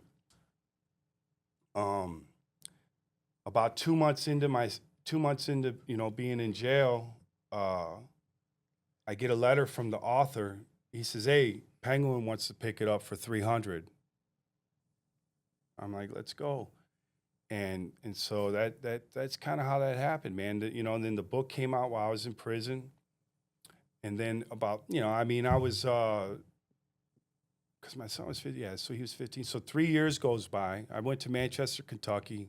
I started painting in prison, or drawing. First, I used to just draw old money. I love old money. I collect old money. I got a beautiful money collection, from World War II money to Roman coins to I got a really badass money collection that I've been working with. And so I started painting or drawing old money in jail. And I started writing a book called Cain's Dagger. So I really love to write. That's what I wanted to do. I wrote a book because in prison, it's really all you could do. You either write or draw. Yeah, really ain't much more to do. And so I would write and then I would draw money. Right? I mean, I was still addicted to drawing money. And then I went to Manchester, Kentucky for a couple years, and then they shot me to Big Spring, Texas. And then when I was at Big Spring, Texas, when I called home, that's when they let me know that my son got arrested. Secret Service grabbed him. He was 18 years old. So he had been still printing right from the whole time I was gone, but the Secret Service just left him alone. As soon as he turned 18, they grabbed him. As soon as he turned 18, they grabbed him. And so I'm like, shit, this is crazy, And I was devastated though. My little baby boy, my boy's going to prison, And they gave him. It's weird because this is where I think because even prior to me getting locked up and everything, my son got jammed up a couple times, right, with doing that shit. Once with his mom, then me, and even after that happened, he got in trouble in Woodfield. I had to go out there to pick him up. Here I am fighting a case for counterfeit. My son is 15, sitting in Woodfield trying to spend. I mean, he just wouldn't stop, no matter what. And I had to go pick him up, and then I'm waiting to sign him out, and I step outside, and the Secret Service agent comes out, and me and him are sitting on the bench, talking like the scene from Heat. Like it was crazy. Right. You gotta do you, and I gotta do me. Like it was nice. He's like, man, now your son. Look at what's happening. The agent tells me, look what's happening. Now your son's into this. Mm-hmm. How you feel? And I'll tell you, man, the one thing even with the courts, because when I was getting sentenced, I had a trust. At that time. It had like a couple $100,000 in it, and they were trying to take it. The feds were trying to take it from me. And I spoke at my sentencing, and I told the judge, I said, I grew up about 15 blocks from here in the projects with a single mom, grew up on wealth, with nothing. Yeah. I said, if you guys take this money, my kids are going to be, and Natalie was in the room, just had a baby, right? I felt like the worst person ever, man. And I said, what's going to happen? They're going to be without too, Yeah. And so the judge didn't take the money. He did issue an order that she would receive $2,500 a month. Until it's gone. Until it's gone, which pretty much was my whole sentence. Right. Like the money ran out like a little bit before I got out, Yeah. And but the kids were taken care of, so I was grateful for that. But the judge told me, he's like, I haven't. Everyone's saying you're the best. I haven't seen this money yet, and I want to see it. And so the prosecutor brought one of the hundreds up to the judge, and he's looking at it, and he's like, man, this would have fooled me. This is good. He goes, how long did it take you to make this, to get this good? And I said, man, it took about 15 years, I guess. And he said, what do you think you could have done in 15 years? Mm-hmm. You would have used it for the right time, right thing. He goes, I promise you could have been the best at that too. I always think back to that moment when he said that to me, And then even when I got sentenced, so he didn't take the money, but he gave me, 105 months, which I felt was for like nothing, And that's a stiff sentence for. I haven't met a lot of counterfeit, but I've met a couple. I've probably met 3 or 4, but only really 1, maybe 2 that really were good. Yeah. The other guys were like, casual bullshit counterfeiters. Mm-hmm. And I know we talked earlier, but it was like this one guy. He'd been in prison like 3 times. Yeah. And when I asked him, what are you going to do when you get out? He said, I'm going to go back to counterfeiting. Yeah. And because he wasn't getting big sentences either. Oh, but I mean that 100 that's a lot. Yeah. Well, and the thing is, and I was told a few things. One, the money was really good, which bothersome. Right? They didn't like that. Yeah, it's too good, right? Right. And and they sent me to a medium high, dude. I was at Manchester, man. So I met this guy at a medium. Yeah, it was crazy, man. He'd only been in prison for counterfeiting. Yeah, social worker, how you got to meet the social worker? They were like, why are you here? You shouldn't be here. I mean, 80% of the guys on the farm had like 20 up, Yeah. And, but yeah, so, when the judge said, and even on the day that I was getting shipped to prison, which was odd, when how you got to go into the holding cell and you got to wait to catch the bus out, I was in the cell and it just happened that the agent was bringing an arrestee into MCC, Secret Service agent. Mm-hmm. Brad or another one? It was a different one. Different. Okay. Yeah, I don't think it was Brad. It was a different one. Because I had two that were like my double, two that like followed me around for my whole life, right? Brad was one. Yeah, I think they still follow me. Right. I don't know. They're probably outside right now. Yeah, but anyway, I've had two that have followed me around for like my whole life, man.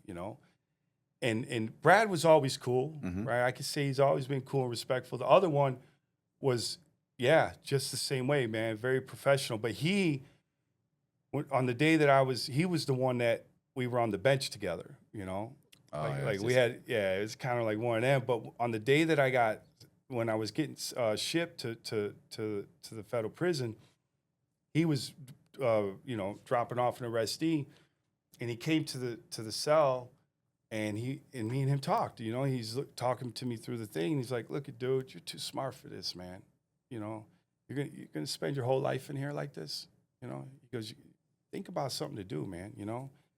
And so it's funny because the judge had something positive to say to me, and even the agents had something positive to say to me, and those things stuck with me. They really did, because when I got down, you could always say, "Oh, I'm never coming back," right? Everyone says that. I'm never coming back. This is it. I'm done, right? It's a lot harder. It's just, a lot harder than said. It's not that easy to do that, but I knew there was something different about this one. I knew that this was that I had to do something different than what I was doing. And what cemented it is when my son got arrested and was coming to the feds. And it broke my heart. And it was funny because I was down in Big Spring and he was going to Forest City, Arkansas. And I was trying to get a transfer, just like how I was trying to see my dad when my dad was in SeaTac, right? Right. They wouldn't let us see each other. So I kind of figured that it was a dead issue, that they weren't going to put me and my son together, right? But I said, "Hey, look man, my son's, he's only 18. He's going to federal prison, man. He needs some adult supervision besides the fucking guards, you know?" Well, you know how they are. So, but they did, man. Like about 6 weeks later, I got called for the chain. They shipped me to, I went to Forest City, Arkansas. I knew he was there. And so I'm sitting in the holding cell just like, man, I want to get out to the yard, man. I got to see my boy. I hadn't seen him for years. And I didn't get to the dorm till like 8 o'clock at night. You know how it's a long fucking day in that thing. They're processing everyone, right? You're sitting in the wait. Yeah, just waiting. You wait to wait, all right? And so I get into the dorm. You know how the guys come up, "Hey, what's your name? Where you from? Blah, blah." And so I tell them, and they take me to me. I said, "Hey, listen," I tell the one cat, I said, "Man, I need to find my son right away." He goes, "Your son, right?" And he goes, "Well, we know who you are already." And I said, "Oh, really?" He's like, yeah, no, he's here in the dorm. He's here." I said, "What do you mean? He's in the building?" No, in the dorm. He's in his dorm. Right. I said, "Well, where is he at?" "He's in the TV room." Bro, I'm going to tell you something. Prison's a hard place, right? Yeah. I'll get goosebumps thinking about this, man. But as soon as I heard he was in the TV room, you already know, man, I beeline for it right away. And when I opened that door and I walked in, man, he was a little baby face, little 18-year-old, All right. just sitting there like with little headphones, right? And when he looked at me, man, that boy, and he got up and he ran to me so fast, bro, and just held me. and the whole TV room was fucking silent. And they started crying.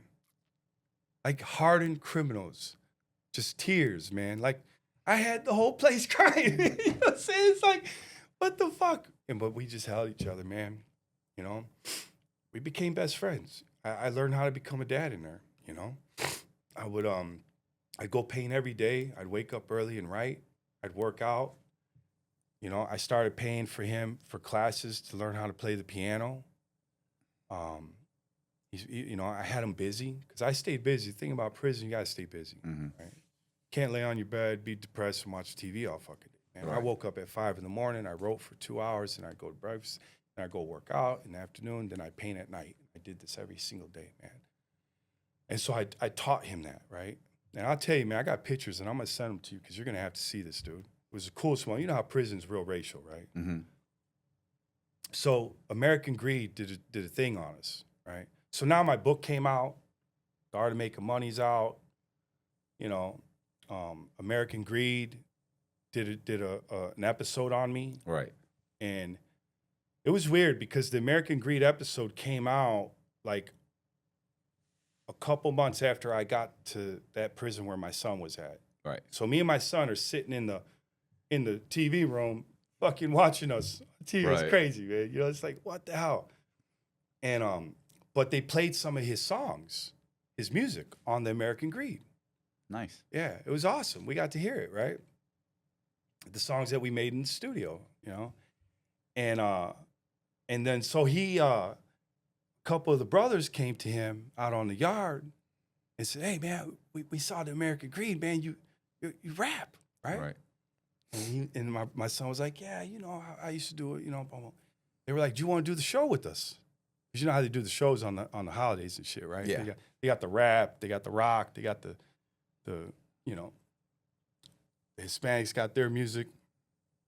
So my son comes to me, and you know, we're in the dorm now. Now we're cellies, right? Right. You know, his son and dad sitting in the cell together, and he comes and he's like, "Hey, Dad," he goes, "Man, they want me to perform with them at the July 4th thing."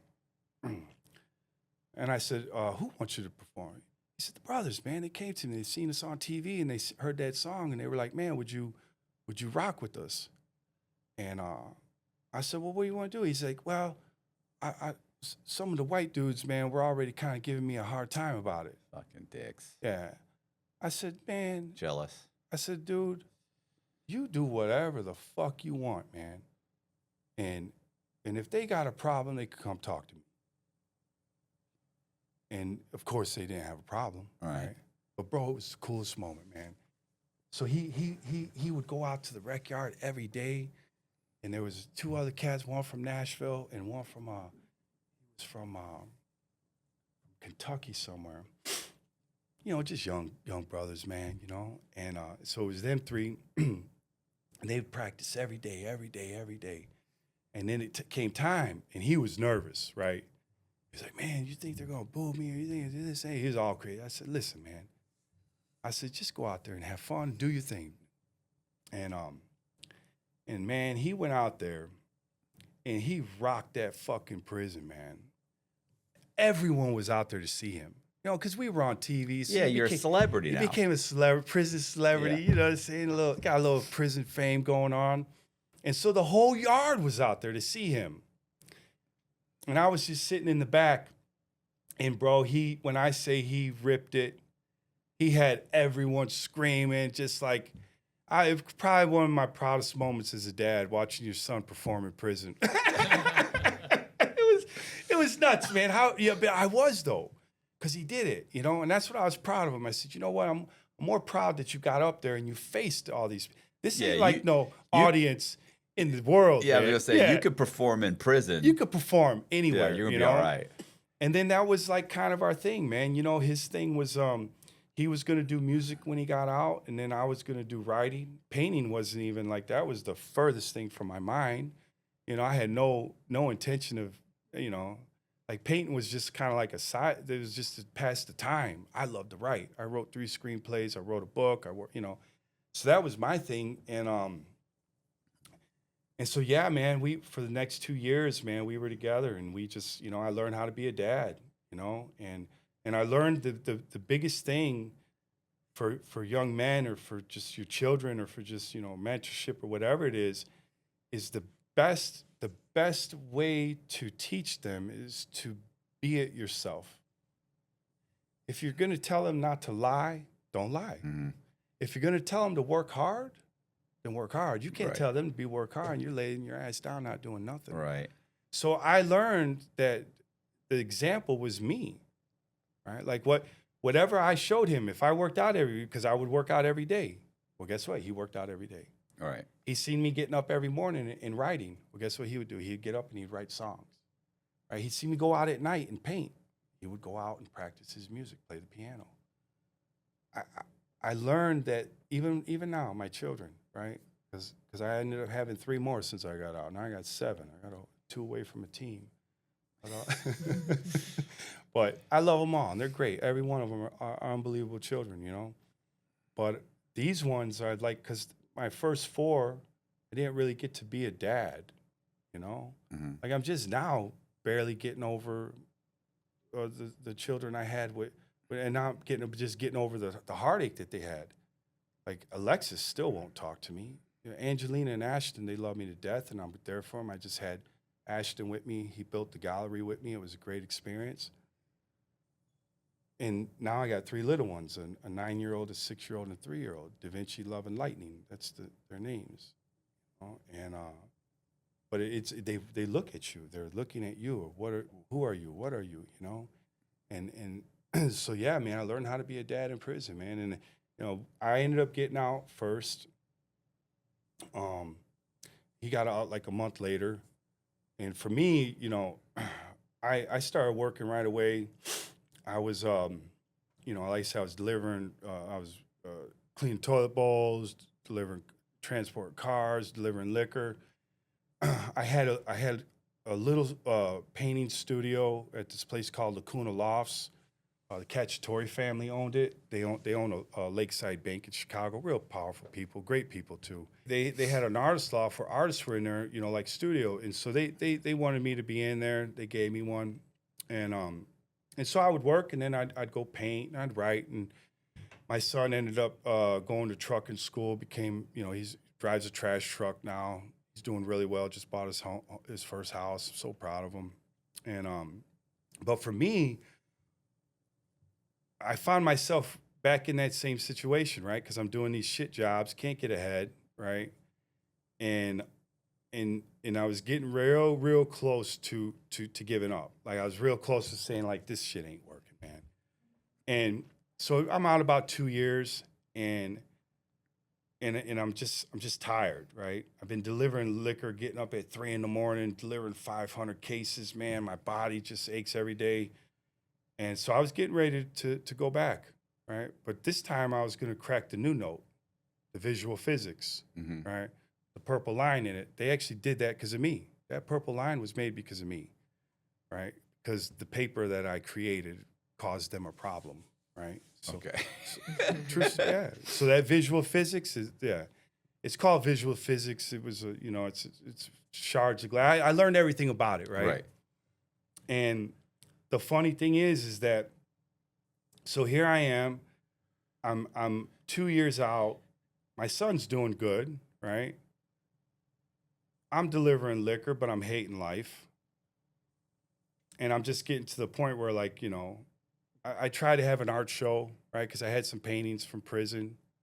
So I was like, let me see if this works. It bombed, right? Couldn't get nothing off the ground. People came, drink, eat cheese, went home. You know what I'm saying? Like, there was no buying nothing, And so I was just getting to that point where I was like, man, here we go again. And I decided I was going to go for one big bang. Fuck it. If I'm going to do it, I'm going to do it big. That's how my mind is, right? Right.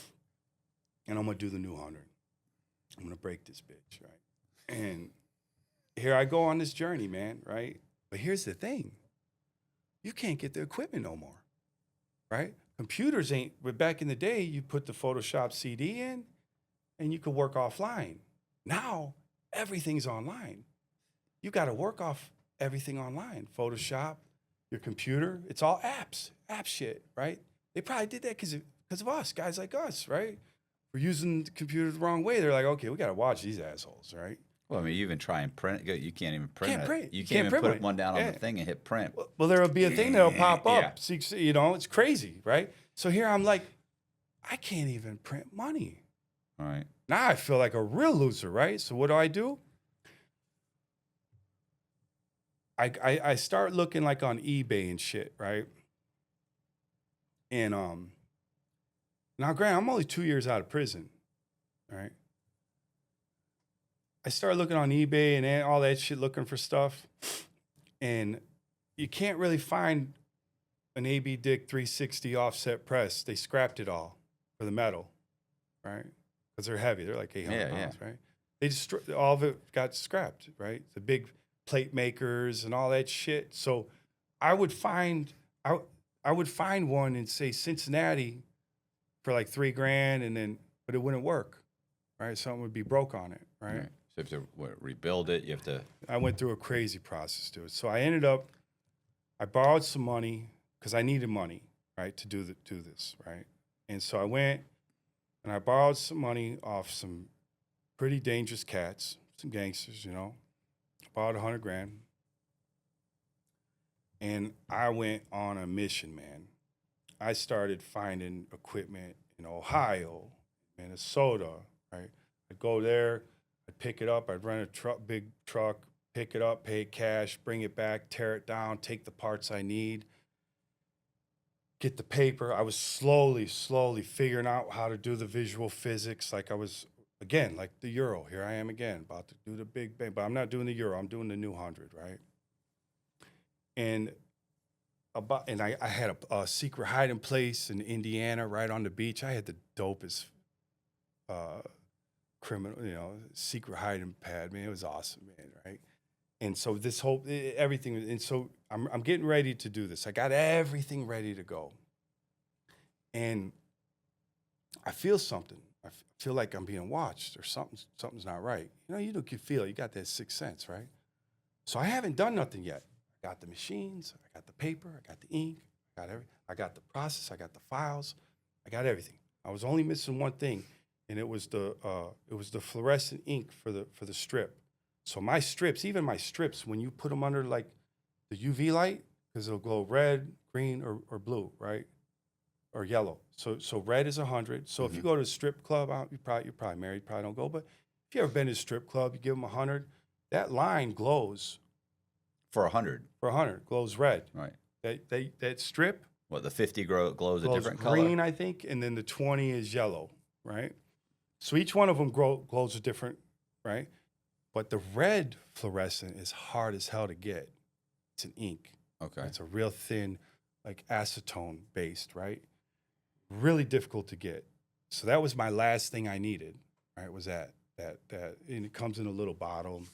And so anyway, I was waiting to get that. And so when I felt like some heat, like something was wrong, I just backed off, right? Just stopped and would go to my studio and just work at the studio, my art studio. And then a couple weeks go by, I'm starting to feel good, right? I'm like, okay, it's time to go. It's time to move. I go to my house, right? And I got the little box of the ink, right? I got 2 vials of it. It's going to be enough to do what I need.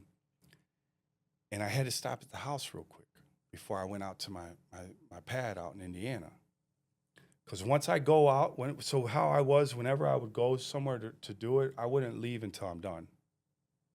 I wouldn't leave it alone, right? When I go in, I'm there until it's done. It takes a week or 2 weeks or whatever. I got food stocked up, water, and I'm just working and pounding away and getting the shit done, right? I don't want to leave the place with all this shit fucking everywhere, So anyway, I'm getting ready to go out, so I had to stop at my house. I stop at the house and I put the box on the counter, and I go into my room. And when I come out, there's my son standing. He had the day off. See my car out because we lived in the same area. He see my car, so he came in. My door was unlocked. And he's staring at the box. He's looking at the shit. And he starts, man, you fucking asshole. All this shit we went through, this time we were in prison together, and here you are faking it like you're doing good, and here you are printing money? So I ain't printing money, it's for art. I told him right away, it's for art, man. He said, no, it ain't, you're a liar, man. He just went crazy on me.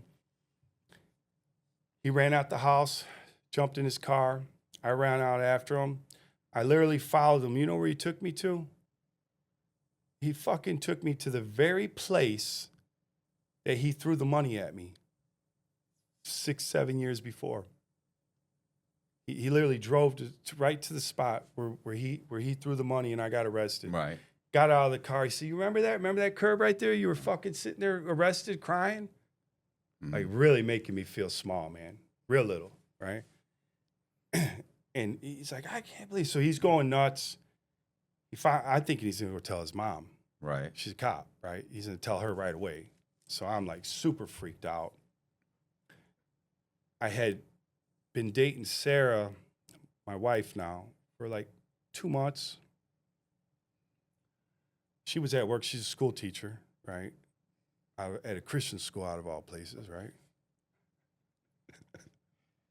So she comes over by my house later that night. I'm at the house. I go back to the house. I'm just waiting to hear his mom call me. You know, you're going to jail, you fucker. She never does. But I'm thinking in my mind, I can't do this. I hadn't pulled the trigger yet, right? Everything was ready, you know? And Sarah comes home, and she's got the craziest look on her face. And I'm thinking, damn, does she know? Does everyone fucking know? Like, what is this, man, you know? And she goes, I need to tell you something. And I'm like, what? She goes, I'm pregnant. I'm like, you're what? She goes, I'm pregnant. Pregnant, you know? Pregnant. Right. I'm like, oh, shit, man. You know, that's not good, right? You know, like, here I am about to print money. It just felt like deja vu again, man. Right. Because the last time with Natalie, I had a baby, right, when I got arrested, you know? And now here I am with this woman that... So I just was like, man, what did I get myself into? So I come clean to Sarah. I tell her, you know, and she loses it. She's like, I want no part of this. I don't, you know, she's like, no. And so I tell her, I'm like, I'm not going to do it. I'm going to get rid of everything. I didn't do it yet, so I'm not going to do it, you know? And I in my heart, I was like, not going to do it. Mm-hmm. But I still owed a lot of money. Yeah, I was going to say you owe $100,000. Yeah, I owed a lot of money. And I probably had like 30 something left of it. So I spent a good amount of it, you know? And I was just in a real tight place, right? And so I tell her, I'm like, and I told her, I said, look, I got to go take this money back. And then I got to tell them that I'm not doing this. And I don't really know how they're going to take it. And it was in another city. It was Cincinnati. Mm-hmm. I had to go down. Anyway, I had some people down there, you know, and so I had to go to Cincinnati, drive to Cincinnati. So the day that I'm going, now this is where it gets weird. So as I'm trying to figure out what am I going to do, right? It comes on the news that an Asian couple gets busted with counterfeit money at the Cincinnati airport, coming from Chicago. And a whole counterfeit ring got busted in Chinatown. I mean, you talk about, again, remember I told you sometimes I could be real lucky? Right. This is fucking one of them, right? So I'm looking at this, I'm like, whoa. I said, wait a minute. So that's why I felt like the feds were watching me, because Chinatown's like right next to my neighborhood. So if there was a counterfeit ring running out of that, they might have like kind of, hey, is Art involved in it? Right. Okay, he's not. Right? So they may have been watching you. They may have. Good possibility they were, that I really was feeling something. Because they busted it. They went in, it was all over the news. But they went to the couple that was like the main, got busted, and they were on a plane with the money going to the town that I literally needed to go to. So I called my guy that had connected me with them. I said, hey, man, I got some real bad news, man. He said, what? I said, man, I can't do this. I said, I'm going to come out there and I'm going to explain to you why, but just watch the news. He goes, oh, I seen that. I said, you know what I'm talking about, right? He goes, yeah, I seen that. I said, okay, well, I'll be there, and we need to talk about that because it's a real problem. Now, it had nothing to do with me, but I was going to use it. Yeah, of course. I was going to use it. I said, why? This is a gift from God, man, you know? So the only thing I had that I felt was any value to me was my art. I had like 6 pieces. I had this really cool silver. I can show you a picture of it. It was a silver $100 bill that I did in silver, hand paint. It was really badass. I had some really cool stuff, and I told Sarah, I said, listen, man, I got to go out here. I'm gonna bring the money, and I'm gonna bring my art. She goes, well, what are you gonna do with your art? I said, well, I'm gonna give it. It's the only thing I have, man, that is worth anything. And she goes, you think they're gonna take your fucking art? Right? That's what she tells me, right? She goes, are you crazy? I was like, I don't know what else to do. I mean, it's all I have. Man, bro, that was the longest drive of my fucking life. You talk about it was like the cell thing, walking into the cell with the gangbangers, thinking you're not gonna come out, you know? And so I drove out there and I met him at a little diner, and I told my dude everything. And my dude, me and him were real close, you know? It was his boss that I wasn't like that with, you know? And I told him, this is how much I got left, you know. I said, you could have everything. You could come out. I'll even, bring a truck out there and you could pull everything I bought. I said, but man, I can't do shit. It's done. It's over. They're all over me, you see. So he was like, no, I don't. I said, and if we do this, we're all going to go to jail. Everyone, if we do this. I can promise you. So he was like, oh, I believe you, man. He goes, but we got to go talk to the dudes. You got to explain that to him, figure it out. And so we went, man, and it was crazy, dude. I'll never forget, man. It was an old warehouse, no windows. Plastic on the floor. I really thought I was done. Right. It was fucking over, right? It was the scene from Goodfellas playing in your mind where he walks into that room and the plastic. That's plastic, you're done, right? And dude was sitting he just stared at me, didn't say shit, let me explain myself, and then just stayed quiet for a little while. And he did the thing that I hoped he was gonna do, which I didn't think he was gonna do, but he did. And that's what he said, what do you have besides the money? Do you have anything? And I said, well, man, I got all my art. He said, it's the only thing that's valuable to me. He goes, you got art? He started laughing. Fucking art, huh? Right, art? I said, yeah, I got art. That's all I have. I said, because I could tell you this. This is what I told him. I said, if you let me walk out of here, I'm going to go be an artist, and I'm going to make it. And that art's going to be worth every bit of it. Maybe not now, maybe not today. But it will be, And I even think one of his partners said, oh, well, we can make it or something. You kill an artist, right? He was playing around, but it seemed a little funny, And so he took it. He took the art. He said, well, let me see it. Bring it in. It was three little bills, one big one. It was beautiful. It was really beautiful shit, man. But it wasn't worth no money at that time. And he's like, you know what, man? He goes, boy here says that you'll do this. He goes, I'm gonna let you go. We're clear. It's over. I said, really? He said, yeah, it's done.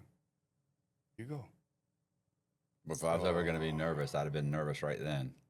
Bro, I even get goosebumps right now because when I walked out of there, man, I didn't know what was gonna happen, man.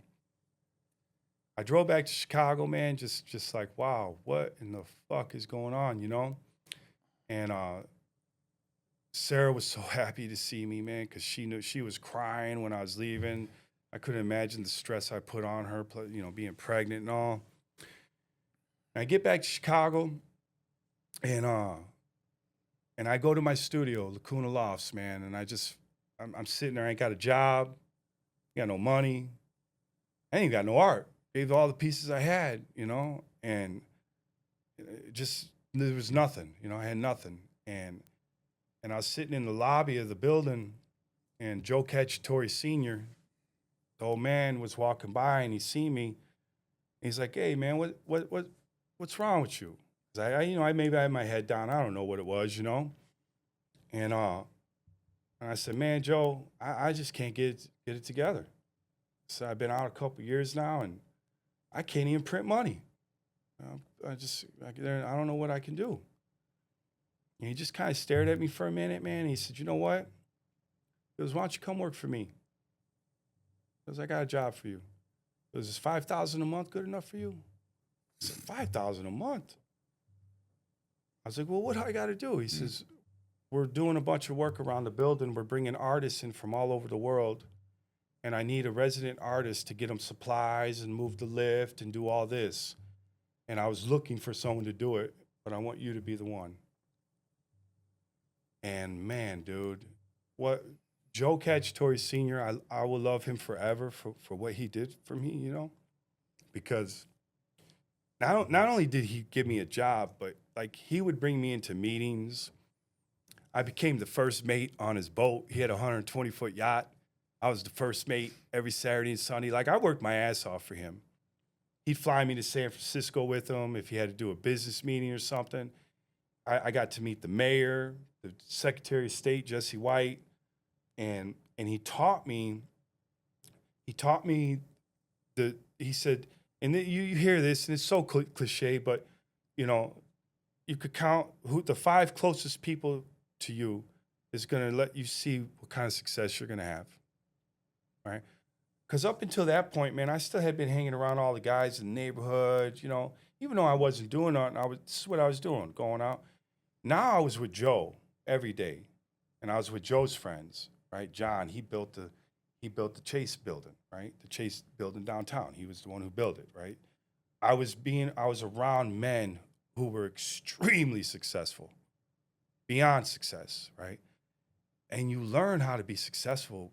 And then it makes you want to be, because you're around these men, who just like they're, Joe owns Lakeside Bank. It's like 32 banks, man, and just everyone I was around with him was doing big things. And then I would sell art to them, started selling art to them, started to become friends with them. And I never looked back, man. I worked with Joe for a year. And then the job came up, it was done. And, me and my son reconciled. He was happy. He seen that I was done. And then I started painting houses but Joe told me, he pulled me to the side. He said, "Listen, I still want you to come with me. When I'm downtown, come, I want you to hang out. I'll call you.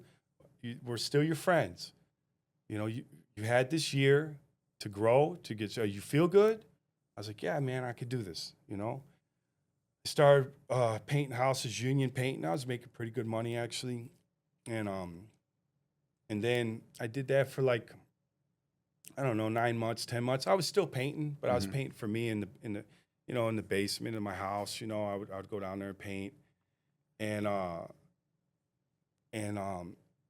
then the shit hit the fan, Come to find out, my boss was a gambler.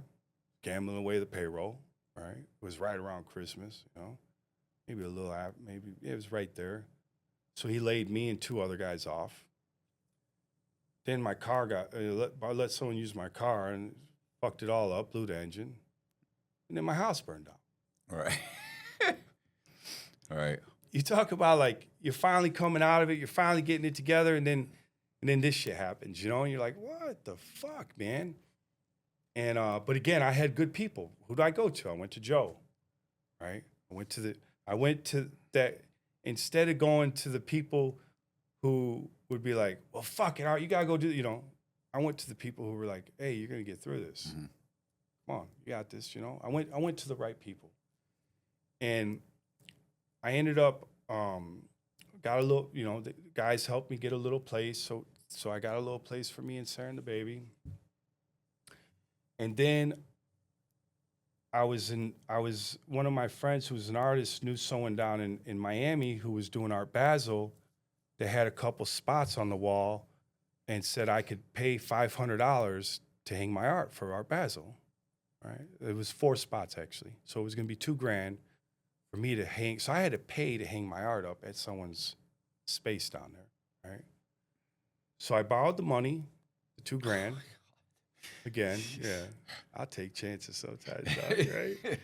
I borrowed the money, and I loaded up the car, loaded up my truck. I ended up getting a little, truck, and I drove down here. I drove down here and didn't really know anyone. Matter of fact, I didn't know anyone. My dude owns hotels, so he got me a hotel, right? Which was kind of cool. He did get me a hotel at the Turnberry Golf Resort. So I'm pulling up into the Turnberry with like Beverly Hillbilly type shit. You know what I'm saying? Like, it's nuts.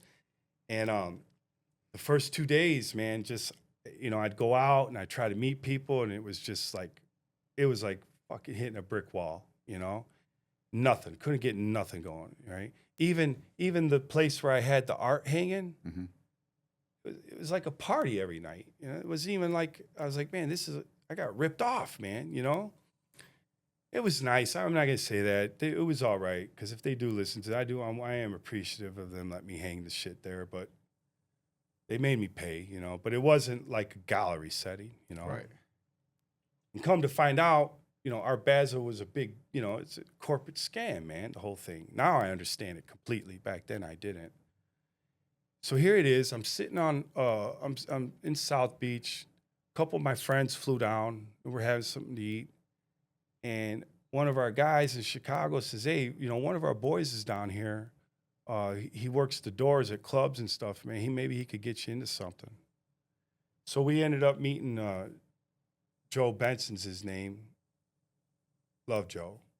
And he was from Chicago Heights. And I showed him the book, The Art of Making Money. Showed him some pictures of the art. He said, man, it's going to be really hard to get people over by where you're at, because you're like in the design district and everything's happening in South Beach and Wynwood. So where you're at is not really the best spot for me to try to get people over there. And I'm like, oh, shit, now I really did waste my money, He goes, but let me try to get you into some places where I could, you could show your work and show the book, and maybe you could get something happen. So the first night he invites me to this gallery, this guy Marcel, who's a pretty big time art broker, but his main artist was Mr. E, who was a money artist. Okay. I almost even felt like the dude copied me. Right. Right. But he was in Miami, so he was blowing up, where I was in Chicago, couldn't get shit going. And so that was kind of like a ding, because I go to this thing and I see in money art. I'm like, man, this is the dude that knocked me off, man, right? So I'm like, what's this? The next night, he invites me to Fountain Blue, because Mark Anthony is having an event. So me and my guys get there. We're all excited. We're going to go to a Mark Anthony event. They wouldn't let us in. He comes down. Joe comes down. He's like, guys, I'm sorry, but Mark said no more. Done. I can't even get you in. There's nothing I could do. So now I'm like, damn, man, this sucks, man. 2 days I struck out. So then that night, around 2 a.m, Joe calls me. He said, hey, dude, man, I feel really bad for what happened. He said, man, how about we throw you your own event at the airport hangar? So we mean airport hangar. He goes, well, I work for Jet Smarter, private jet company. He goes, and there's a hangar out in Okalaka or whatever, however they say it. He said, and we'll do an event for you at the airport hangar from 3 to 5. He said, it's not in the morning, so it won't mess with nobody's morning, and it's not at night. We'll get them right in that where it's a little time span. He goes, can you bring the art there? I'm like, well, I got to go ask them people if I could tear it off the wall. It was on a Saturday, right? Yanking that shit off the wall. I did too. That's what I did. I was right away, man. I went to the place. I said, I'll be there, man. So I shot that morning. I went and rented me some easels, got me 4 easels, grabbed the art off the walls, shot out to the airport hangar, set up. Joe, he had a little DJ, he had some liquor. It was real nice, man. And like the first 30, 40 minutes, nobody showed up.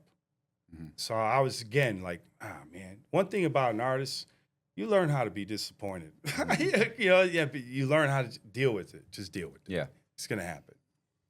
So the first 30, 40 minutes, nothing happens.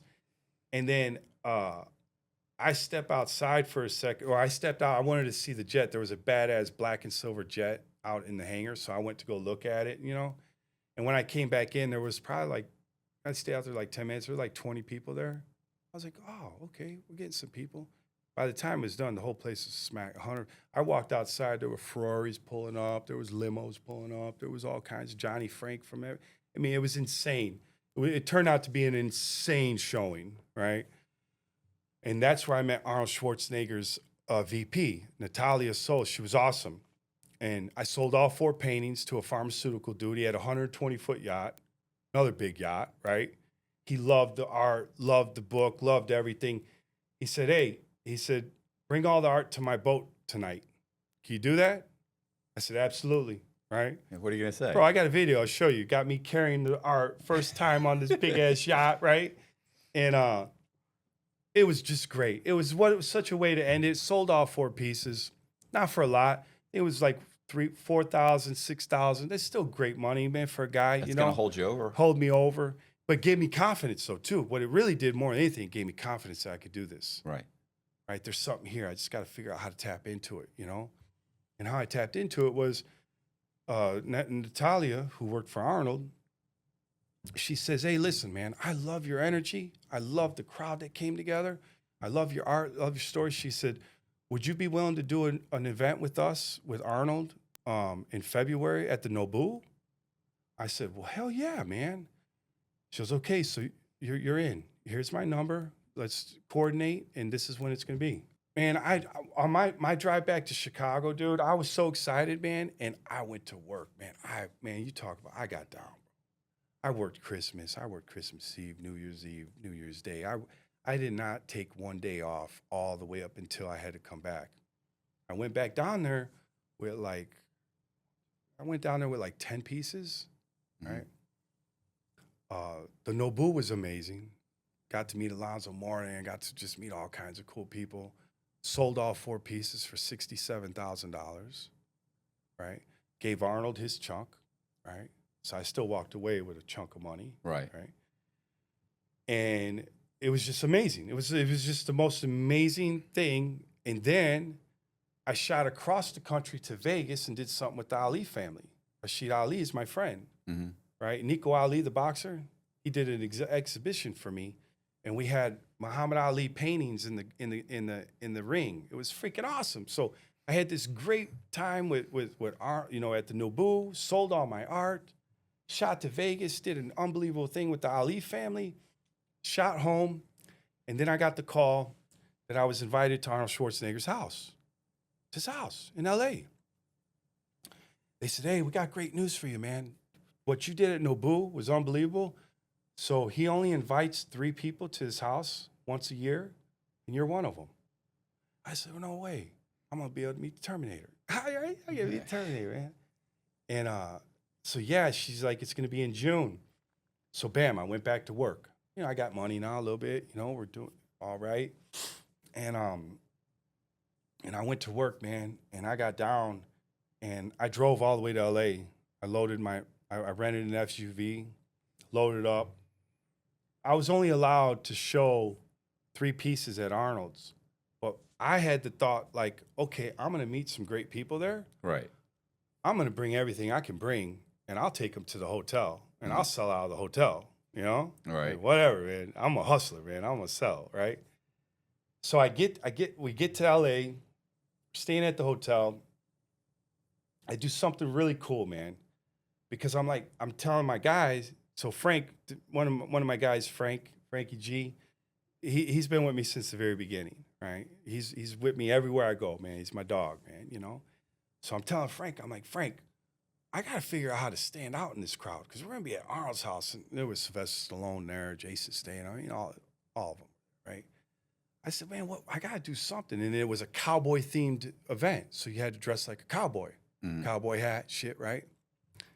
And so I tell Frank, I was like, Frank, we got to get some $1,996 bills, and I'm gonna cut them up like a puzzle, and I'm gonna put them around my cowboy hat.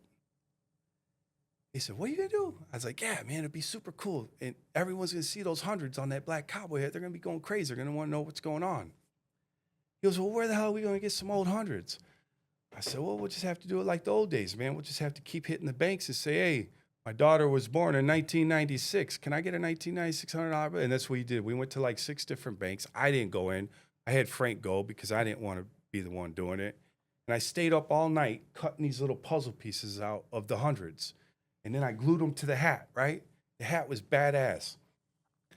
We get to Arnold's house. I called myself Artie Cash, right? Artie Cash, because Johnny Cash, I was wearing all black, whatever, man, you know. And it was great. And so, you know, here I am with all these people. And Tom Arnold, he's the auctioneer, right? So I show you the video. I'll send you some crazy shit, bro. We get the chance, you'll love it, man. So Tom Arnold, he's like talking, right? And they got my piece up there. And it auctioned for $75,000. Whoa. Wow. And they made me talk to everybody. So Tom Arnold, they had me standing in the front.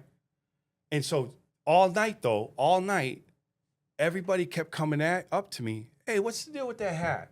Right. It did exactly what I wanted it to do, right? Is that hundreds on there? Oh yeah, I'm the artist. I said, whoever wins the auction tonight, I'm giving the hat to. Everybody wanted the hat, bro. Right? That's why that piece went for $75,000, because it was the Rizzuto family. They own Conair and Cuisinart and all that. Beautiful people, Susie Rizzuto. And they're the ones who spent the money. So they do the auction. They auction it for $75,000. You'll see me on the video. I give the hat to Sergio Rizzuto, who's her son, right? Because he wanted it. I said, here, man, you won. Here's the hat. And then Susie tells me, she says, hey, we're staying at the Waldorf in Beverly Hills. Do you have any more art? Well, I just happen to have a few pieces. Yeah. Right? I said, I got a few. She goes, well, I want you to bring them all to the Waldorf tomorrow. I said, all of them? She goes, well, how many you have? I said, oh, I got quite a few, man. I loaded up on this one. Bring them all. I want to see everything. So I'm telling Frank, we're jumping up and down like, Frank, what the hell? Are you crazy? Dude, it was like some movie shit, man. We had a little I had the SUV, Suburban. It was loaded with the paintings. We pulled up to the Waldorf. She had the whole restaurant closed for her. She's a billionaire. She hers, right? And it was me, Frank, Tommy, Mia, because a couple cats from Chicago came to hang out with me. And we're just loading up art in the Waldorf. It's like some Pretty Woman shit, you know what I'm saying? Like it was like one of them scenes. And we got the art all in the Waldorf. It's all spread over. And her and husband are just looking at everything. And she says, yeah, I love it all. I'm taking it all. I said, what? And even Frank was like, yeah, well, it's not. She said, Frank, you help art? And he's like, yeah. Well, you and Morris, my husband, go figure out we're going to take it all. And yeah, $467,000 later. Fuck. Yeah. I gave Arnold a chunk of it. And then I went back to Chicago and opened my gallery. I built a gallery in my own neighborhood, right on Morgan Street, 33rd and Morgan. And dealt with a lot of shit there, gang shit. Had guns pointed at me a couple times, broke into my gallery. But it changed the neighborhood. The gallery changed the neighborhood. I watched the neighborhood, more galleries start, like gentrification, right? Yeah. Well, it happened. I went right on that corner, man. And everyone was telling me, Art, are you crazy? You're going to get killed. What are you doing, man? You need to go downtown, right? I'm like, you know what, man? I'm not going to go downtown and spend $20,000 a month just because I have it. Right. My boy owns the building and he's giving it to me for nothing. People come if they want to see the art, if they want to meet me, they'll come here. And I did. It worked perfect. People from New York, everywhere would fly all over to meet me, They'd have security guards sometimes, right. But, and sometimes I would even have security if somebody big was coming through, just because I wanted to make sure that that nothing happened. And man, I just rocked it ever since then, man. I applied to a couple galleries and they snubbed me. So I was like, I'm just gonna stay independent. And then, man, since then, I've opened a gallery in Beverly Hills. I've opened a gallery in West Melrose. I've opened a gallery in Boca Raton. I now have one in Lincoln Park.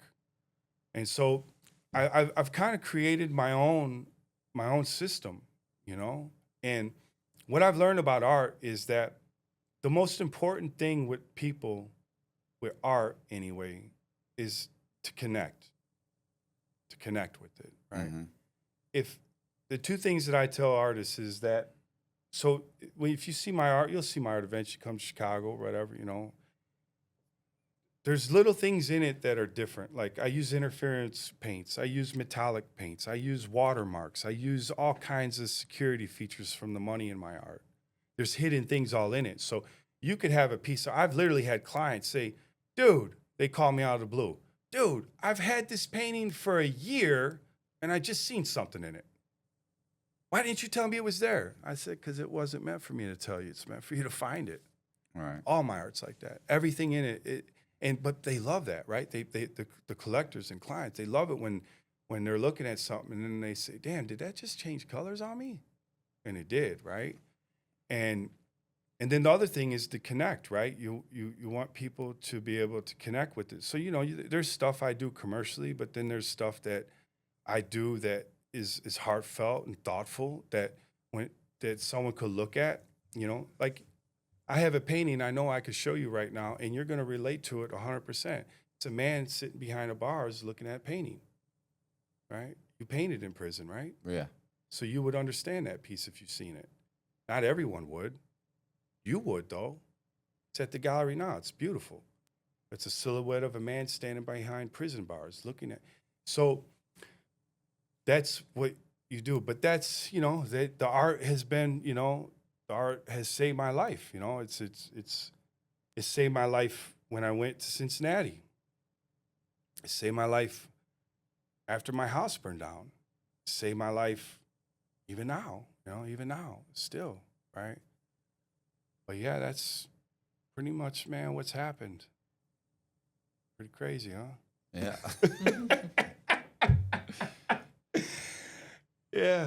Yeah. Are you good? Do these guys in Cincinnati, do they still have those paintings?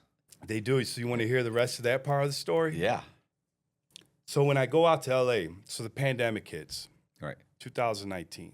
I think it's going to be my year, right? I think it's going to be my year. Everything's rocking. I got the gallery. I got New Line Cinema coming out. They want to do a show in Chicago at my gallery. The executive producers are flying out, like literally from New Line.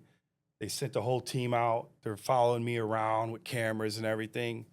I just did Rolls Royce. I took over Rolls Royce, and Rolls Royce gave me a car, right? And I painted on it, and it fucking sold for $800,000. I'll show it to you. I'll send you the article. Okay? All right. Like I'm rocking 19, right? Okay. I mean, I'm just after that Arnold thing, I'm just smoking it, right? And so here it is. And so in 2020, I had the Fisher Foundation I was going to do in February. I was doing Arnold's again in June. I was doing Rolls Royce, New York this time because I did Rolls Royce Chicago. I was going to do Rolls Royce New York in September and then Art Basel December. And they were going to follow me around with cameras the whole year, right? All year they were going to follow me around while I did this. I'm thinking I'm on top of the world, man, right? I'm literally driving a Rolls Royce around, right? Right. Fuck it, like whatever, man. And it's a far cry from the kid in the projects. Yeah, far cry, man. And so here it is. I'm getting ready. I'm all excited, and I'm watching though because I'm real into like I read a lot, and I watch a lot of like documentaries, podcasts. I've watched probably 20 of yours. Watched a lot of yours. Patrick Ben-Davis. I've watched quite a few. That's why I was tripped when Brad called me and said, "Hey, Matt wants to meet you." I'm like, "What? Oh, fuck, right on, man. I love his shit, man.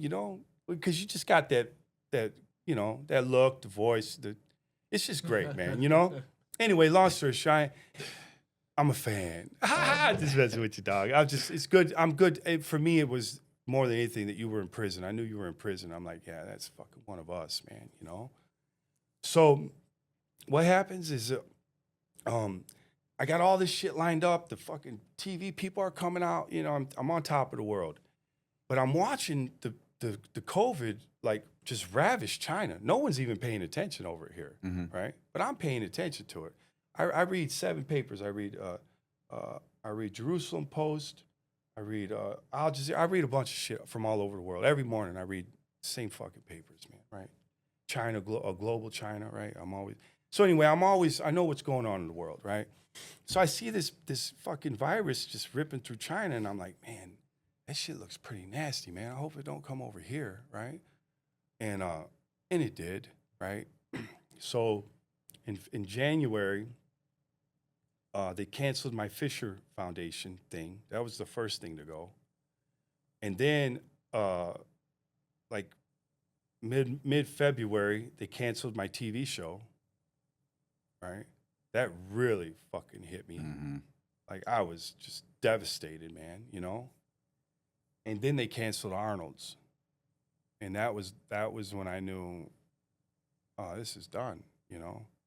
And I had traded some paintings for an RV, so I barter all the time. I've traded paintings for a Porsche, traded paintings for an RV. It was a 2018 Thor Ace, 30-footer. It was awesome. Had a king-side bed. I loved it. But I was going to give it away to charity. I was going to paint on it and then give it away. I wasn't going to use it. And so I told Sarah, I was like, hey, Sarah, we got to get the fuck out of Chicago, man. I was in prison when they quarantined the prison because of that SARS.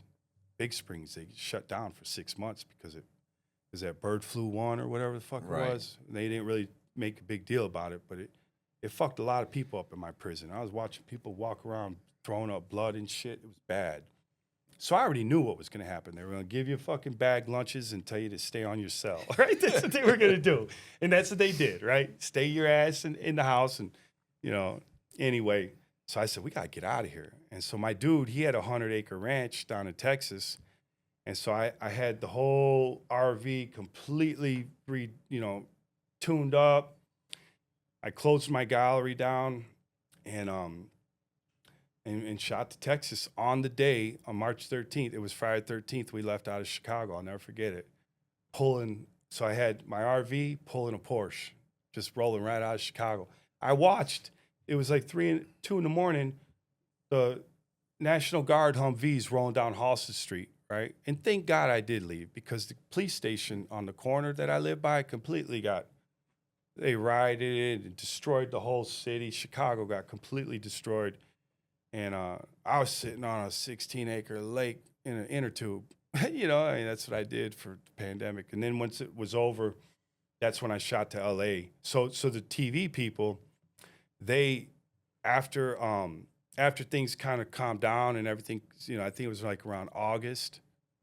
Yeah, because it was August, because I did that historical bank. I did a historical bank. I did the whole, it was like a Sistine Chapel type thing.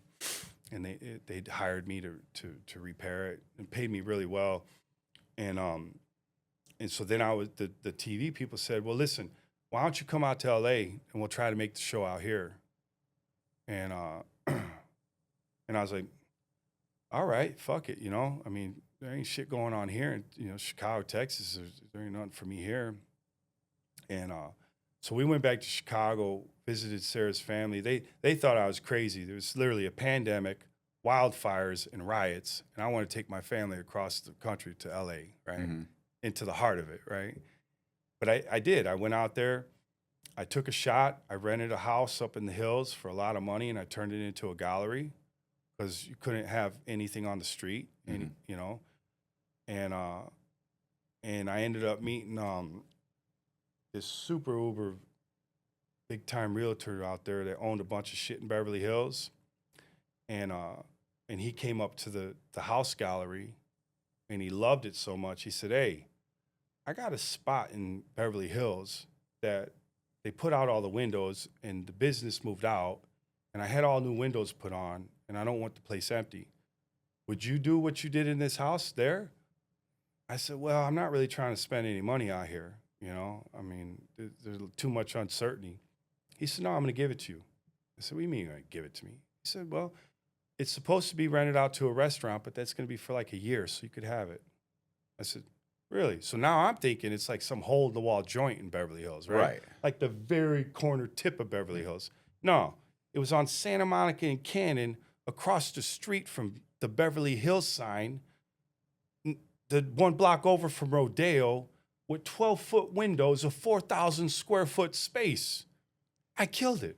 All right. I killed it. The place is amazing. It was amazing. Like when I say, when luck hits me, it hits, you know? And that was one of them moments, you know? And then I ended up shooting over to West Hollywood on Melrose and La Cienega. And then I went back to Chicago. But well, what happened with the guys? So this is what happened with the guys. So when I went out to LA and I opened up the Beverly Hills Gallery, my dude that was friends with him came out to LA when it opened up. Mm-hmm. He was out there. I think his daughter was going to school out there or something. So he stopped by my gallery, and I hadn't seen him in shit damn near since that happened. You know, I might have seen him once, right? And he came and he's like, bro, this is amazing, man. You've got a gallery in Beverly Hills. I'm like, yeah, man. I was like, it's been a long road since I seen you. He goes, well, guess who else lives out here? I said, who? He said, Nut. I said, who? He said, no. I said, he's here? He lives here? He's like, yeah, he lives up in Brentwood.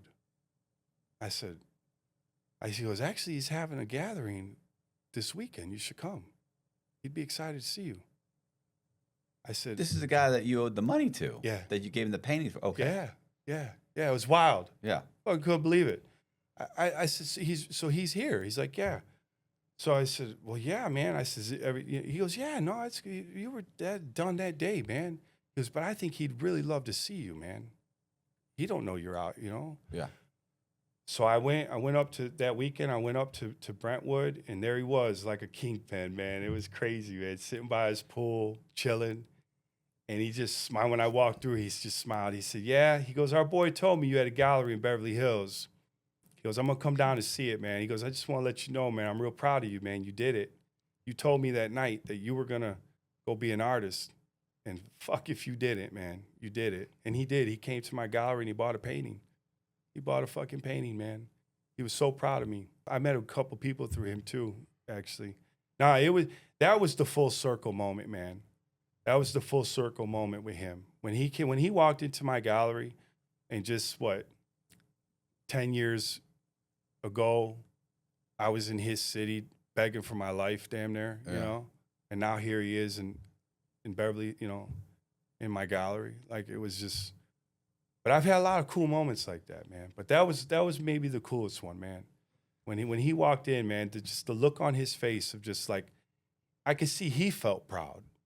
Yeah. He felt proud that, you know, not only did he let me go, right, but then I went and did what I said I was going to do.